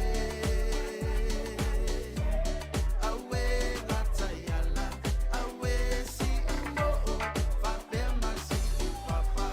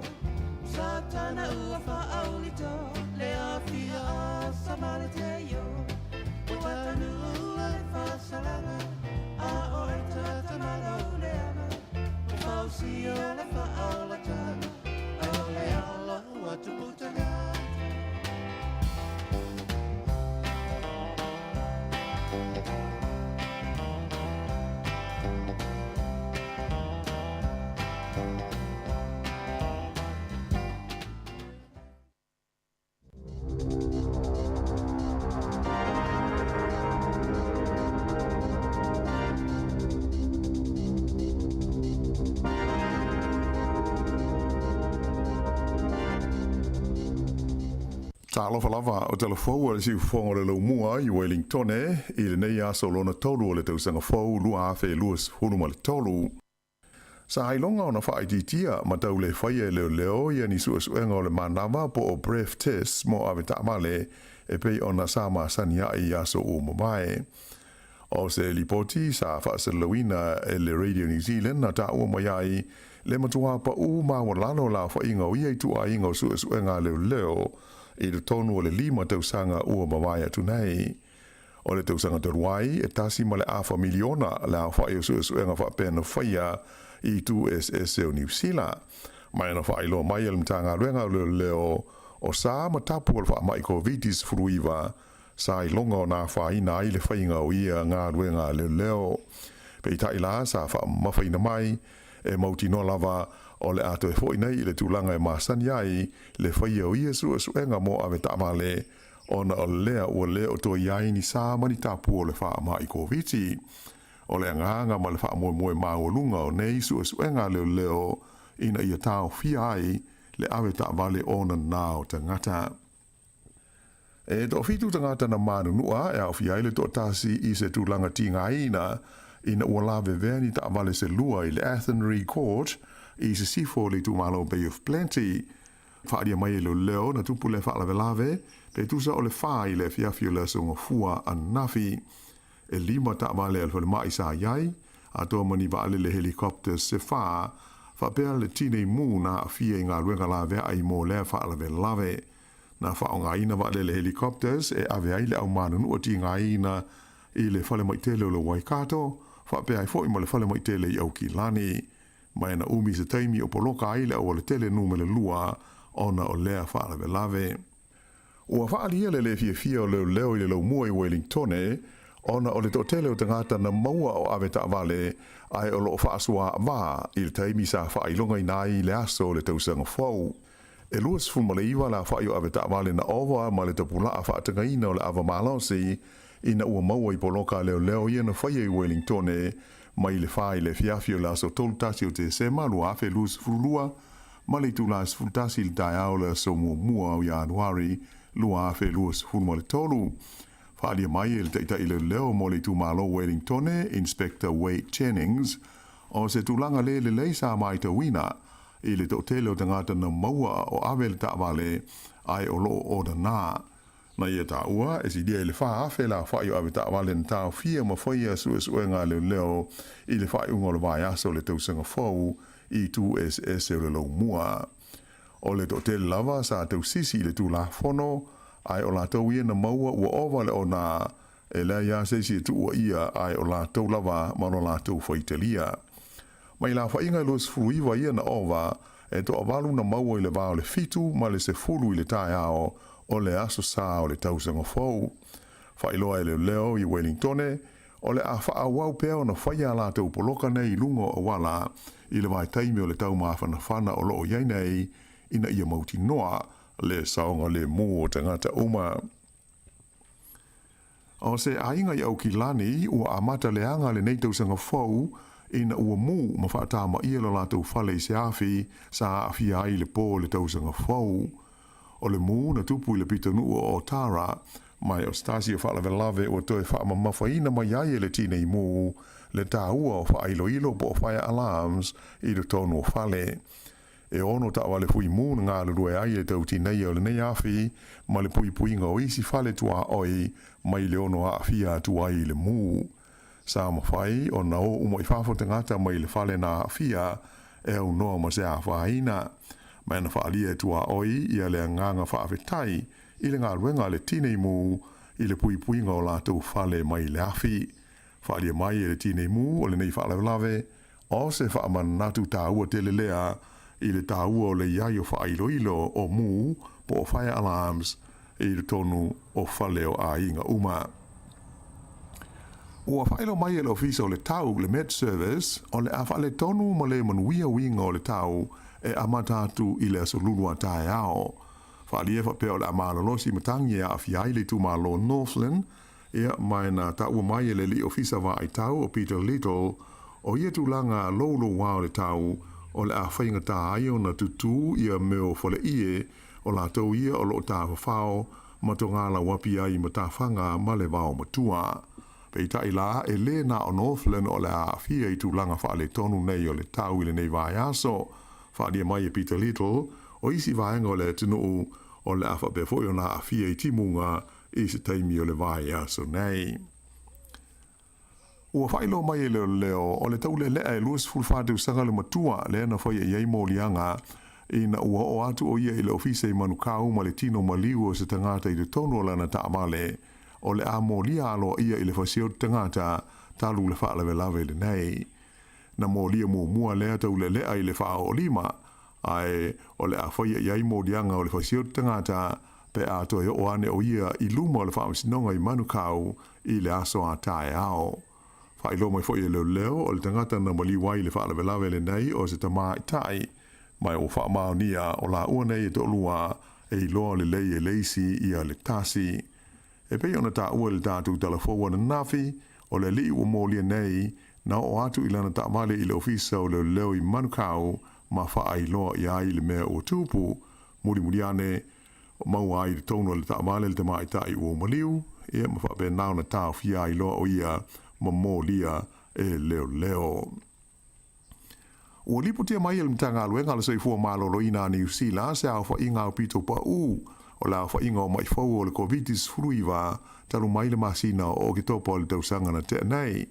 Whai loa mai e mtanga aluenga e afe valu se la wono se fultolu le au whai o mai fau sa wha mawina I leo sa na te nei. O se au whainga o pito I maua lalo lea mo se aso tasi talu mai le aso luas fultolu o ke topa le sa wha mawina ai le afe ono se lauma o na tupu o mai fau I le tonu o New Zealand. Whailo mai e le lifo mai wha abitoa mo mai bipisi o Michael Baker e ui ina e le o maua atoa le tulanga e le tauna iai la whainga o tangata o loa a fia I le wailusi o le COVID a e tele e tu ua masalomi ai a tonu o lea ua te amali e se atu ma New Zealand ai ia le tūlanga o pito maulunga e o iai le pipisi o le vailusi o le wha mai. Ua whaalia stasi o whaalabo tonga mo le saunga le mua le ngata I whale e tau I pulenga o nuu ma ai o na sila tutoa I nisi whainga e pui ai le mali liu o tangata e mali lemo I le teimi o le tau mawhana whana o lo tātou iai nei. Whaalia mai e le vaenga o le Surf Life Saving sa si itia le 5% I le hawhainga o tangata na mali lemo I le tau mawhana whana o le tausanga taluai e whaatusa lea I le tausanga I ono tua. Ta ua le lipule o le whaalabo tonga le nei o Paul Dalton I le vao le aso malo lo le Labour I le lua afe lua fultasi ma le eseta o le lua afe lua sifurulua e se furuma le valu la whai o maliu sa whaamawina le whaalabo tonga o tangata na mali lemo ma o lo iailu polenga I le ono si itia o le au whainga I le tau mawhana whana o lo iai nei. Ta ua e whapea o le tausanga taruai sa au pito whaale tonu I tūlanga o whaale belave na mali lemo ai tangata I tonu o le tunu o le tele la voia whaala belave na ali di mai I le masina o Ianuali. A o whaasono ina vevela ma mawhana whana le tau ma to tele tangata ua ngai mo ta elenga I le Sami, tele li poti o mori maui na ile wa ai o ni malie de tele I nisi o ngā Sami ma ngā taifale o New Zealand le teimi nei. O le liso sue I malie o Dr. Riley Elliott, na amata I le amatango Desema o na whaia na sa ili linga I le Coromandel, whailunga ina leo ni malie de tele White Sharks, ina ia mawhaia io na iloa le lei a lātou ngā yoinga I le Sami. E lua ni malie ua uma o na whailunga ina I le liso sue le nei o Elliot, ia mai tarumaile taimi e valu nisi malie de tele sa mawhaia na ia wa aia mai loa I vaenga e au fiai I e Bowen Town I Waihi, Atua ai malipoti o ia maua maista ngata na ta uailo lātou aia fo I nisi malia de tele I isi tu o New Zealand. O le whaailonga ina o malia I le whaawepi I ina I ai o ni tax e le tau ngofie o na tolu afe lua se lauta la le tag e tasi. Whaalia le liso sue o Elliot o se leni ua ofo ina atu e nisi moa na sue suenga nei e mawhaio na ia whaailonga ina ini malia se lua se furu la whaai mo le mai tauina o ngā Sami e a ngai ai, ai mai se o mata whanga lātou te ono a whea I le vai taimi le nei o le tau mawhana whana I le tonu o le tunu. O ufitia le kālesia kātoliko I le tonu New Zealand I le whaamau ono o le tuua o le mālo e pope peni titos furuono o se taitai sa I longa lona sao I le soifuanga o le kālesia I le laurolangi Atua. O le astonai a lumana I aile tausanga fau na tu malo ai pope penitito I le iwa surulima tausanga o lona soifua. E wala uina o ia lona matai o toi titi atoa le se fulu o tausanga talu na wha vai mai I le tofinga o le tupusa po o le whaao leo le kālesia kātoliko au I le laurolangi. Whailo mai e le aki epikopo Wellington le fionga Kardinali John Dew o ia foi o le teitei fono le maaftanga e pikopo kātoliko au te roa. O le amanatua le soifu au auna o pope pentitos furuono I tālu sanga le kālesia I New Zealand. O le tausanga I luafe sultolu na whaamawai ai pope pentito mai le tofi taitai o le kālesia au ao. O le whaaiunga sa tele ina whaate ia ai tangata o le kālesia. Se teimi mua leo whaamawai ai se tupu sa mai I lona tofinga talu le tausanga I afe whase lau se furulima I le whaamawai ngā le tupu sa iai ia ona po I a pope kele ko lio se furu ma le lua. Whaalia mai ho e Kardinali John Dew sa manatua matalo sia pope pentito I sauninga o le sao le tausanga fau I te tonu o Aotearoa nei e mai e iai isi sauninga whaapitoa lo fuafuaina e pule anga ono le kālesia kātoliko I te tonu New Zealand e talo sia aile nganga o pope penitito se fulu ma le ono. I se tala mai fafo e to whātangata na mali liu ma leisi to tolu o loo I se tūlanga tinga ina ona o le whaala lave lea na wheto a iaini wa ale le helikopter se lua I le Gold Coast I le asonga fua nafi. Tupu lea whaala lave le talata le Sea World ina ua wheto ai ni wa ale le helikopter se lua I lunga o le ea be tusa o le tūlai lua I le awa uli. O se lipoti le 7 News na Hawaii, o se tasi o waalele na nga I fo tula wel ele, ai feto ayai malesi helikopter sa tau mawhai e alu ese mai. Whaalia mai ele taita ilo leo ya Inspector Gary Worrell, e to whātangata ua malili wai, Malaysi to tolu o loo iai se tūlanga tinga I ne le whanama ai, ona o lea whaalave lave. Ai to o se fulma le tolu, ia istangata sa ia le ambulance I le mea na tupu ai le whaalave lave. Ia ma le tala whaiu, e iai ia se swinga o whaia nei I le au kirikiti a le Black Caps a New Zealand, a o sa hauni atu mō ta longa whaalawao mā loe te itasi aso po ODIs I le vāma Pakistan ma initia. Wa leo au fia ia I le filfilinga o le au ia le lifa ate asawa sawa o Adam Mill mai Wellington ona o ni manu anga sa fiai a toa malele lava o na tā pena pinanga mō ta longa whaalawao mā lo. Whailo mai le pulenga o le Black Caps o le asuitu langa atu ia Mill ia le li o Blair Tickner mai le au o le Central Stags mō ta longa ia ODI o lo halo atu iai I Pakistan whapea mo initia. Whailo mai estasio selectors o le au New Zealand Gavin Larson o le a whaawau na ta alo le li o Adam Milne mō le Firebirds o Wellington pe a whai a wanoe le tamisanga o lo whanga solo nei o le tau mawhana whana.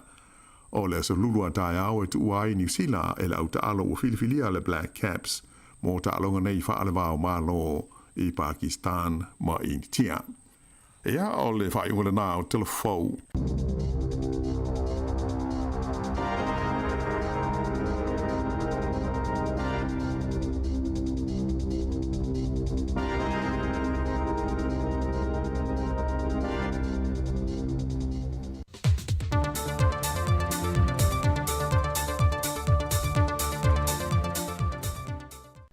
Au te whamanuia atu tau sanga fau I le pa ia male malu le tātua tunu malau whaafonga I ba anga umale siu fonga le lau mua ia ai o se whaapoponga o tale mea na tutupu le tātua tunu.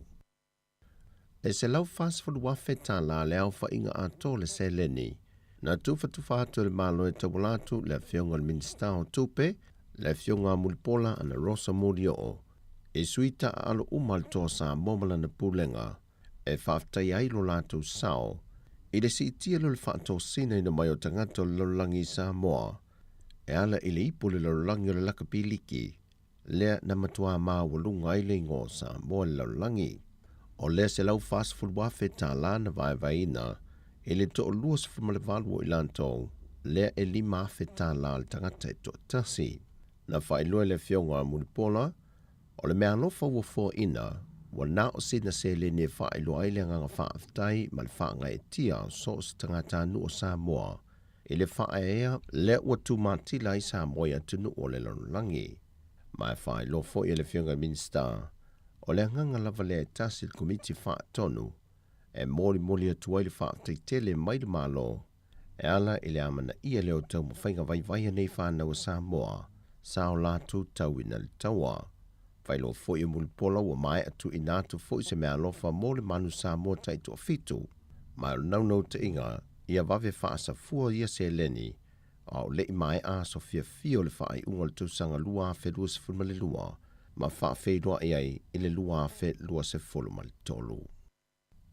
O leo foi nātu ni swafa matai, mo se tasi na te whaia se mea lelei mo Samoa, o ni whaalo alo mawalulunga ia, ma whaelo aile nganga whaaftai mai loto tangata Samoa mawhio anga po I tuma lo, e se tasi na te whaia se mea lelei mo le atu nuu.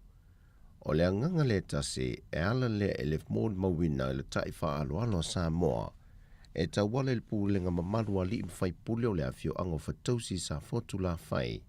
E na o lātu tō se matu pala, ao se nganga tō e ala le swafa maua pule, e le sunga le whaia onga le toa Samoa ia Matt Parish.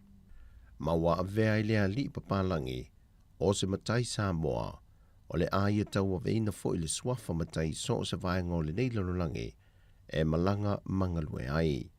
Na momoli le anganga whaaftai whaapitoa mai a maua pule, le whaeaea mawalunga wa tō wha I eile pa ia o lea whio anga o whatausi, mawia tau tino, wa vea I Samoa mo nanu moni. Wa le ngate le li whaia onga le tō Samoa, Ai wa whapena fo se tasi o tamawhana o le fiu anga, ia kalma tuilangi e lona swafa matai olo I pola. O le whaamoe le na whātau te le anso to na I le whaai unga le vaiaso, a o malanga ta amilo atu le awa le tō sa momala na pūlenga, I le motu tele I sala whai. Wa whātino niso esu e ngā malu le malo, e whaata tau le whaavlavelen tūla I mai le vaiaso te nei se te mai 5 tau sango le matua le soifua, le te mai a tasi polonga tui pea, le na oso lo na saanga I lalo le mato I whanga whau, le ua wha amau ni mai am tanga luengo leo wa maliu. E le I mawhai al vaengo le fui mu ma leo. No la to wa ngai I lalo no whanga na palasi I ele ta vale awi na ele tino maliu o le tama.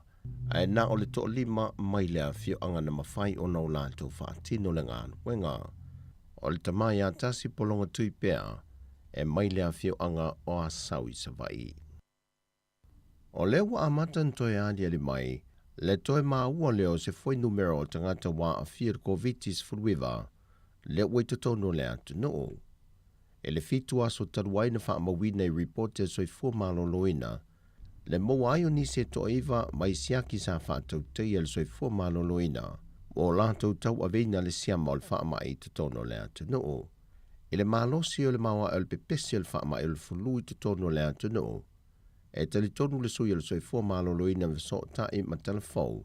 E toa tele atu I lanto o lo o feo I malisia mo le wha mai o le covitis furuiva. Ai le o mawhai o nei loe le temi nei. Wa avatu le tu alalo le mtanga luenga o soi fua loina le atu no. E na ia tautua nā le saunga le mo.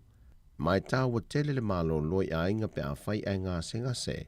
Ma whai titia le whaatasi atu I no whanga tumutumu. E whaate tele ai le pepesi o le wha mai. O le iwa lea, wa mauaile se fulu li maafe iwa se lau iwa se fumaltasi. O tangata wa wha mawina I wha maumonga soi fu malolo I ngā Samoa. Wa a fia I le covitis fulu iwa. Wa whailo mai le fionga le minsta o tupe le fionga mulipola ana rosa ale molio. Tau forward swa umole nei masino Januari lua felua se fulu male tolu. Whai loe ana rosa, wa yei tau fo le a whaata wina ai le swau. Le wasi itia I le 5 sene le tau le pensini mai le tau sa whaata wina ai le masina te nei. 5 sene le lita, le sa tolu ta la tos ful 5 sene, au le wa tolu ta la tos ful 5 sene le lita. O le kiso, sa mawa elo na si itia le masina te nei, au le wa pau nei I le se fuluiva te si maleiva sene le lita. Sa fata las furuonu sene le lita le masina te nei, au le wa tolu ta la ivas furuonu sene le lita I le masina neo Januari. O le karasini wa pau I le valu te si male 5 sene le lita, sa tolu ta la 5 fulfitu sene, au le wa tolu ta la fas furuiva sene le lita. Ta ua le fionga le minista, o le popolingo le laulangi le teimile nei, o le onu pau le o le tamau ainga le lumanai, Whaatase ma le whaatontun wino le au whaingo swa unga osi le whaalapo ptongo atu nuu o lo ngā osia ma tufa ina le swa upe le OPEC o le a avea matulanga le mautonu ma fesui ya iei pea le tau swa u mai le taimi I le vaenga taimi ma I le o manino po fea nga iei I le lumanai. O tanto talafauia mai Samoa manuia ni yaso le tātou tunuu whasoi foia.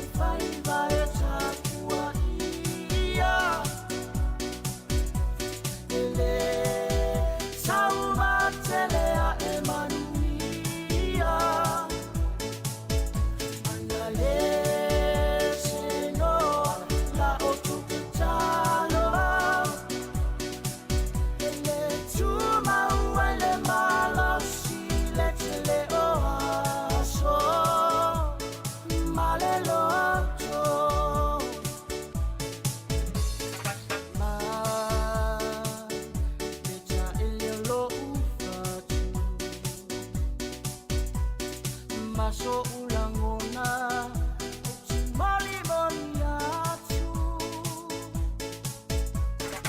Uso anganga Anganga ulefa apetai Matua paale Anganga ile kutalomba Mama Da saufa ise umanujafa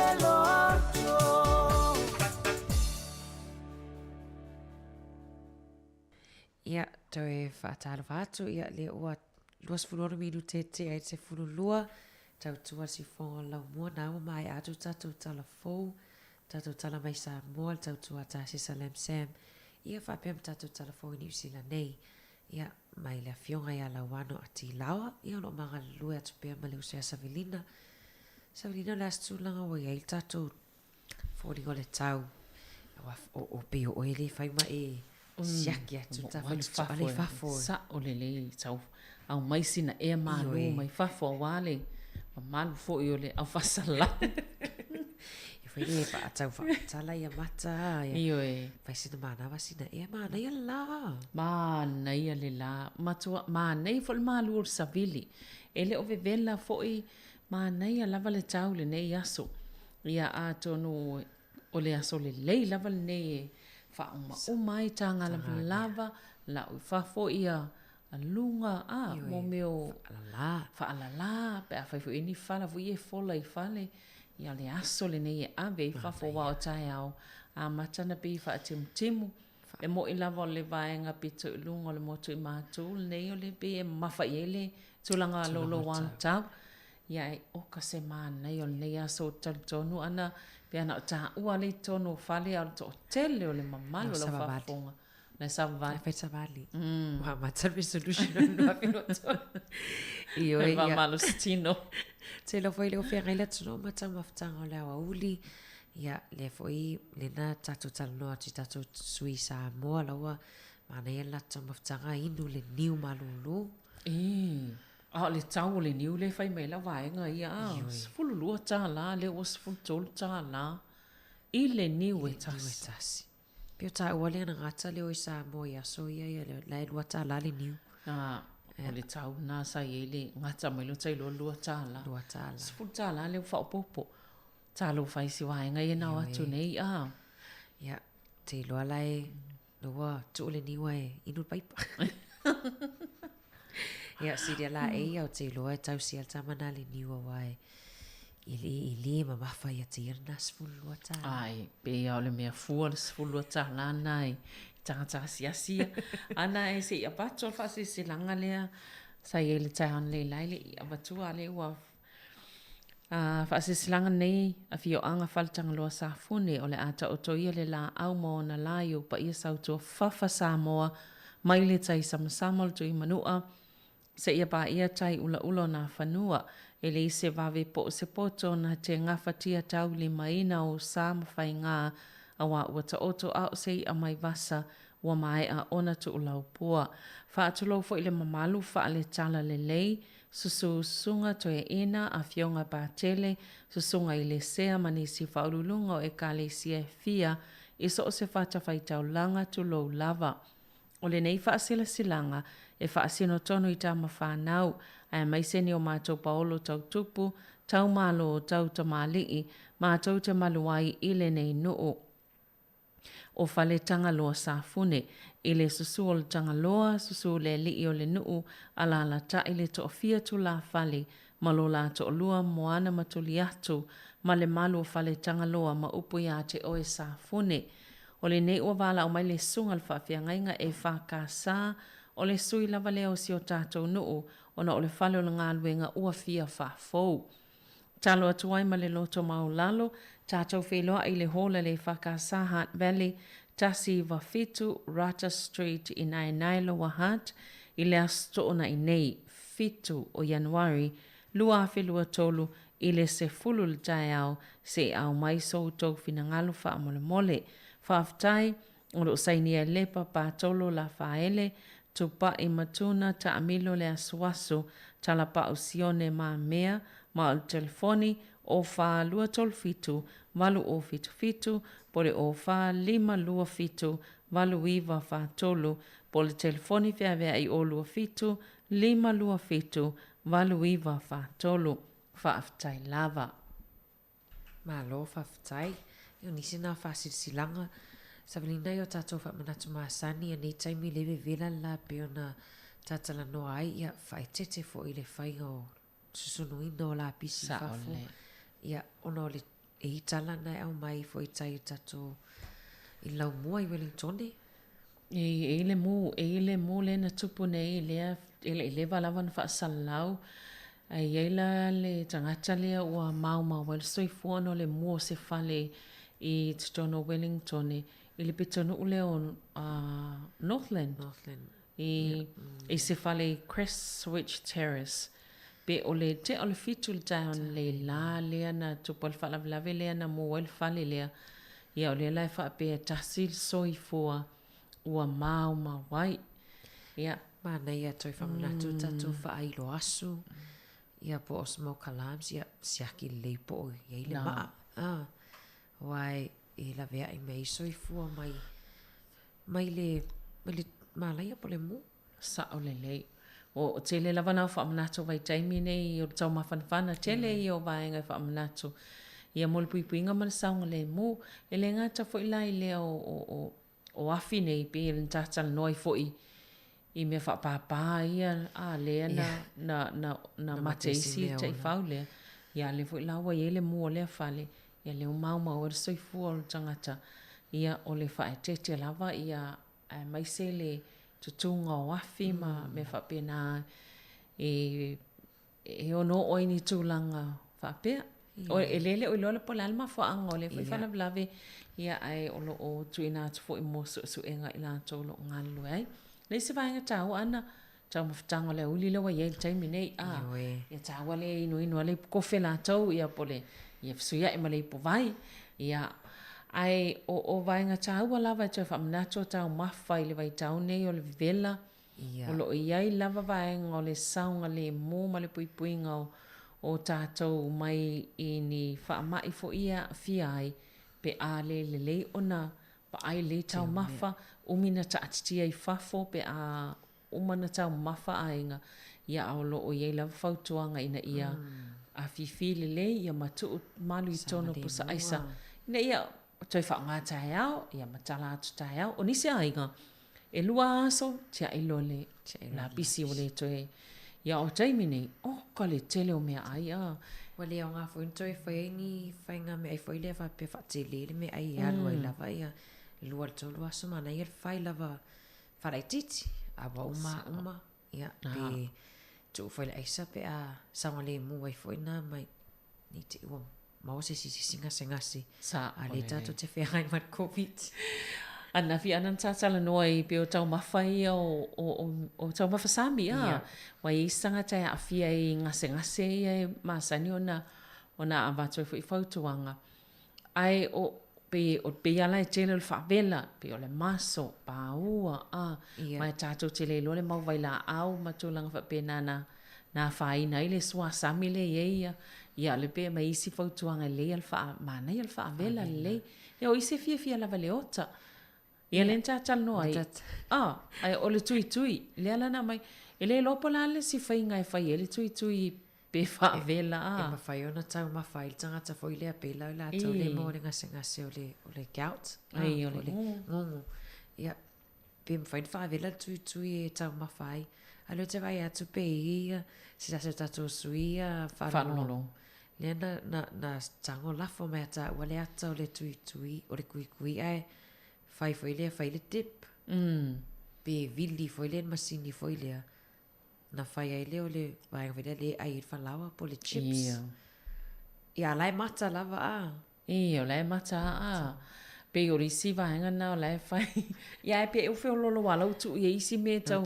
Ia tu ai melan mea mata na. Mea mata ia wa vili tono o le masini foi vili fa pala ai se tulo. Ia na mai lea loi ele chips. Loi e mali toast. Oka. Se fa ai atul mana ia pisa mai tai maori na fa ele dip le. Ia o le tele la mo mele ave tonu. Ia ta tele ai mo moi fo. Lo pena o mai fo na pui mai le singa se. Ia ai le. Na ia tama tai. Tai mi nei mo tai mi. Sa o le. Ai inu la ile niu. Ele toi finu niu se lo se furu no tala. Tonga tai o le niu le na tala no mai nei na vaenga ia mai Samoa. Ia ai matu stato fa fianga nei a oli. Manuia tama ftanga o le oli. Fa fianga mai tai o tau mate. Tai mi nei Taeao.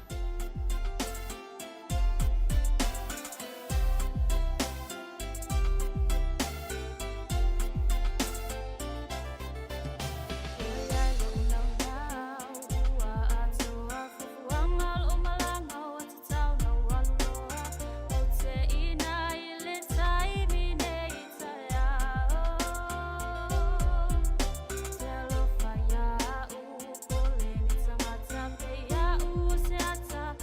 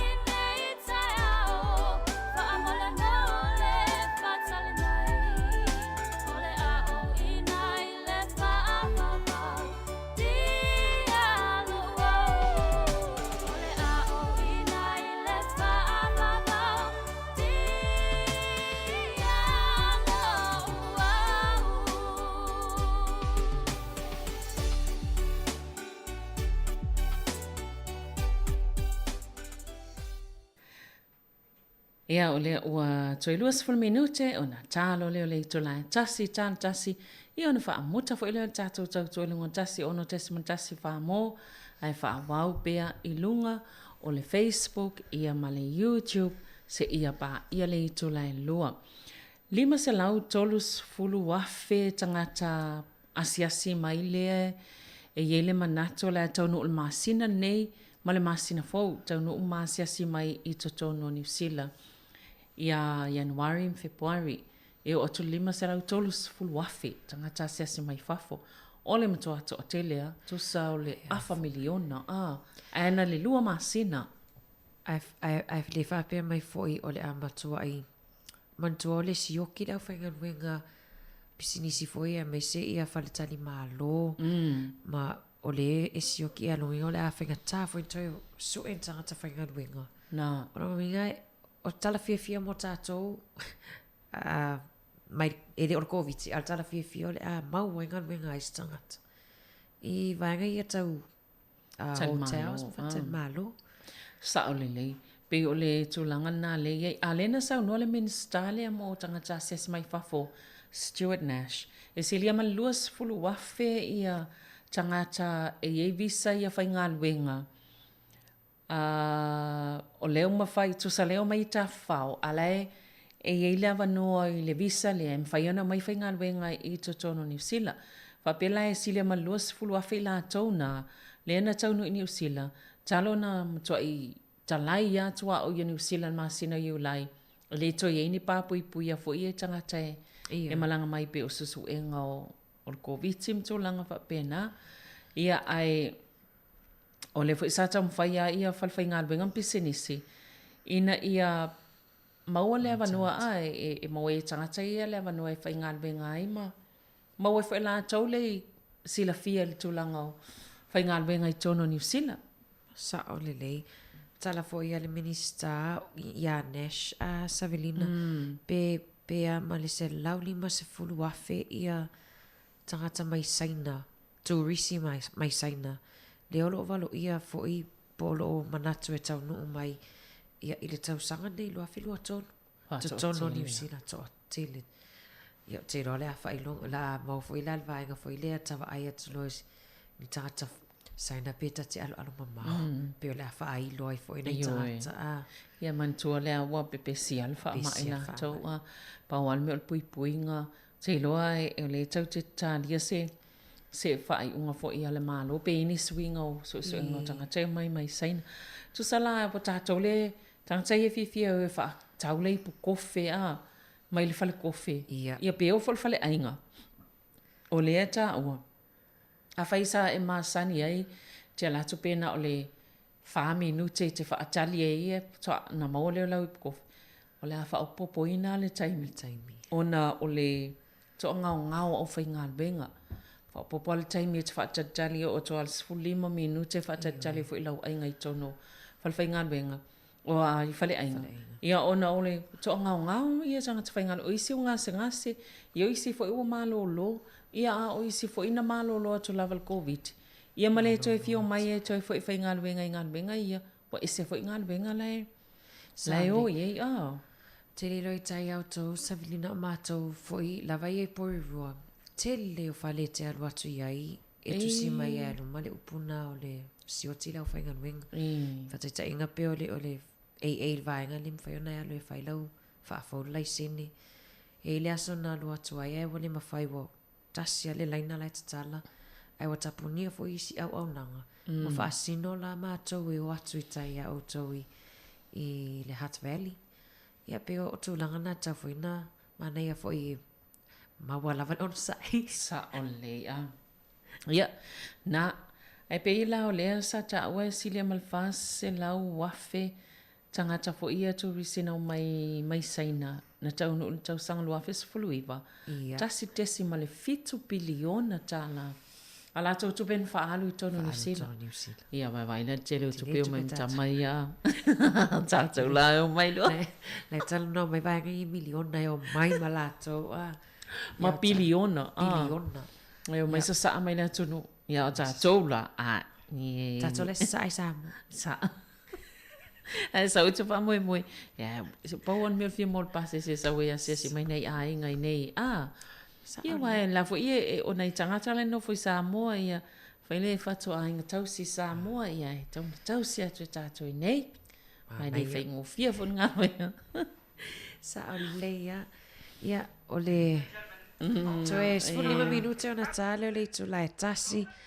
Awane i ngalo tātou lungo o le tātou talia ia le atau Taeao le atau tua mai ai. Sa o le. Ia, songa le awa ai atu fue, songa ia tā sisa, ia, malwhetalanga ia siria la e. Le ole atau tua to tolu mai lato atau Taeao le aso a Taeao i le afol fitu. E wala au e poni wala au fia tal no mai lunga laina. O lai fia aso le tui pe fa fena fa. Ai se i o Taeao. Ia ona stala tulu laina tamai e tu mai Samoa. Tono ave i fisiri wa ope ole tele tui Samoa. Ole lei. Ai watu stafa afi fianga nei vaenga la oli.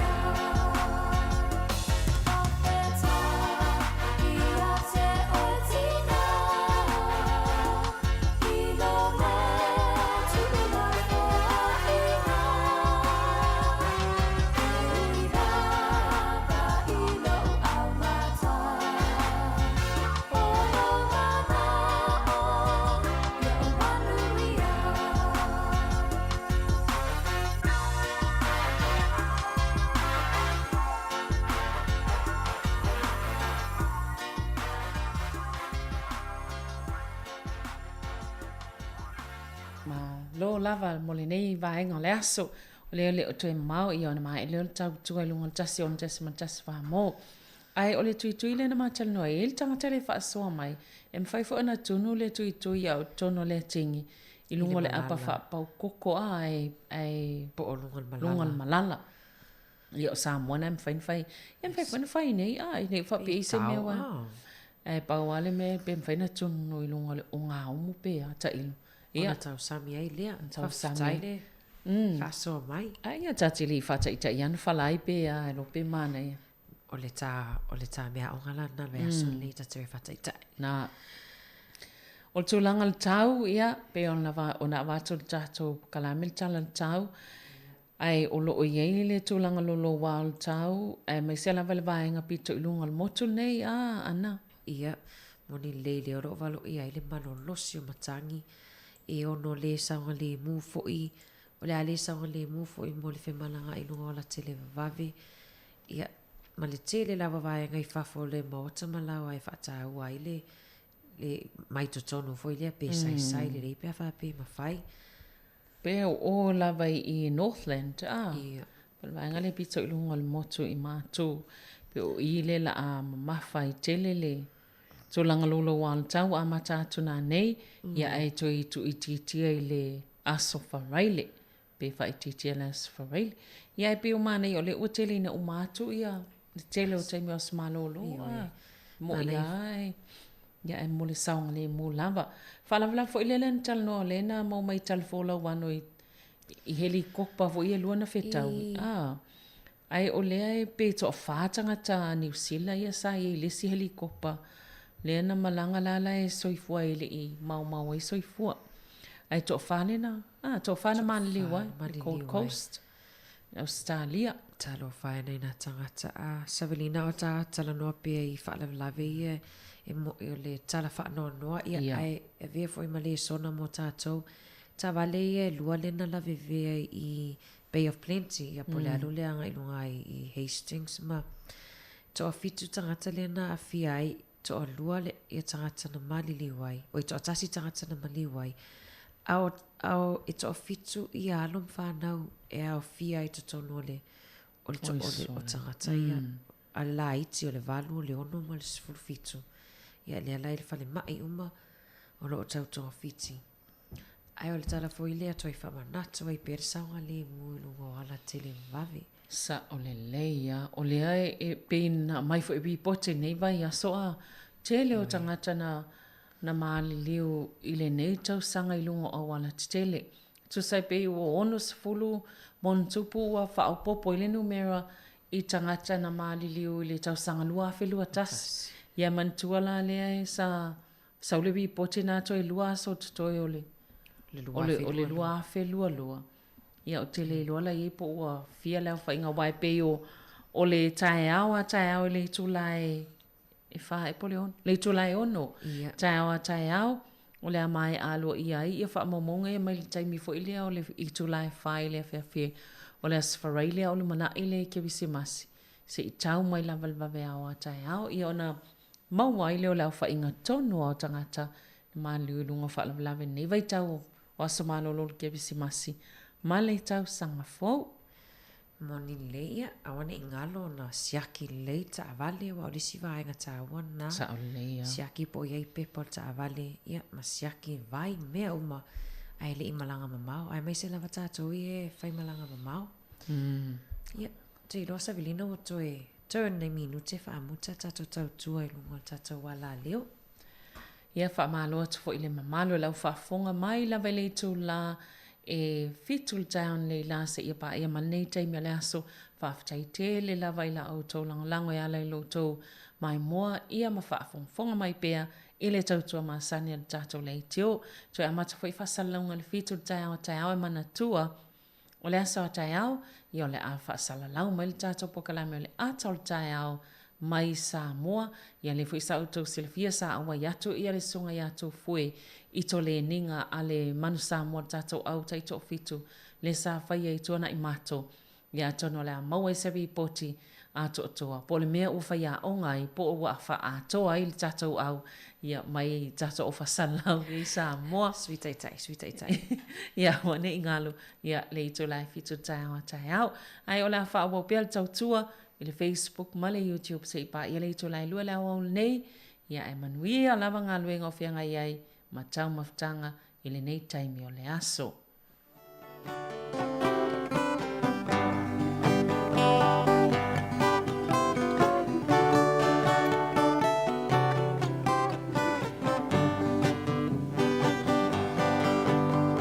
Samoa e vivi au te leto e au talaina I sa'u tau tua lo fai pea au walau tapua inga o lau leiti o na muai malai langa ngana Samoa i New Zealand Atalu se fulu ai nei tau sanale atuna I a tau taina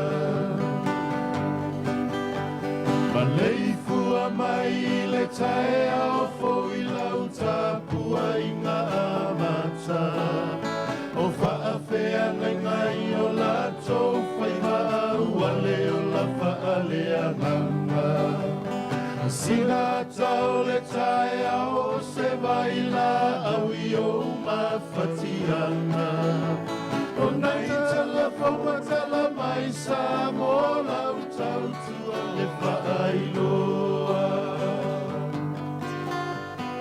Le siufofonga o le lau mua lau leiti o I Aotearoa O te pese atua I mawhaafia fia mo o e Samoa au e fefe O so o ai le lalo langi atoa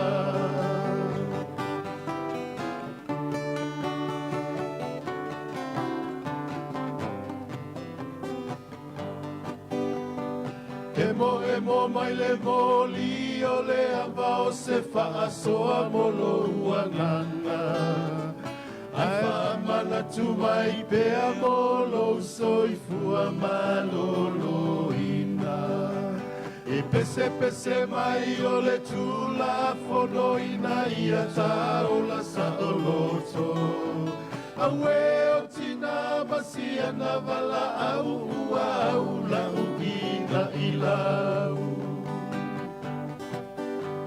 E alua so ai saua so I talalaua luna o le vai aso Ai o nai asia singa e talosia I o e tinga ina Ai ole o la o a o ina o nai tupulanga whaataua ina Le ape foe whaatini o la tāko langa ua I usau ni tau mawhaina Le siufofonga o le lau mua lau leiti o I Aotearoa O te pese atua I mawhaafia mo o e Samoa au e fefe O so o ai le lalo lagi atoa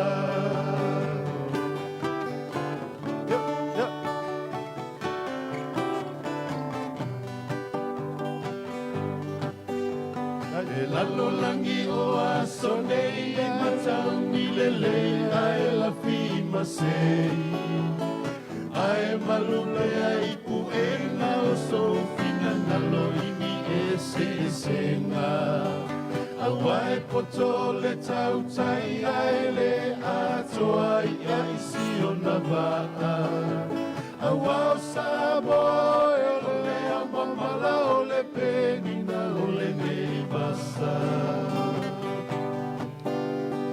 Sale whaingo fie le amataina o le nengaluenga Sasa I lima fesili po le mea ea o ia ini masini E te onolo si whaao na pone I ua iai fo I makomi piuta Facebook, YouTube, what a whailangi ai a uwha asalalaunga Facebook, YouTube, what a whailangi ai a uwha asalalaunga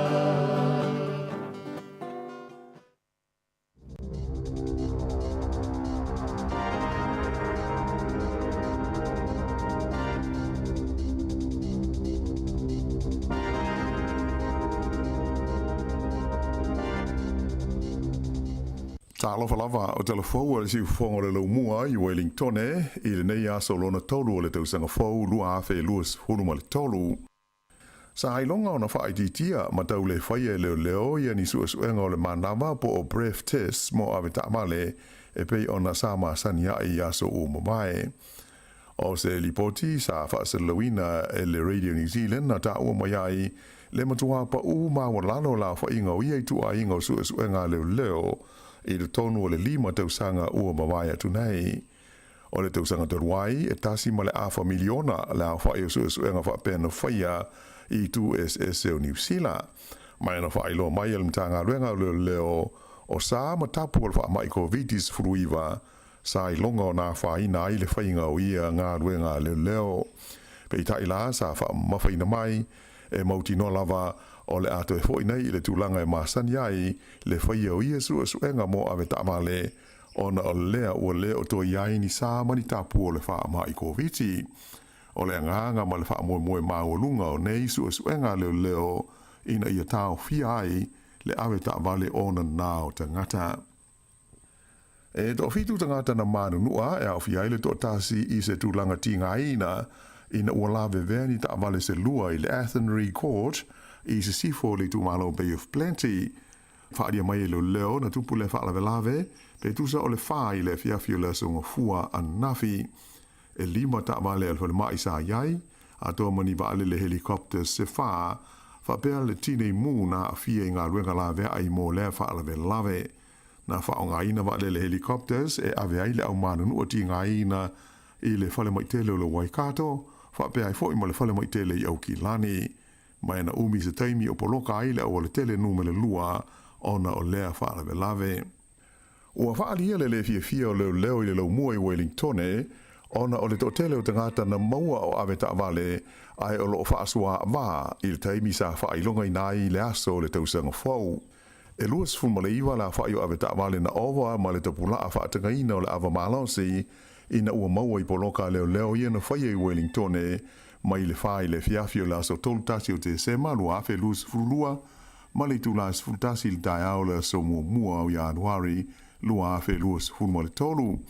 Whaalia mai e le teita i leo mo le tumalo Wellington Inspector Wade Jennings o se tulanga le leisa mai te wina i le totele o tangata na maua o ave le taawale ai o loo o da nā. Na ia taua e si dia i le wha afe la whaio ave taawale na tau fia ma whaia suenga leo i le whai unga le vai aso le tausanga fau i tu SS o le lau mua. O le totele lava sa tau sisi le tu la fono ai o la tau ia na maua ua ova le o nā e lea ia se si tu ua ia ai o la tau lava ma no la tau whaitelia. Mai la whainga luas fuiwa ia na ova e to avalu na maua i le vao le fitu ma le se fulu i le Taeao o le aso sa o le tausanga fau. Whailoa e leo i Wellington o le a whaawau peo na whaia la tau poloka nei lungo o wala i le vai taimi o le tau maafana whana o loo iai nei ina ia mauti noa le saonga le mo o tangata oma. O se ainga i au ki lani ua amata le anga le nei tausanga fau ina ua mu ma whaatama ia lo lātou whale i se awhi sa awhi ai le pō le tausanga fau.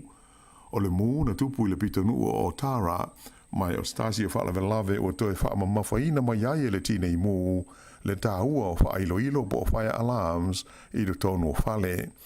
E ono tawa le fui mu ngā lurue ai le tau tinei o le nei awhi ma le pui puinga o isi whale tua oi mai le ono awhia tua i le mu. Sa mawhai o na o umo i whafo tangata mai le whale na awhia e au noa ma se a whaina. Mai na whaalia tua oi ia le nganga whaafetai i le ngā ruenga le tinei mu i le pui puinga o lātou whale mai le awhi. Whaalia mai e le tinei mu o le nei whaalawe o se whaamanatu tāua te le lea i le tāua o le iai o whaailoilo o mu po o fire alarms i le tonu o whale o a inga uma. Ua whaelo mai e le ofisa o le tau le Med Service o le awha le tonu ma le manuia winga o le tau e amatatu i le asolunua Taeao. Whaalia whapea o le amalolosi matangi a awhiai le tumalo Northland ia mai na taua mai e le li ofisa wa ai tau o Peter Little o ia tūlanga lolo wao le tau o le a whainga tā ai o na tutu ia meo whale ie o lātou ia o lo tā whao ma to ngā la wapi ai ma tā whanga ma le wao matua. Pei tai la e le na o Northland o le a fia i tūlanga wha le tonu nei o le tau i le nei vai aso.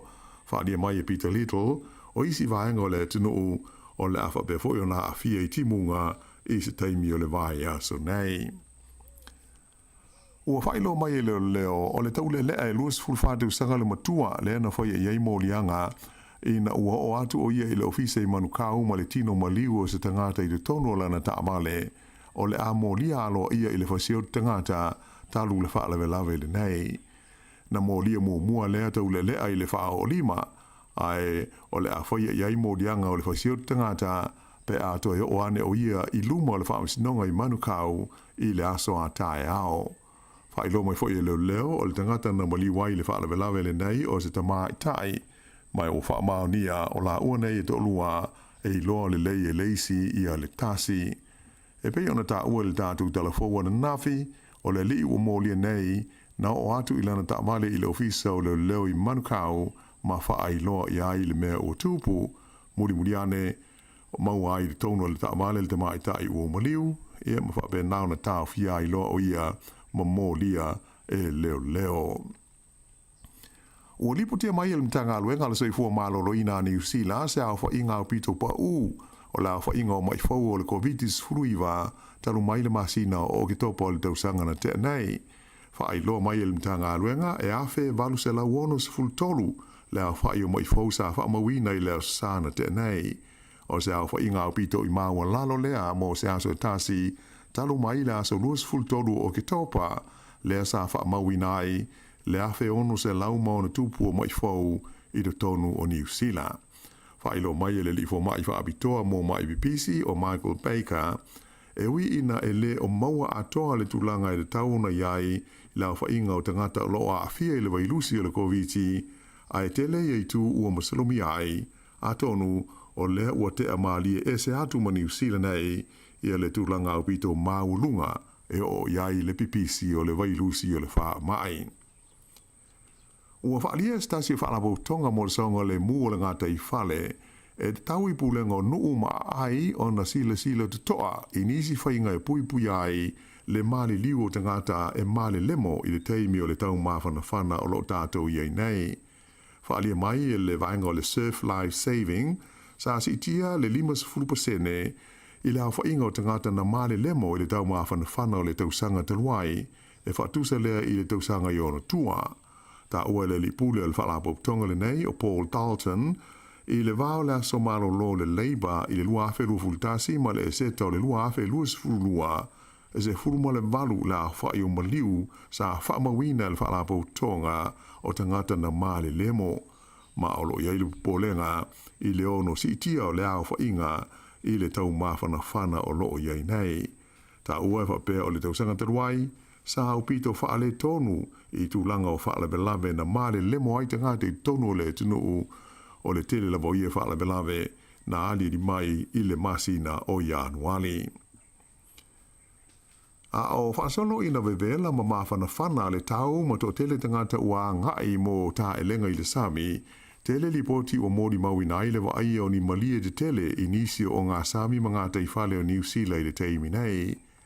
O le liso sue i malie o Dr. Riley Elliott na amata i le amatango te sema o na whaia na sa ili linga i le Coromandel, whailunga ina leo ni malie de tele White Sharks, ina ia mawhaia i ona i loa le lei a lātou ngā o inga i le Sami. E lua ni malie ua uma o na whailunga ina i le liso sue le nei o Elliott, ia mai tarumai le taimi e valu nisi malie de tele sa mawhaia na ia wa aia mai loa i vaenga e au fiai i e Bowen Town i Waihi, ato ai manipoti o i e maua mai istangata na ta uailo lato ai e foi o nisi malie de tele i isi tu o New Zealand. O le whailonga ina o malie i le whawepi i na i ai o ni tax e le tau mo fie, o na e tonu afe lua se lauta la le tag e tasi, whalia le liso sue o Elliott, o se leni ua ofo ina atu e nisi mo ana sue suenga nei, e mawhai ona ia whailonga ina ini malie se lua se furu la whai, mo le maita wina o ngā Sami e a ngai ai, ai mai se o mata whanga lātou te ono a whea i le vai taimi le nei o le tau mawhanawhana i le tonu o le tunu. O ufitia le Kalesia Katoliko i le tonu New Zealand i le whaamau ono o le tuua o le malo e pope penititos furuono o se taitai sai longa lona sao i le soifuanga o le Kalesia i le laurolangi Atua. O le astonai a lumana i aile tausanga fau na tuu malo ai pope penitito i le iwa surulima tausanga o lona soifua. E wala uina o ia lona matai o toi titi Atua le se fulu o tausanga talu na whaamawai mai i le tofinga o le tupusa po o le whaao leo le Kalesia Katoliko au i le laurolangi. Whailo mai e le aki e pikopo Wellingtone le fionga Kardinali John Dew o ia fo'i o le teitei fono le maaftanga e pikopo Katoliko au te roa. O le amanatua le soifu au na o pope penititos furuono i tālusanga le Kalesia i New Zealand. O le tausanga i luafe sultolu na whaamawai ai pope penitito mai le tofi taitai o le Kalesia ao. O le whaaiunga sa tele ina whaate ia ai tangata o le Kalesia. Se teimi mua leo o whaamawai ai se tupu sa mai i lona tofinga talu le tausanga i afe whase lau se furulima i le whaamawai ngā le tupu sa iai ia ona po i a pope kele ko lio se furu ma le lua. Whaadia mai ho e Kardinali John Dew sa manatua matalo sia pope penitito i sauninga o le sao le tausanga fau i te tonu o Aotearoa nei e mai e iai isi sauninga whaapito o lo fuafuaina e pule anga i ono le Kalesia Katoliko i te tonu New Zealand e talo sia aile nganga o pope penitito se fulu ma le ono. I se tala mai fafo e to whātangata na maali liu ma leisi to tolu o loo i se tūlanga tinga ina ona le whaalawe lawe lea na wheto a iaini wa alele helikopter se lua i le Gold Coast i le asunga fua nafi. Tupu lea whaalawe lawe le talata le Sea World i na ua wheto aini wa alele helikopter se lua i lunga o le ea be tusa o le tūlai lua i le awa uli. O se lipoti le 7 News na taawai, o se tasi o waalele na nga i fo tūla o ele ai wheto a iai malesi helikopter sa tauma whai i alu ese mai. Whaalia mai e le taita ilo leo ia Inspector Gary Worrell e to whātangata ua malili wai malesi to tolu o lo iai se tūlanga tinga i na le whanamai ona o lea whaalawe lawe. Ai to se fulma le tolu, ia istangata sa ia le ambulance i le mea na tupu ai le whaalawe lawe. Ia ma le tala whaiu, e iai ia se swinga o whaia nei i le au kirikiti a le Black Caps a New Zealand, a o sa hauni atu mō ta longa whaalawa o maa loi te itasi aso po ODIs i le wāma Pakistan ma initia. Wa le o awhia ia i le filfilinga o le au ia le lifa te asawa sawa o Adam Mill mai Wellingtone, ona o ni manuanga sa afiai a toa malele lava o ana tāpena penanga mō tā longa whaalewa o maa lo. Whailo mai le pulenga o le Black Caps, o le asuitu langa atu ia Milne ia le li o Blair Tickner mai le au le Central Stags, mō tā longa ia ODI o lo alo atu iai i Pakistan whapea mo initia. Whailo mai Stasio Selectors o le au New Zealand Gavin Larson, o le a whaawau na ta alo le li o Adam Milne mō le Firebirds o Wellingtone, pe a whai a wanoa i le tamisanga o lo whanga solo nei o le tau mawhana whana. O le so lulu a Taeao e tua i New Zealand e le au ta alo o filifilia le Black Caps, mō ta alonga nei whaalewao malo i Pakistan ma initia. Ea o le whaiunga le nā o telefou.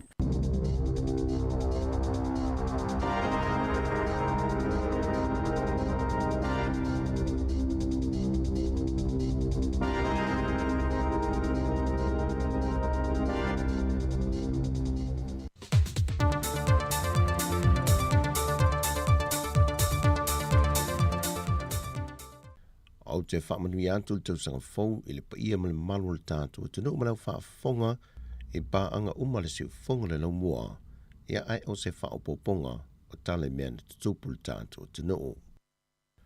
E se lau whaasfulu wafe tā la le au whainga ato le se leni na tufa atu le malo e tawalatu le fionga le minista o tupe le fionga mulipola ana rosa mori o e suita alo umale toa sa momala na pulenga e whaftai ai lo lātou sao, i le si tia lo le whaato sina ina mai o tangata lo langi Samoa, e ala i le ipo le lo langi o le lakapiliki, lea na matua mawalunga i le ingo Samoa le laulangi.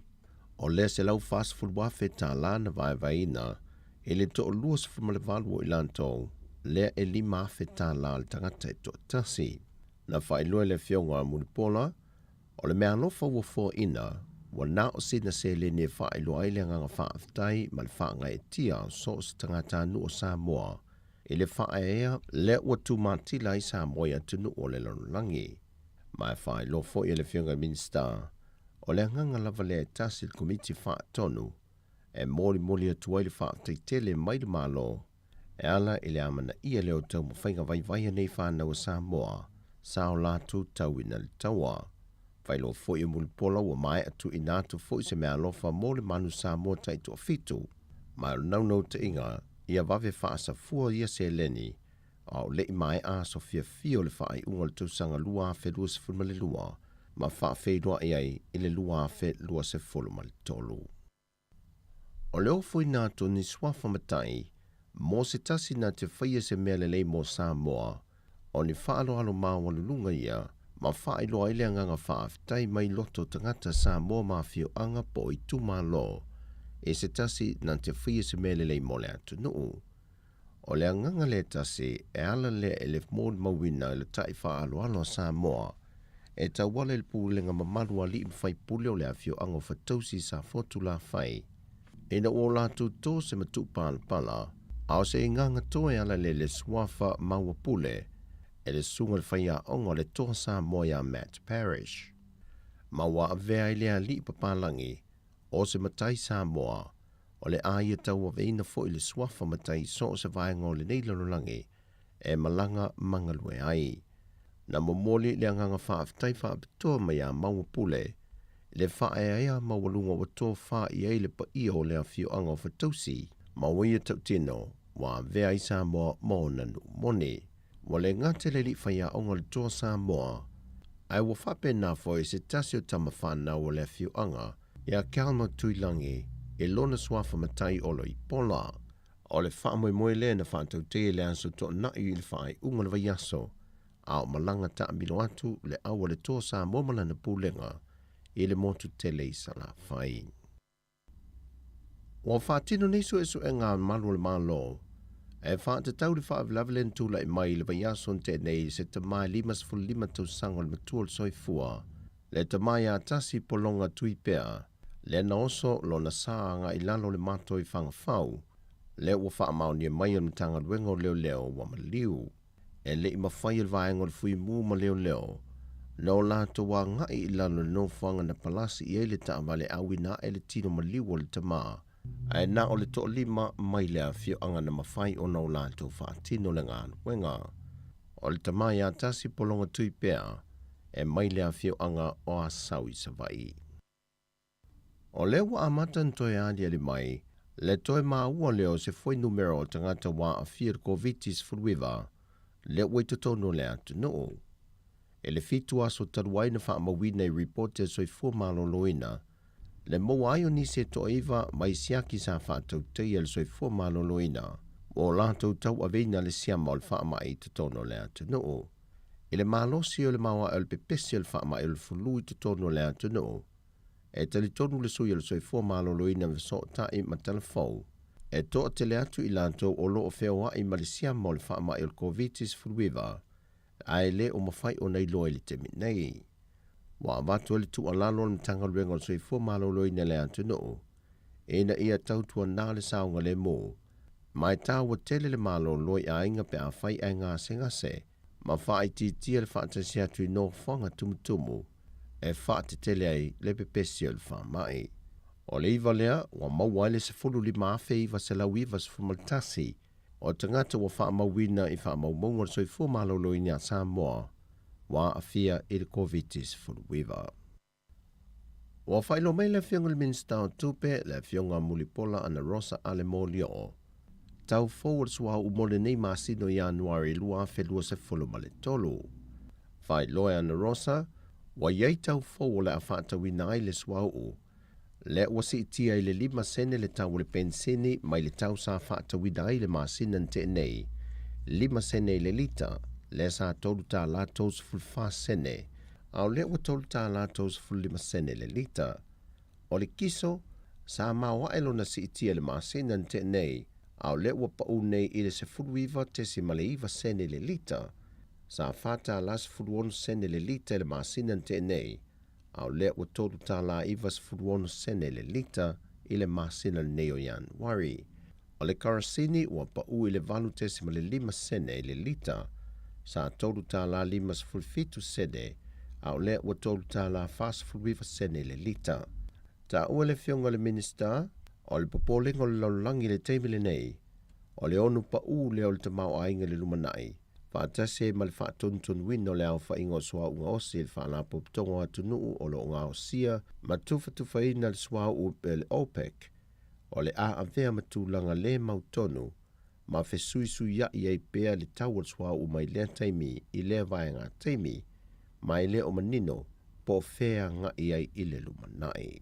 O tātou talafau ia mai Samoa manuia ni yasol tātou tunu fasoi foiang.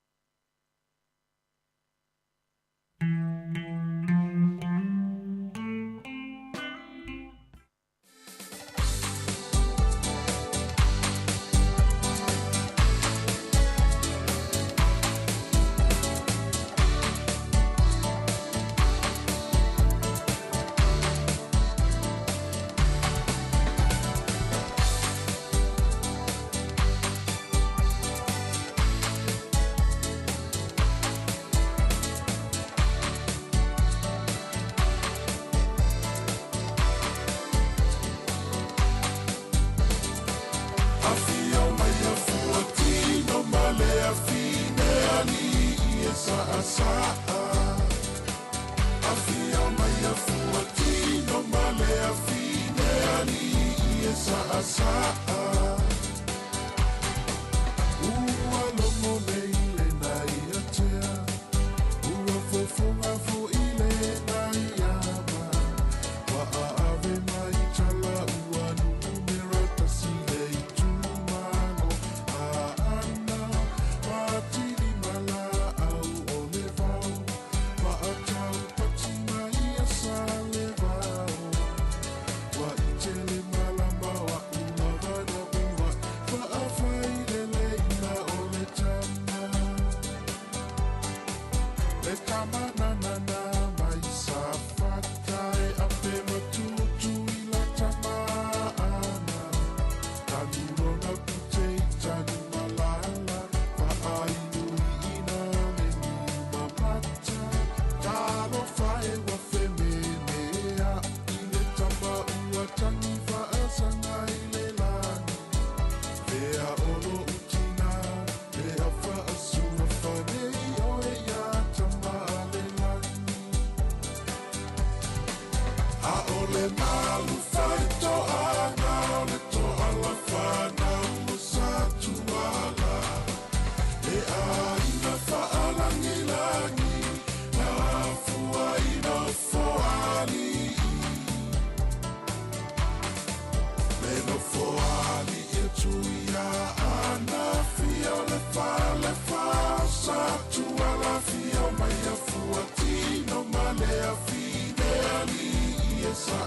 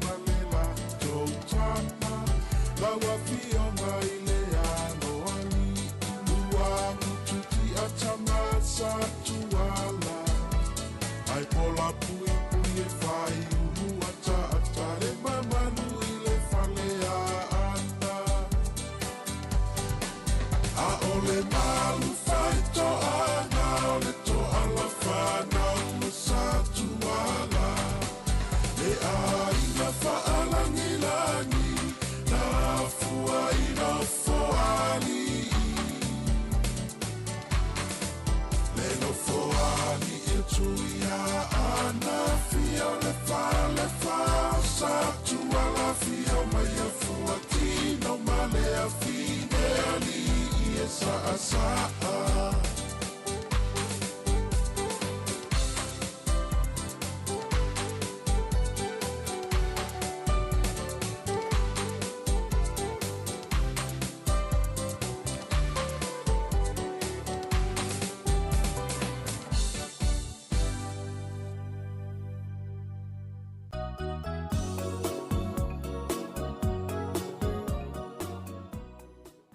Ia ni sina whawhiwhianga sui whiwhiloi nā whiwa mai atu fo I matato to awina atu tato talafou ia au te loa taimi nei ia wha loa atu lawe le ila tolo mafuta mai lungo tato YouTube mal Facebook whawhitai le mafuta mai ia a leo le a awina atu lava musika sui whiwhiloi Stai whewhata se meleo sia Savelina wha wau le matautua nei aso alofa te le atu pokala me siufonga lau mua mo oto o malava Whawhiwhianga mai le sunga ia misi luki sua malana pese ili tama itai whaia onga alo whātoi whaia onga o malawa lo mafuta mai manuia whainga malo longa manuia fo ia tiu te mwhaiva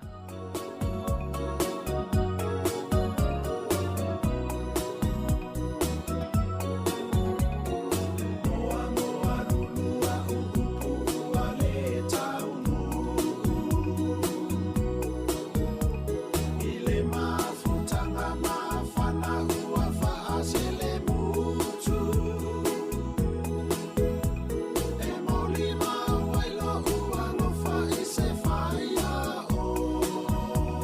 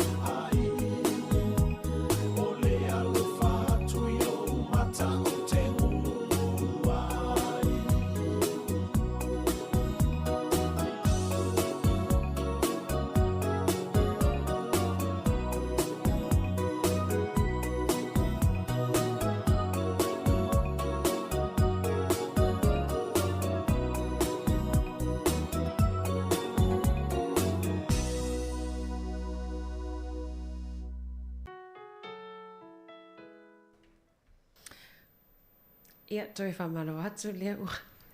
Toi lua sputo nuinu te ona tāleo le i tu la e lua. Tā foi le i tu la e lua, ia whaamuta foi leo tātou tautua i lungo o tātou penga te whailangi. Ia, ai whaawau atu lava musika suife filo i lungo o tātou app. Ma whai foi ona toi maua tātou pukalame o le aso. Ia whaafonga ina nei lungo o app o se meo le i tu la e fitu, le i tu la e balu. Malo, ia o le wawa ia tue fōlinga mai e le o amana ia e tangata Australia ia. Le whaululunga fo ia o vai angol sifo maloloina i suenga ia whai a tangata e asia si atu mai saina. Ia. Wa mantolo e lato tu unga e whai test po suenga fo ia vai rusi o no o tulang pepesi o le whaama ile i saina. Taimi nei ele i mawalawa si whai unga pos filfilinga ni usila i la lea tūlanga ia aipi fōlinga mai o Australia ia ele o yeso la tō mawhawhau e whaini tūlanga ia suenga luna winga ia o atua saina o atu pēha ele whaini suenga tu salawa pēha ona man tō fo i olvesta luai ele sa iei le malanga nālu i Italia alo tō le afa silia ma le afa al pāse se o le sifa inga malanga na whaiso suenga i COVID umatanga ta saina pela o le mea nā le na popole i loa isi atu nuu ia ma whai e lola tau tu unga le whaila iei ma Australia ia le fōlinga mai be ele o talieina le ele e tangata Australia nisi o tangata Australia ia tūlanga ia tau la wan whae tete nisi foi o tala i whawhato New Zealand Savelina le tatala noa nei maliu o le tamata alo foi le o peli ai le wawa i atu o whaile le pese tautalanga foi al peristine o whalapatspotonga foi lea le o le soka ina ia o lana tala lai whai mai atu nuu ia tofu lava le atu nuu ma se whale ta alo foi lea o soka e whaai ngoa ia pele o sol mai po se alo foi lea ia ai e leo whai atu a tātou New Zealand ni tangata ia walonga foi tātou tangata ua tele io e ia ai leo whaapea atu lava ia le ai la mato te le ai atu ia whafonga mai lo whea tuana le ai lau sunga le li lau sunga perstene le le tele lava tangata i longa New Zealand la tuam whea whaonga Pifo o tau baka i tonu i porirua le whaingo fo i le sunga ia Jerry Collins ia o se tasi o tangata tamailonga lo peleki ia tonu ai o le matua ato o tele fo i o tangata ta alo ia ma tangata i longa isim tata i to tono isi fo i vaingo porirua ia ma tono New Zealand ele mwhen whaingo ia tele o tato vainga na ia au peona i talana nei taimi ona leere o mwhai ona watu o mailunga tatu tala fou ia e samasani fo i ona whai pokalame fo i lea la fionga e la wana Savelina la langi waso nei sa o lele ia mwhai ona whata mataratala tu ai nisi o vaenga tutupu i whafo atu o New Zealand e le vaenga le au mai i le IMF pol whalap tonga whawha maa lo lea o tupe ale la langi ia o le wa yele la pata inga fo i ala to fa alulunga le tulanga tau tupe fa pea o le taso vai tolu tamao a inga o le lalangi i le tau sanga nei o la yesi tulanga fa le tonu no ngal taso vai tolu tamao a inga i le o ta ua mai po o ia tunu ai pe o le taso vai tolu o tamao a inga i ala a i le lalangi o le aia yeini a fianga le recession fa le tonu le tamao a inga fa le tonu tulanga tau tupe le soifuanga i tau sanga nei ia a yei lava fofuanga nisi o falaptonga nisi o atunu o lo tamwhaina ia li liu wai maawane ia a fiai i tulanga fa le tonu na ia talsia ia ile a fia to ine wa a fia lo i tulanga fa le tonu wa si ti a lava le tau soifuanga pe o le tau o le niu le fa tau wai samo ia me se fo i o tau mawhai tonu nei fo i atunu tātou te o lai sa o le se me to tango fi nei aso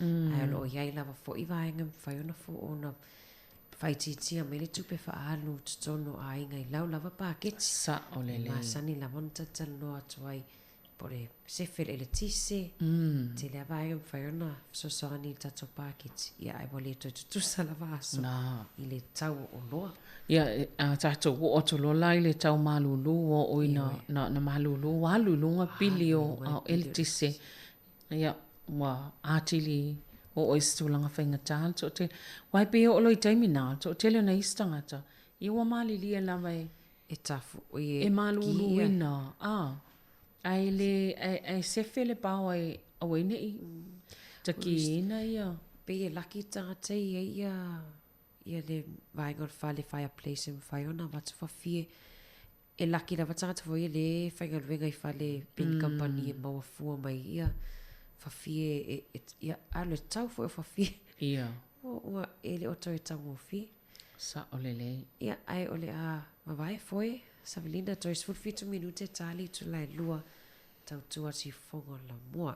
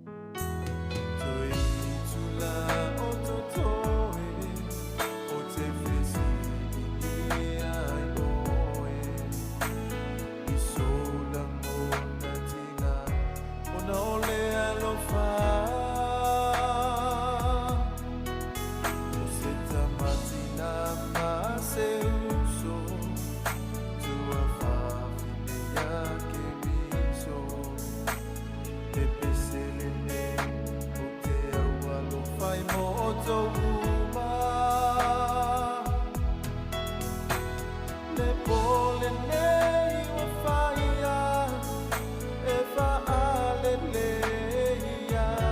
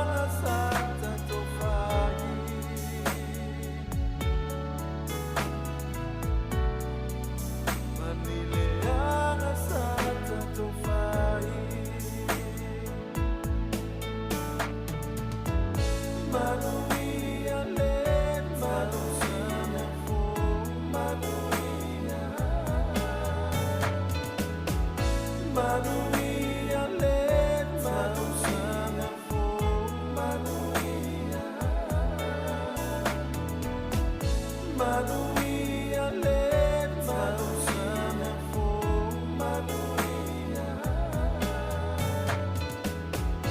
manuia le tau sana fo manuia manuia le tau sana fo manuia.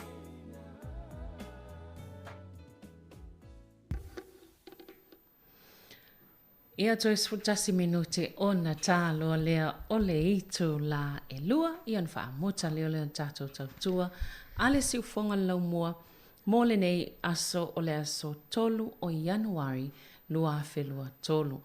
E sele fifi o tangata I musika, e tele o tangata e fifi e musika, e fo ila le lisi alvaenga le Rolling Stone, ole e ta ole Greatest 200, po o le lisi o tangata pito sile ona le lei, si ufonga malato pespesenga e to lua se lau pito ilunga.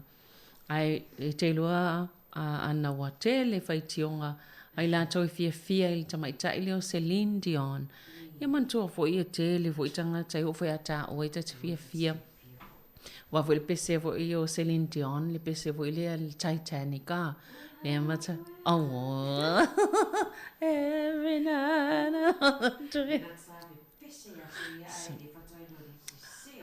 Ana sa matua leo te tele ai ese a upu ese se yo upulana pese.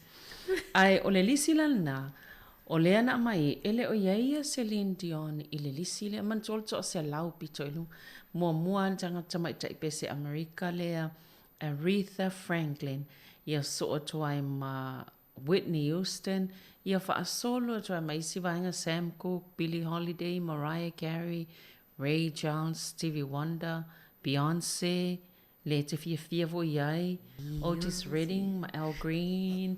Ia, ale te vai le misi mai le nato a lua se lau, ia Celine Dion I le lisi le la te va ai o iai wa matua. Fai iai le fia o tangata fia Celine Dion.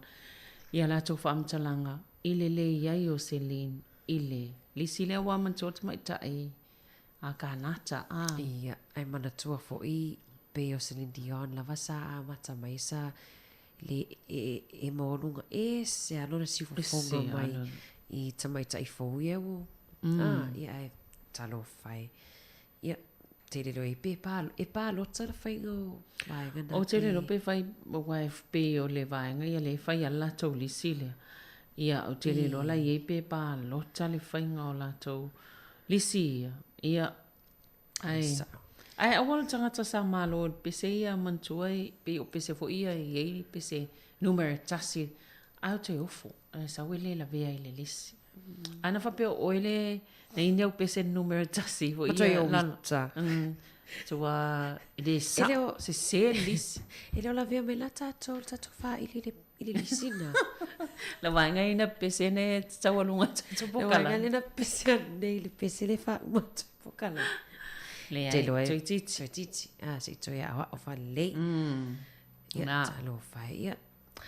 O le wata iwa mi te Savelina ia se ava ai atu fo ile te leo le mautala fo o te lo fo ile la amai fo ile fionga ia la wano Taeao. Nisi fo o tala le wa pe fatu a maua atu nei lava le watu mai lungo pe ngata whailangi. Ia. Sa o lele. E te lo e ia tūlanga fo i isi tala ia na maua mai nei ia Cristiano Ronaldo le ali ile le lava ta alo a le soka. Pela o le ata alo nei I se au soka le o whaasaini ai I Asia. Pe o le ua whaasaini ai nei e le kalapo le oile ai o se pe uma se kalapo le I kalapo Arapi. Ai pe o le a fia e alana tupe se I tato wawai. Pe fia le tupe o le a whaasaini nei le ilea o Ronaldo. Mantua fo I pe na alu ese le anga mai I tamu sanga soka le na whai pe rawa e o fo e le awan lato atu no. E safa pe te ua umato e lanta alunga soka leo vai atupe o le utohea o le ali I Portugale leo. Ronaldo. Ne fia fo ili sa vaenga I e ta wa o soka.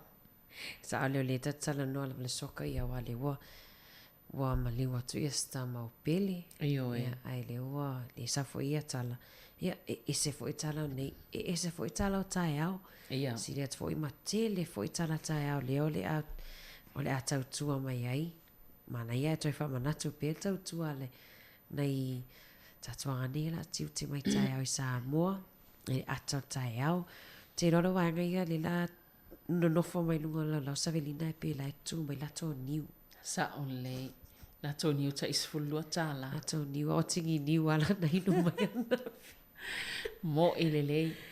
Ia au te loa ia o mai fo il taimi fa amutai fo ile tato tau tua ia ilunga o le Facebook ma le YouTube. Ia ai faftai lava le mafuta mai. Ioe ia whaftai le lava le malo lau whafonga me se lava i la tau no mafuta mai.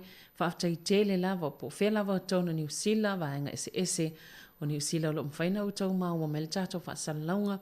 Whafua tau New Zealand o nisi esa mafuta mai oi. Whale a lupo ana. Ioe whale a o Brisbane. Ia. Vaenga Australia. O Amerika, tau tasita tau paanga le mafuta mai Amerika. Ia Samoa. Ia.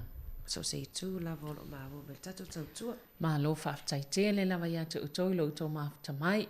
Ile ni ia mai se foi o kilani kala ia stete ia o isi vaenga o New Zealand le samfai no to mafuta mai nei aso ai Taeao te amatali vo tato fa salonga le tu lai fitu ile tiute ia ale songa ia tu fu fiso ta se salem sam masilia la AC mona selman tafa mai Samoa la mfain fa fonga iai e mol taimine manuia la vangalwe ngo te ole aso to fa soifua.